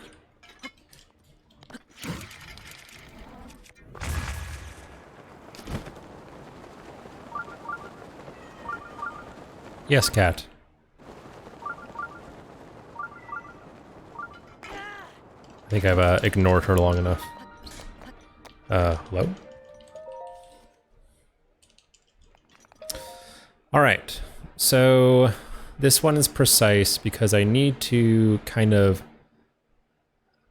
come at the monk cage at a precise angle and trajectory, otherwise I'll just kind of like fall into a weird spot like this. But we can get out of here. Try that again. Come on.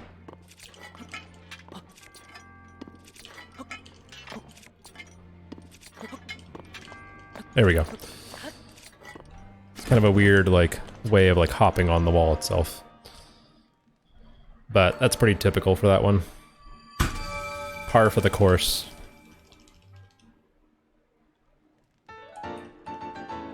Okay.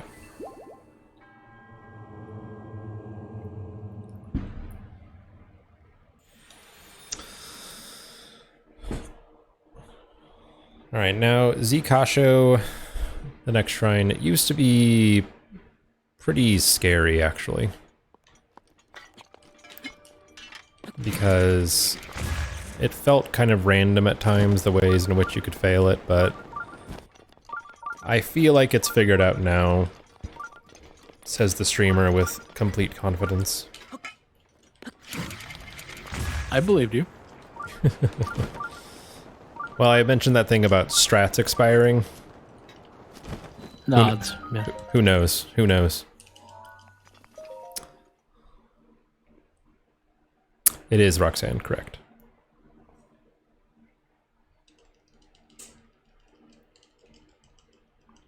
It was like that for a little while with paper, but yeah. Alright, so we aim there, take it patiently, and we landed in actually a very nice spot. Cool. Forget what I said.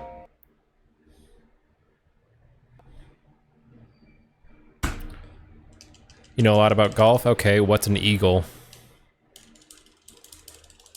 Riddle me this.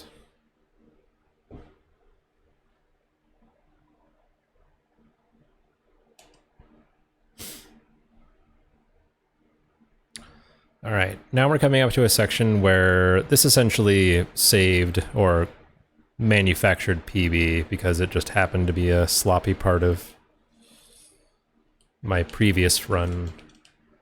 But this can be kind of a tricky section to get through because it has just like a lot of random factors, weather and wind and lag fails and all sorts of fun stuff. Like real golf. Yeah, like real golf. Is burp? It is burp. Correct.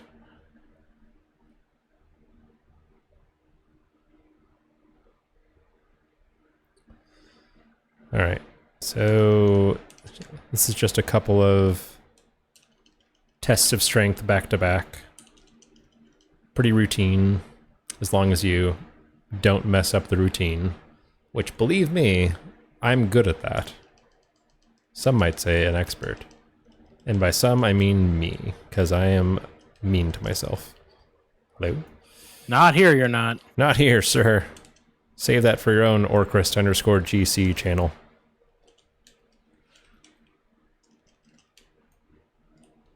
Okay.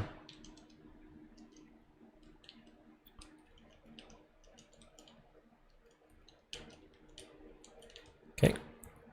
Pretty good. I think there are about 4 tests of strength left. Something like that. Feels like we've done 1,000, but... Oh, no, I'm wrong. 5 left. 5.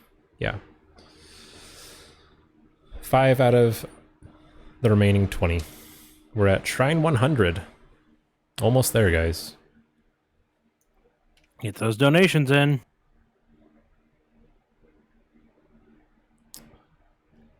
Alright. Need to come up to this funky ledge here.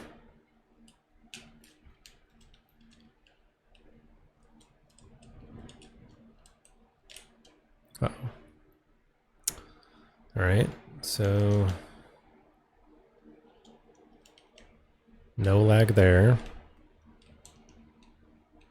Which is no big deal. And where we're going is under this green mound, essentially. This is not what I wanted. Okay.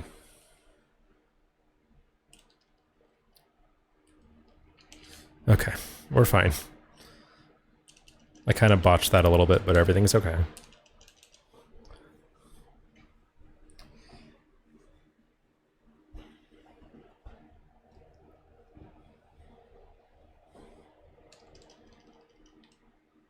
Another quick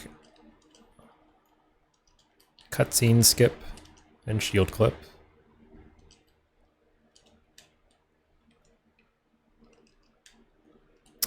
I mean, I'm thrilled with the run as far as a marathon goes, but you know, we've had our struggles.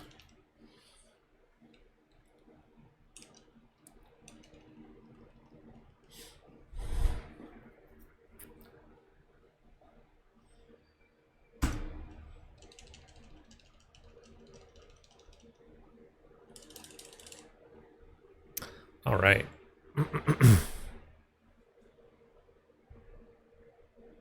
Yeah. I'm 11, almost 12 minutes behind right now. That's a marathon run for you. Plus, I don't know about other people, other speedrunners, but I kind of get a little bit of a PB hangover the next day. Or it's just not happening. Yeah, like, I don't know, like, I'm not, like, overthinking it, but it's just, like, the game is just like, alright, you're not making a fool of me this time, little man.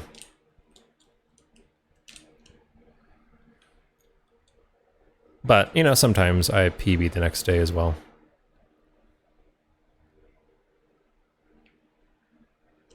But today, Yeah, I hear you. Today, that is not gonna happen. All right. So coming up after this one is one of my favorite strats coming up. Game audio? What about the game audio?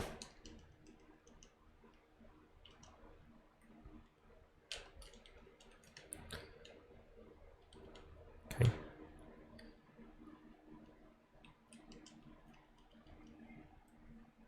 Game audio is gone. Everything okay on the tech side? I'll find out. Tech is on fire. Oh, Jesus.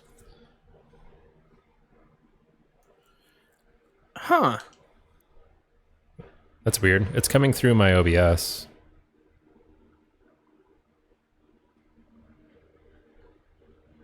All right, so what we're going to do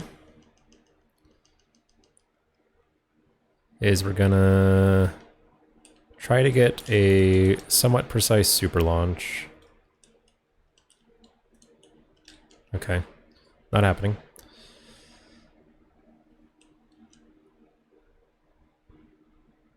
And we're getting a little wind hecked right here. That's fine. It's working now.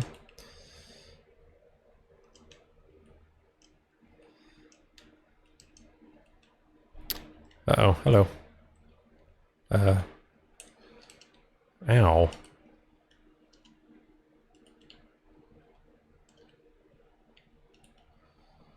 Well, I can refresh my capture card, if need be. Alright, so we just kind of line up here with the orb ready, and yoom!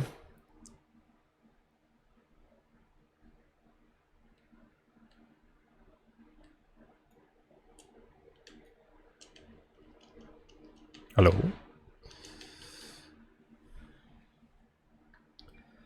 Alright, I'm gonna refresh.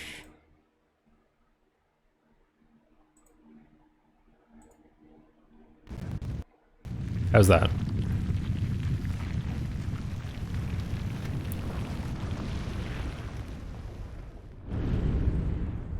We're back, yep. Okay. Just need to refresh the capture card.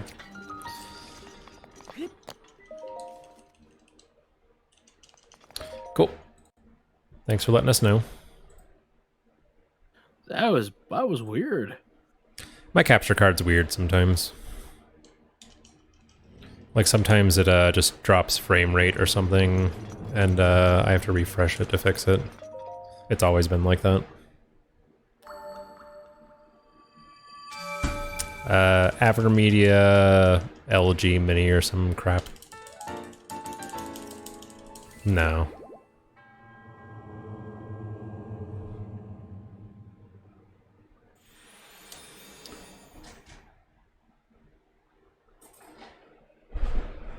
It's an okay one, but it's not even 1080p.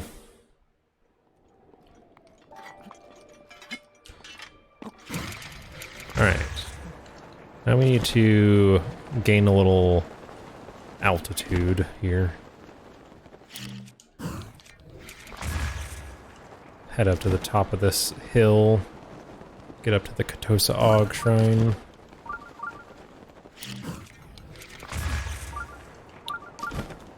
We got a $30 donation, no message.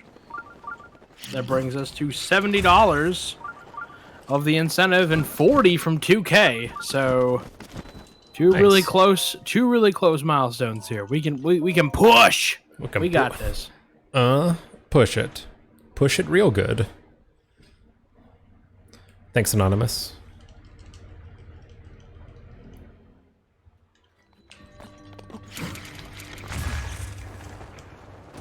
Ow. Link hit head.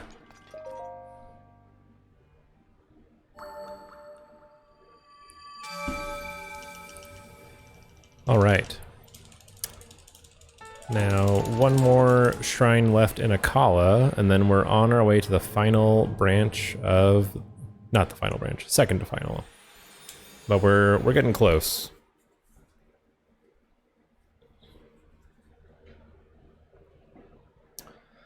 Just kind of the calm before the storm, you know?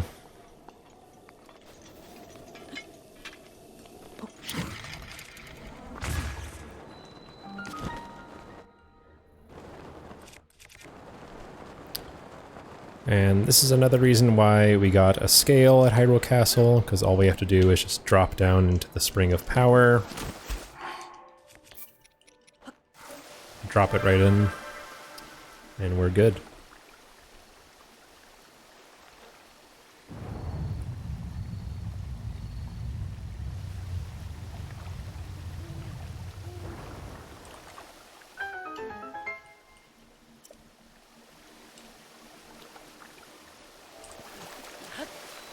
Oh wait. I was right. I needed to have Cryonis selected.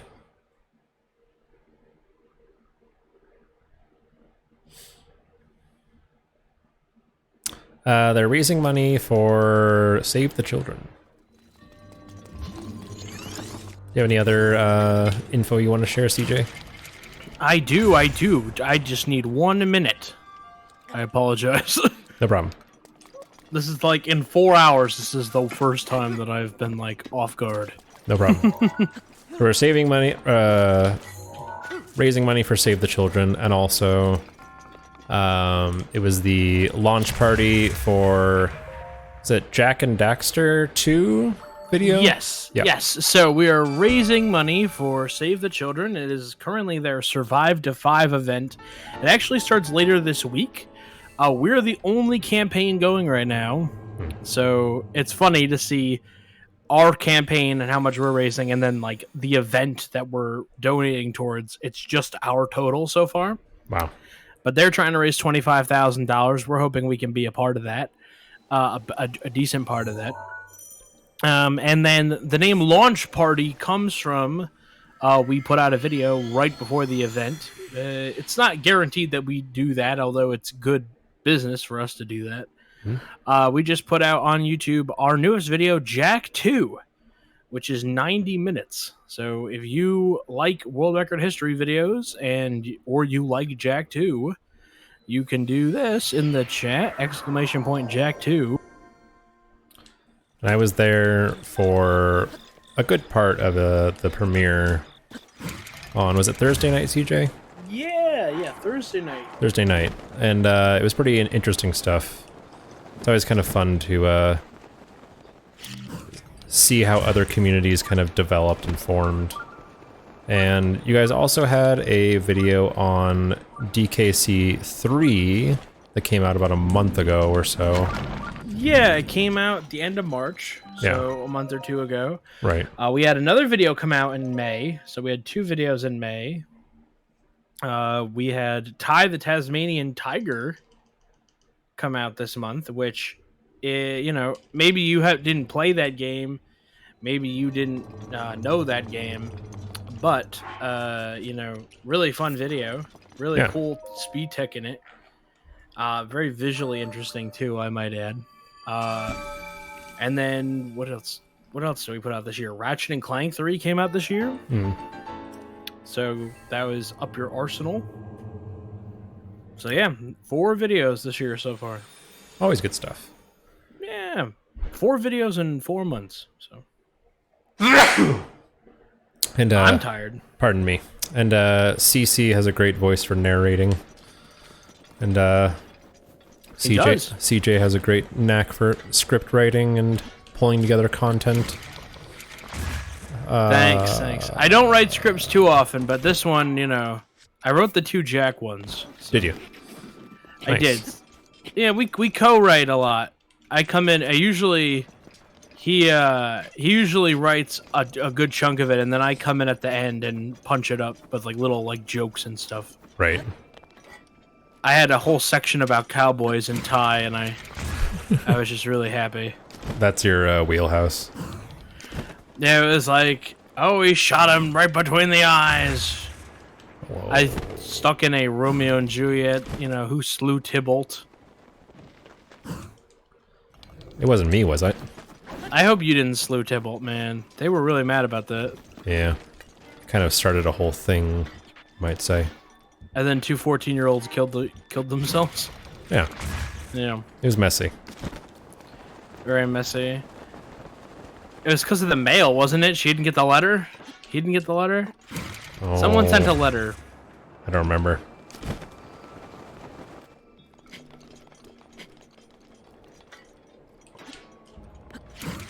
Alright, that was a suboptimal mountain climb, but, whatever. Alright, so this would be the Nadra quest where you have to shoot out the malice eyes, infecting her as she flies around the mountain, but because we already have a scale, we don't have to do any of that. We're going to, unfortunately, just leave Nadra suffering for the rest of the run. You can presume that once we kill Calamity Ganon, that the malice goes away and she's fine, but it's a bit sad.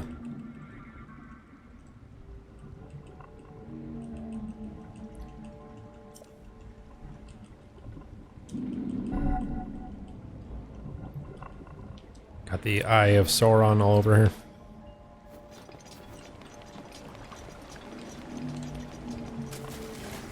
Yo, is that Goma? Goma was in Star Fox 64 too. Yeah, Goma's everywhere. Not a lot of people know that.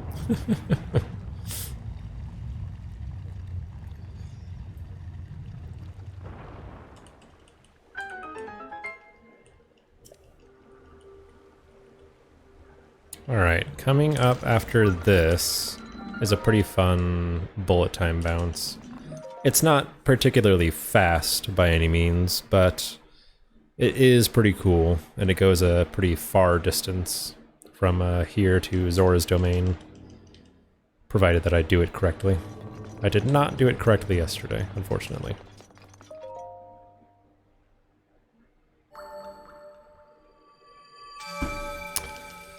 Alright. Hello, Funyuns. I hope you're having a good weekend.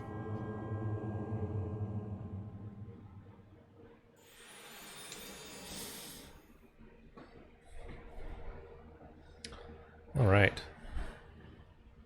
It is almost pitch dark in my room right now. There's a lot of clouds outside, and I can hear thunder. So I'm hoping that there's no issues. Knock on wood. Yeah.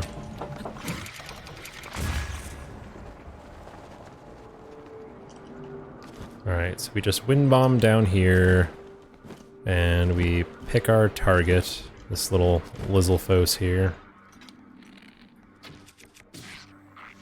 Freeze him, and then aim at a spot on his back.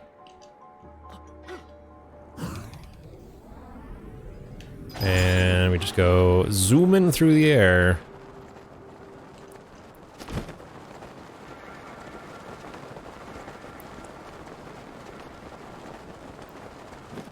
And we need to do a little bit of course correcting here, but I'm gonna land essentially right next to a weapon that we need to collect. There is a shrine quest kind of tied to completing the Divine Beast, but in case you don't know what it is, basically if you take Mipha's trident and you stab a platform, then a shrine will appear, but they also know that, hey, you might break that trident, so you can get a spare one instead. Just sitting here in the water and not even touch anything Divine Beast related. And I'm gonna skip buying arrows here. There is money built into the route to buy some arrows, but I have 15 and I feel like that'll be fine.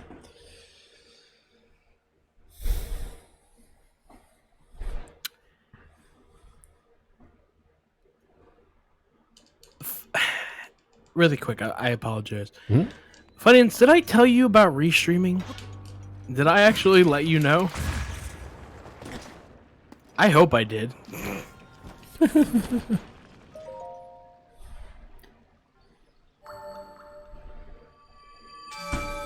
Almost gold. That's cool. We're about to find out if I did. Pause champ? Pause champ restreamer?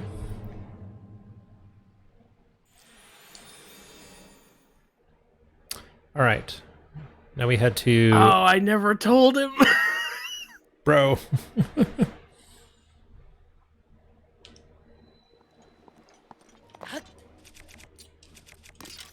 Alright, we got our trident, and now all we need to do is just go over to the shrine.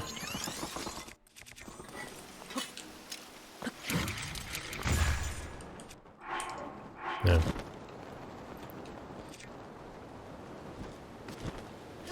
And just stab the platform, and we're good to go.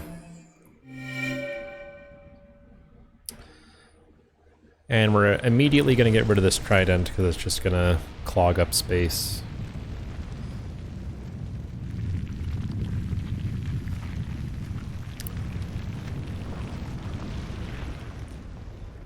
He's got a little time. He's got about 30 plus minutes.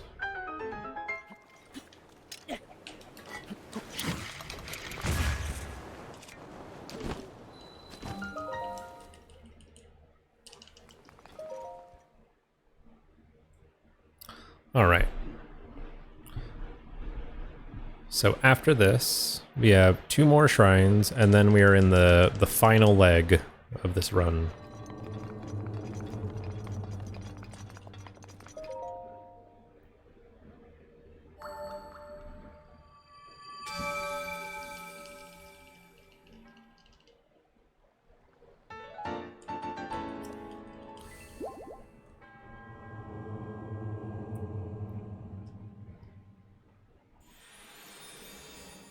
Okay.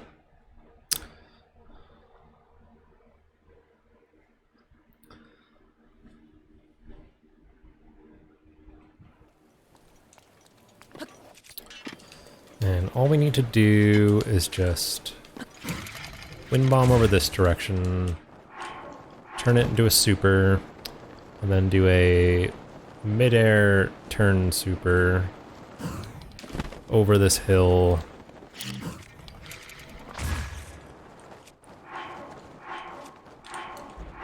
I did not get lag somehow. Alright, well I'm gonna do another one because there'll be wind pushing against me as I come into this area and slow me down a lot. So we just need to drop into this area, do yet another pretty routine shrine. The strats for this one used to be pretty difficult. You had to do some pretty funky cryo boosts and bomb strats, but now it's just kind of whatever. But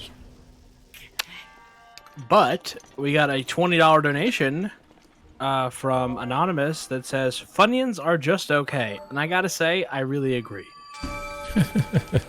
They are really just okay. they were very popular when I was like in school, I feel like. Like a lot of my classmates liked them, and I had them way late, and I was like, oh, yeah, that's fine. Like they almost have like no substance at all. Like they're like air, you know?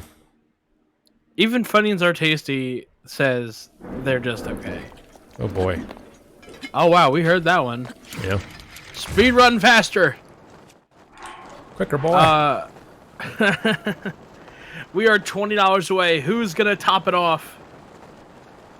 We are $20 away from 2K. We're a little bit further away on the incentive, but we got time. We got a little bit more time. Boom. That was hot. I don't know if you saw that. It was pretty hot, yeah. Okay. We need to do this. Oh, I hate this one. Casually. Yeah, it's a bit of a mess. Where am I? Who am I? This is not my beautiful speedrun. We did Shuli. I got the Master Sword. The incentive streak lives, yeah. I am a Mr. Sword. And now I need to get to a favorable spot, because I don't really want to land in there.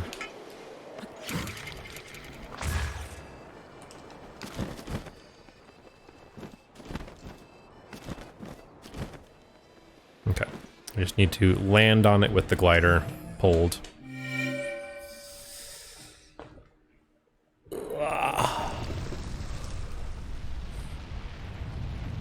All right. Just 10 more shrines left. One more branch. Hey, who did it? Let's see. Funyuns with $30. Can the runner make their mustache do the worm? Kinda? Maybe as much as anyone else can. All right. All right, I see. All right. It is a fierce mustache. Thank you, sir. A little bit of a porn star mixed with a 90s sitcom dad. You know, I liken it to the, you know, like Montana cowboy kind of thing. Hmm. The buffalo checker, Sherpa Yeah, jacket, you know? I'm into it. Yeah. That's how I ship it anyway. Also, 20 doll hairs, $20 away from the last incentive. We have one more after this for the whole day. Then we're done. Nice. I mean, we should still hopefully get some donations in, but you know what I'm saying. If Fuddings is here for the marathon, stayed for the stash. I agree. You have your priorities in line. Indeed. What was I doing in 2010? I was in the 10th grade. I was in college. Yeah. All right, so now we're coming up to the final branch, and we're going to be doing another shrine coordinate warp on a shrine that's kind of lengthy and silly. So we need to set another pepper on fire and get our elevator storage. Okay.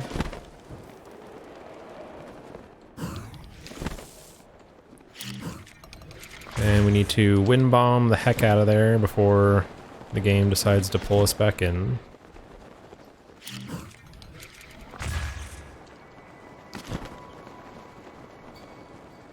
And we're hopefully going to get a super launch here and not lag stop. Alright, good.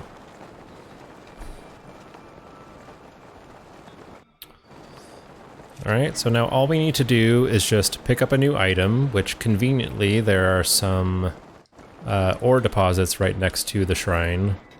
You might remember this one. This is where you do like a test of will, like enduring some heat or whatever, and you know, it's fun and it's easy, but it just takes forever. And that just pulls us right in.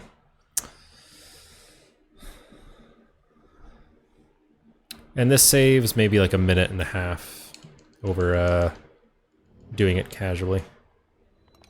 So definitely worth it. And we just shoot an electric terminal with a shock arrow.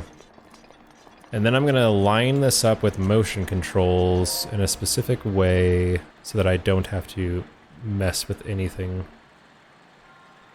There we go. Usually you have to raise up that fan to make it work, but there's a small margin of error in there that you can abuse.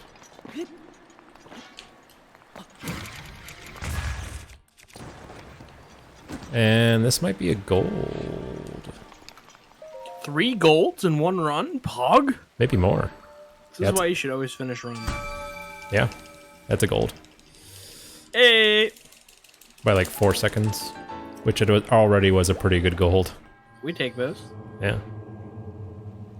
That's the power of being fast. All right. We got 20 more bucks. Let's go. Here we go. Ready? Ready? Ready. Let's go. Come on. We have not had a $5 train one time this whole event. Think about that. That's another one of my favorite Simpsons quotes. I'm going to try not to overload anyone's ears, but it's the Soul Mass Transit System.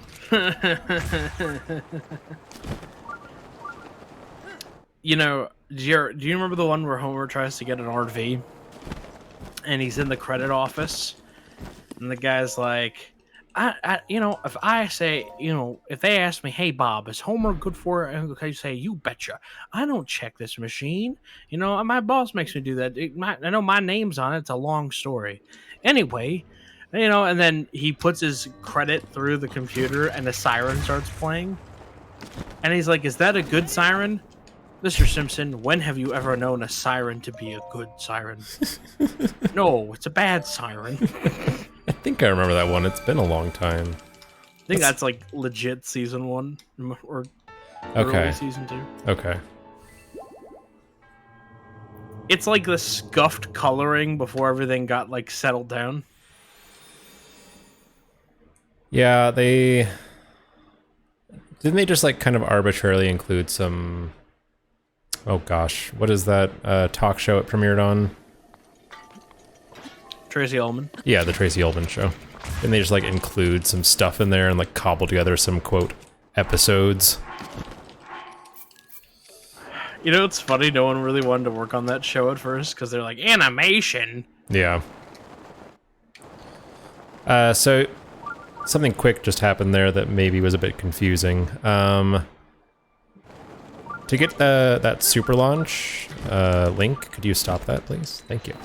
I went into VR briefly, which renders the game twice and adds more lag to the area. So it's kind of a calculated move there and some quick fancy menuing. And there used to be a lot more of those, but now that's the only one these days.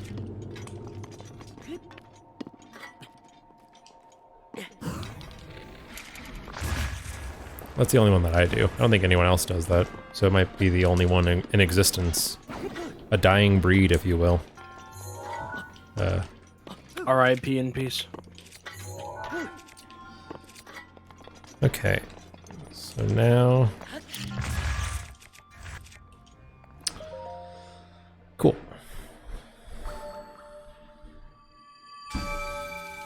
Unfortunately, if I were doing this run normally, I don't think that I would sub 5, which, because we're doing the incentives, I will not count this against myself. And it's a marathon, but I haven't had any runs over 5 hours in a long time. Like, it's been months. But it makes sense that it would happen today, because, you know, there's only about 10 minutes of margin of error, and there's a lot going on. Also, you wouldn't continue a run if you had something happen, you know, in the beginning, you know? Yeah, and the beginning was a bit rough. TM. TBH, a little bit rough.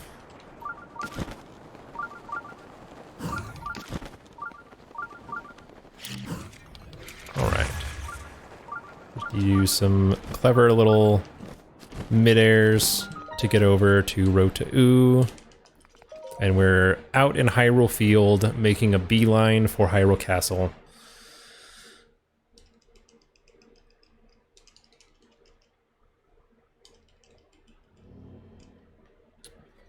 Oh, I want to do the old strat for this, to show you guys.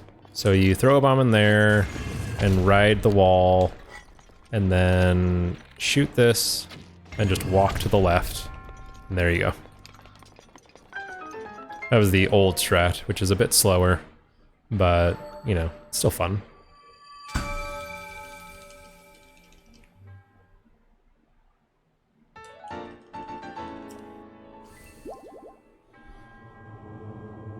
Yeah, it's just a timing thing.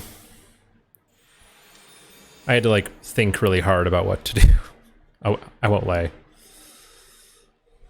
Now, I don't know why. I can't really explain it to you, but this next wind bomb path is just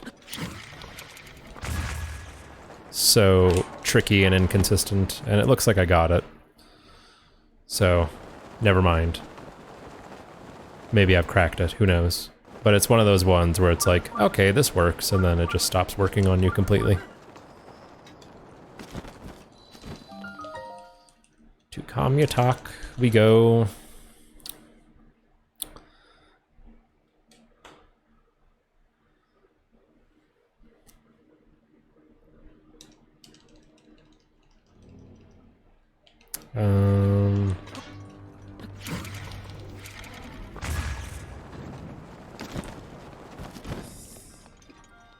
Ooh, another one? Maybe? Maybe? No. Close, though. Alright, this is one of my favorite tricks coming up. One of my favorite BTBs. This one's going to take us up to the top of Mount Satori, which is it's kind of a treasure trove of fun items lying around. Named after the late president of Nintendo, Satoru Iwata.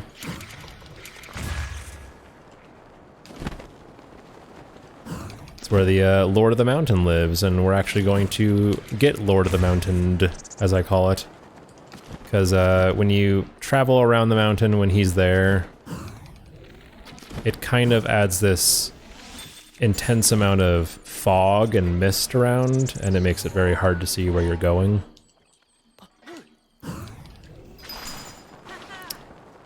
So there he is right there. Having a little party with some bloopies.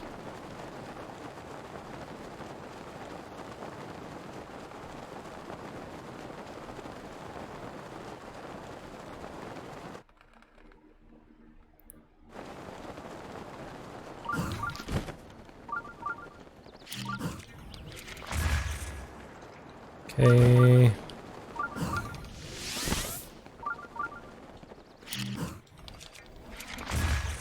Cool. Unloaded. We got there so quick, the shrine textures didn't even load. And then it's just a simple case of traversing this sort of long room.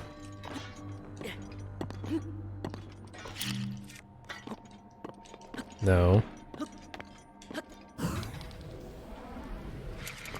Okay. And there you go. All right.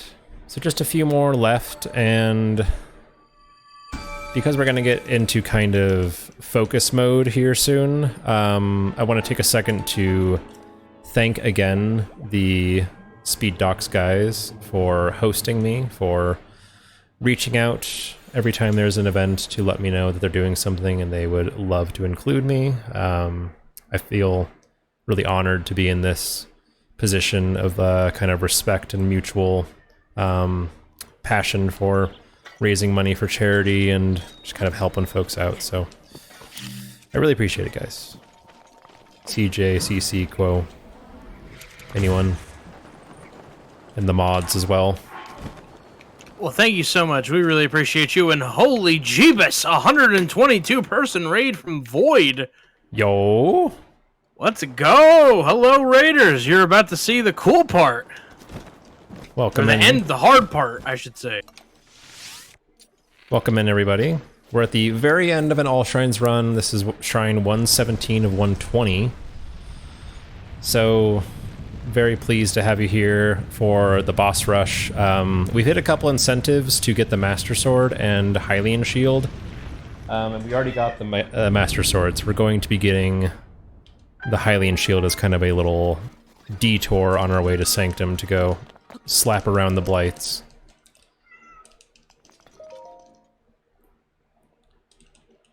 Yeah, we're only $20 away from getting the Hylian Shield. That's the last incentive up for right now. The next incentive is actually Void's incentive, which is up next. 20 more bucks. Yep, 20 more bucks does it.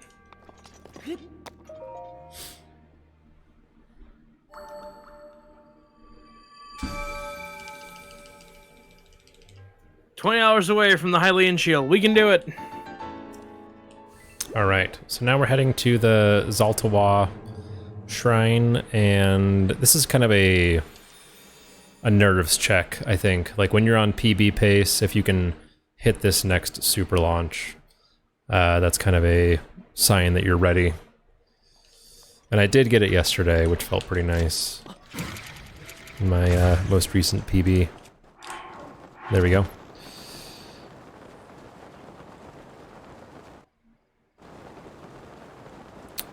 Just kind of curve our way toward this stumpy rock here. All right.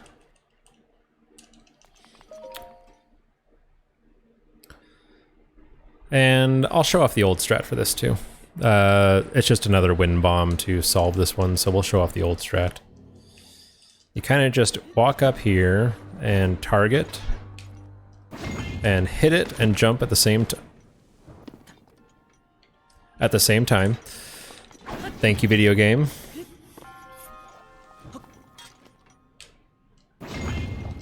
Making me look silly. Okay. I swear to God I was holding forward.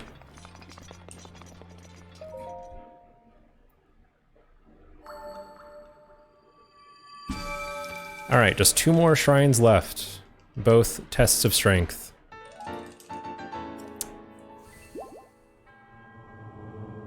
So if you are looking to make me go get that Hylian shield, now's the time. So you only have maybe 3.5 minutes to make that happen before I finish this off. Oops. We got $20. Sir. Go ahead. Sorry. Nope. Oh, I was just yelling at the man here. I thought you were yelling at me. Nope. We got $20 from Void W. No message. Thank you so much. And we got $20 from J McBass. Another $20, I should say, donating so much throughout the whole event. And that does it. Let's go. That does it. So, J McBass, I'm just letting you know, because it was $20 over the top, I'm going to apply that to the next incentive. So your money, all of your money will be applied to a donation or an incentive. So thank you very much for your $20. And thank you to Void W. And thank you to everyone from the raid who's still here and still watching. All right. Up next, we have Doggone Country 3 by Gland. So don't go touching that dial. Yeah. I love some DKC3 runs.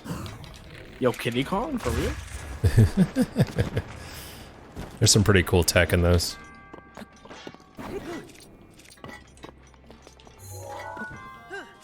Yeah. Okay. Yo, they rolled in at the perfect time. Yeah. Okay. So for people who just came in, that's a cutscene skip, shield clip through the wall, and then blowing myself up because doing shield clips gives you a glitch called ragdoll, which will prevent me from getting launched anywhere.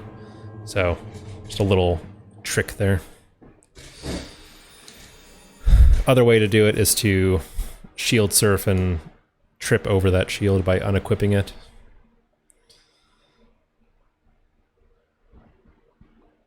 Okay. So to get out of here, we're gonna blow up the wall, shield surf out, and then I'm gonna turn this. Yeah, that works. Kind of an improvised move there. And we're coming up to Shrine 120, and I'm about to become the first person in the history of the world to complete all 120 shrines in Breath of the Wild. Just like I predicted at the start of the run. Truly a feat.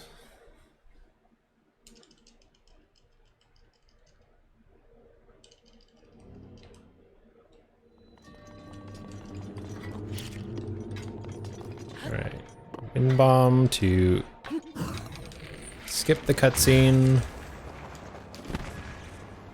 And then set up to get our skew. And clip through the wall.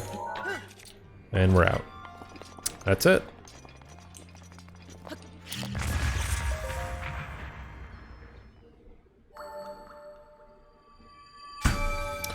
Alright, now we gotta go get that Hylian shield. Which, we have the Master Sword, so it should be doable.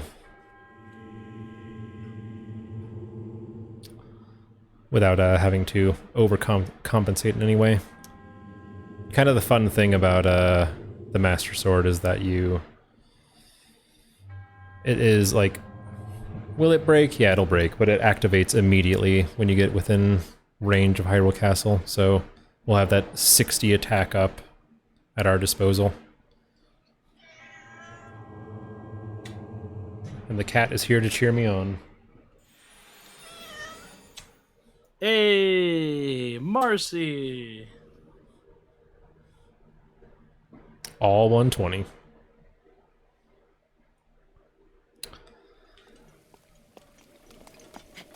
The answer, of course, is Flower Blight Ganon. Of course. Who could forget her?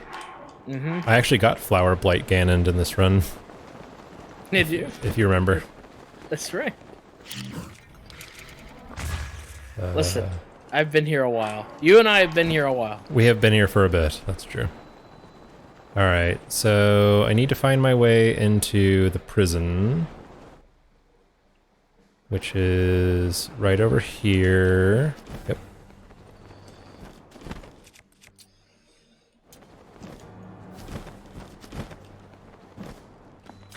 Hello, everyone.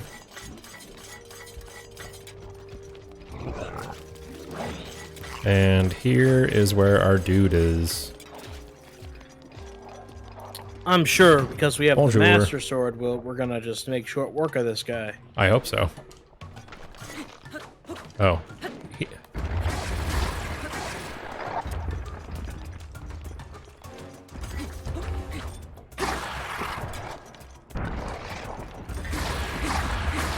I gotta tell you, like, there's so much of this game I never experienced. I'm watching it for the first time. Oh, you never seen this? No. So yeah, this is almost like just like an Easter egg, I would say.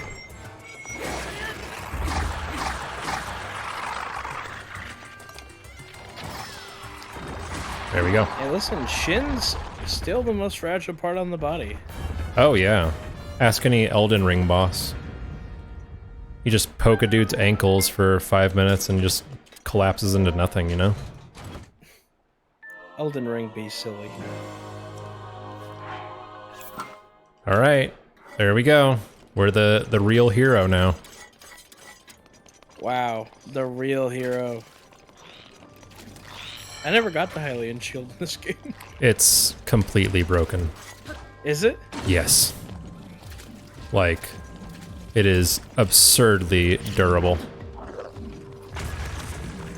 Oh, yeah, I forgot durability. Oh, that's why I don't like this game. Everything breaks. I think it's a fun element. Like, It is. I would like It's neat. to, yeah. Good? Nope, I was like, I want to climb out of here, if that's okay, video game. Alright, good. Yeah, it is a fun mechanic, and it makes it different and everything. I just am also like, yeah, but like, let me buy a sword. Fair enough.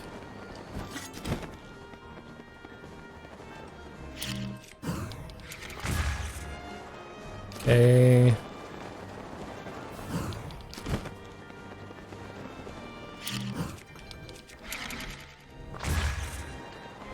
Good enough.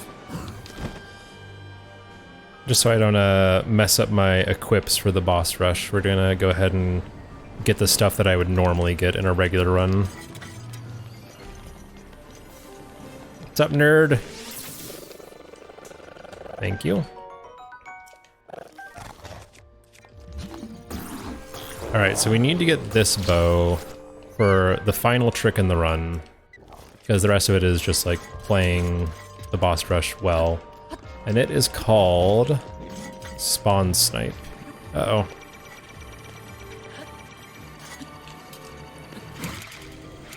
And what that means is bosses, when they come into an area, when they spawn, their hitbox is active. So what I'm going to do is I'm going to go into the cutscene. Well, I'm going to line up in a specific spot, and then I'm going to shoot an arrow into the cutscene and walk in with attack up. Oh, I have the wrong bow equipped. This is not going to work. Well, I have the Master Sword, so you'll get to see part of it. Or not, because I just failed. It wasn't the right shot speed, so we'll just redo that. Because that's a bit of a ripoff.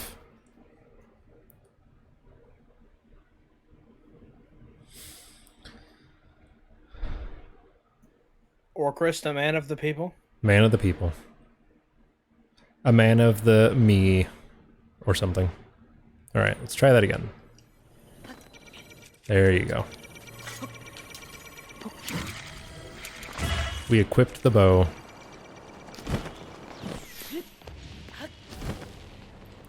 Okay. Try that again. So we line up ourselves in a specific spot and aim at a specific spot.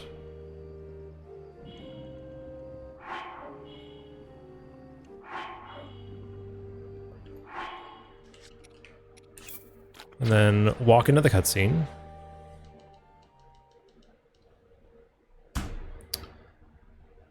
And you can see him twitching because he's taking damage right now. So he took damage there, and now taking damage here. So that's the arrow lodged in his face during the cutscene, and it kills him. He's having a hard time. He's having a very tough one. You know, I hated Von Boris for a billion reasons. Yeah. But the thing that bothered me the most was that I hated Thunder... Is that the Thunderblight Ganon? Mm-hmm. I hate that one. And not really because it was that hard to beat, but it was just like the terrain and that you had to fight it in. The arena is super annoying. Yeah, let me just fight in this MC Escher painting. You're not wrong. So, because we didn't defeat any Divine Beasts because of our Shrine Coordinate Warp glitch, all of the bosses have to be beaten sequentially in order to move on. And what's making this really OP are the weapons and also just the triple attack that we have on right now. That we made at the very start of the run.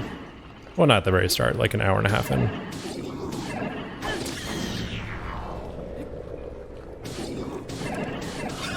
Huh.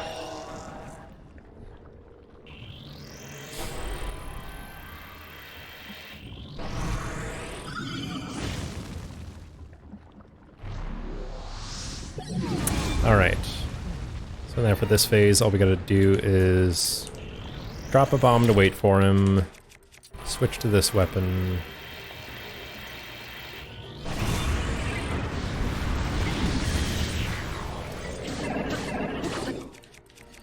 And then spin to win.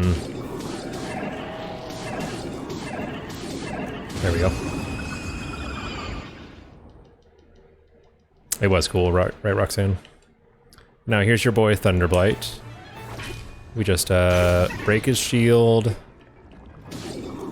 spin on him to stun him,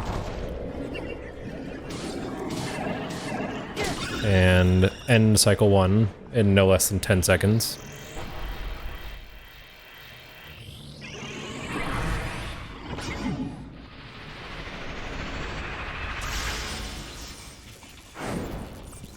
And then for this part, here's a little casual knowledge for you. Because boomerangs do like 4 or 5 hits when you hit something, it actually just shatters his shield. And then you can go in on him. And knock him down again.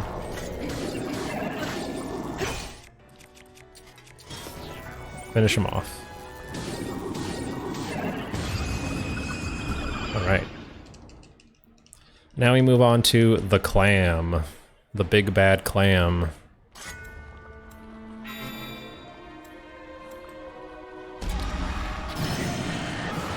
Get a little headshot in there. Mess him up with the Master Sword. Head over to some bomb arrows. And really the strat for Calamity is just to spam headshots. Like, it just does so much damage.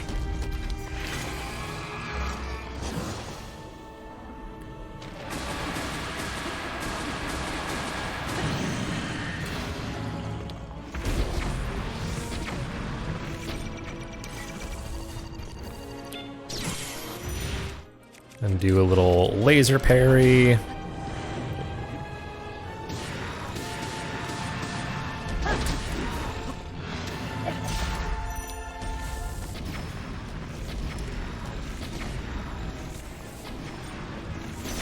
And that's first phase.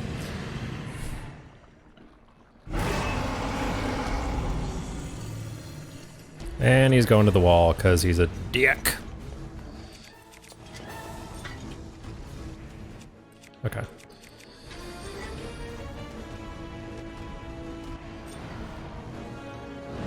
Okay. And we got the spear parry, which can be a bit tricky. And then if you slam him just as he's standing up, it actually puts him into a stun lock.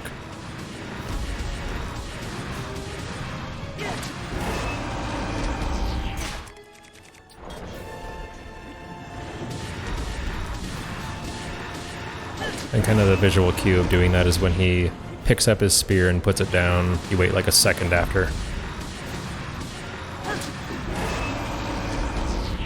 And that's the clam. And kind of an artificial gold because I got the Master Sword.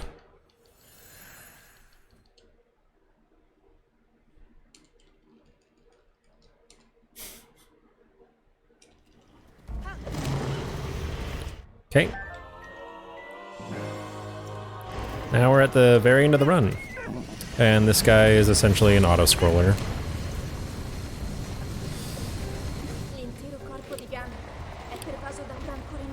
If the Bow of Light is so good, why didn't they make a Bow of Light too? Yeah, good point. Now, it's very important that when you do Beast Ganon, you shoot him in the junk. And you also shoot him in the butthole. Because the game will not be nice to you the next day if you do not do the important RNG manipulation. Yeah, very important that the light gets put where the sun doesn't shine. Yeah. It's a little light arrow colonoscopy, you know? You know, you're painting a very vivid picture with a very broad brush. And reenacting said picture, too.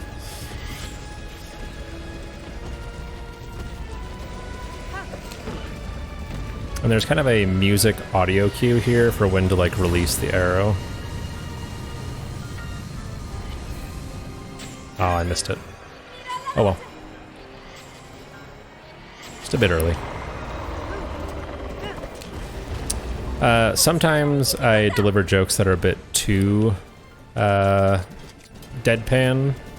Like for one time I convinced a whole group of people who run this game that you can perform a frame-perfect one kill by shooting him in the butt. And they're like, wait, really? You're like, no. No. You're like, did you know that you can get off of the Great Plateau if you just shoot the old man king in the bum? Yeah. And they're like, wait, really? No, I'm joking. My cousin and I both beat this game in 10 minutes. What's your problem? We beat this game faster than any of y'all did back in 1996. Yep. CJ, what was my estimate? 5 hours, 15 minutes. Oh, nice. Yeah, big underestimate. Oh. And then we see the Illuminati.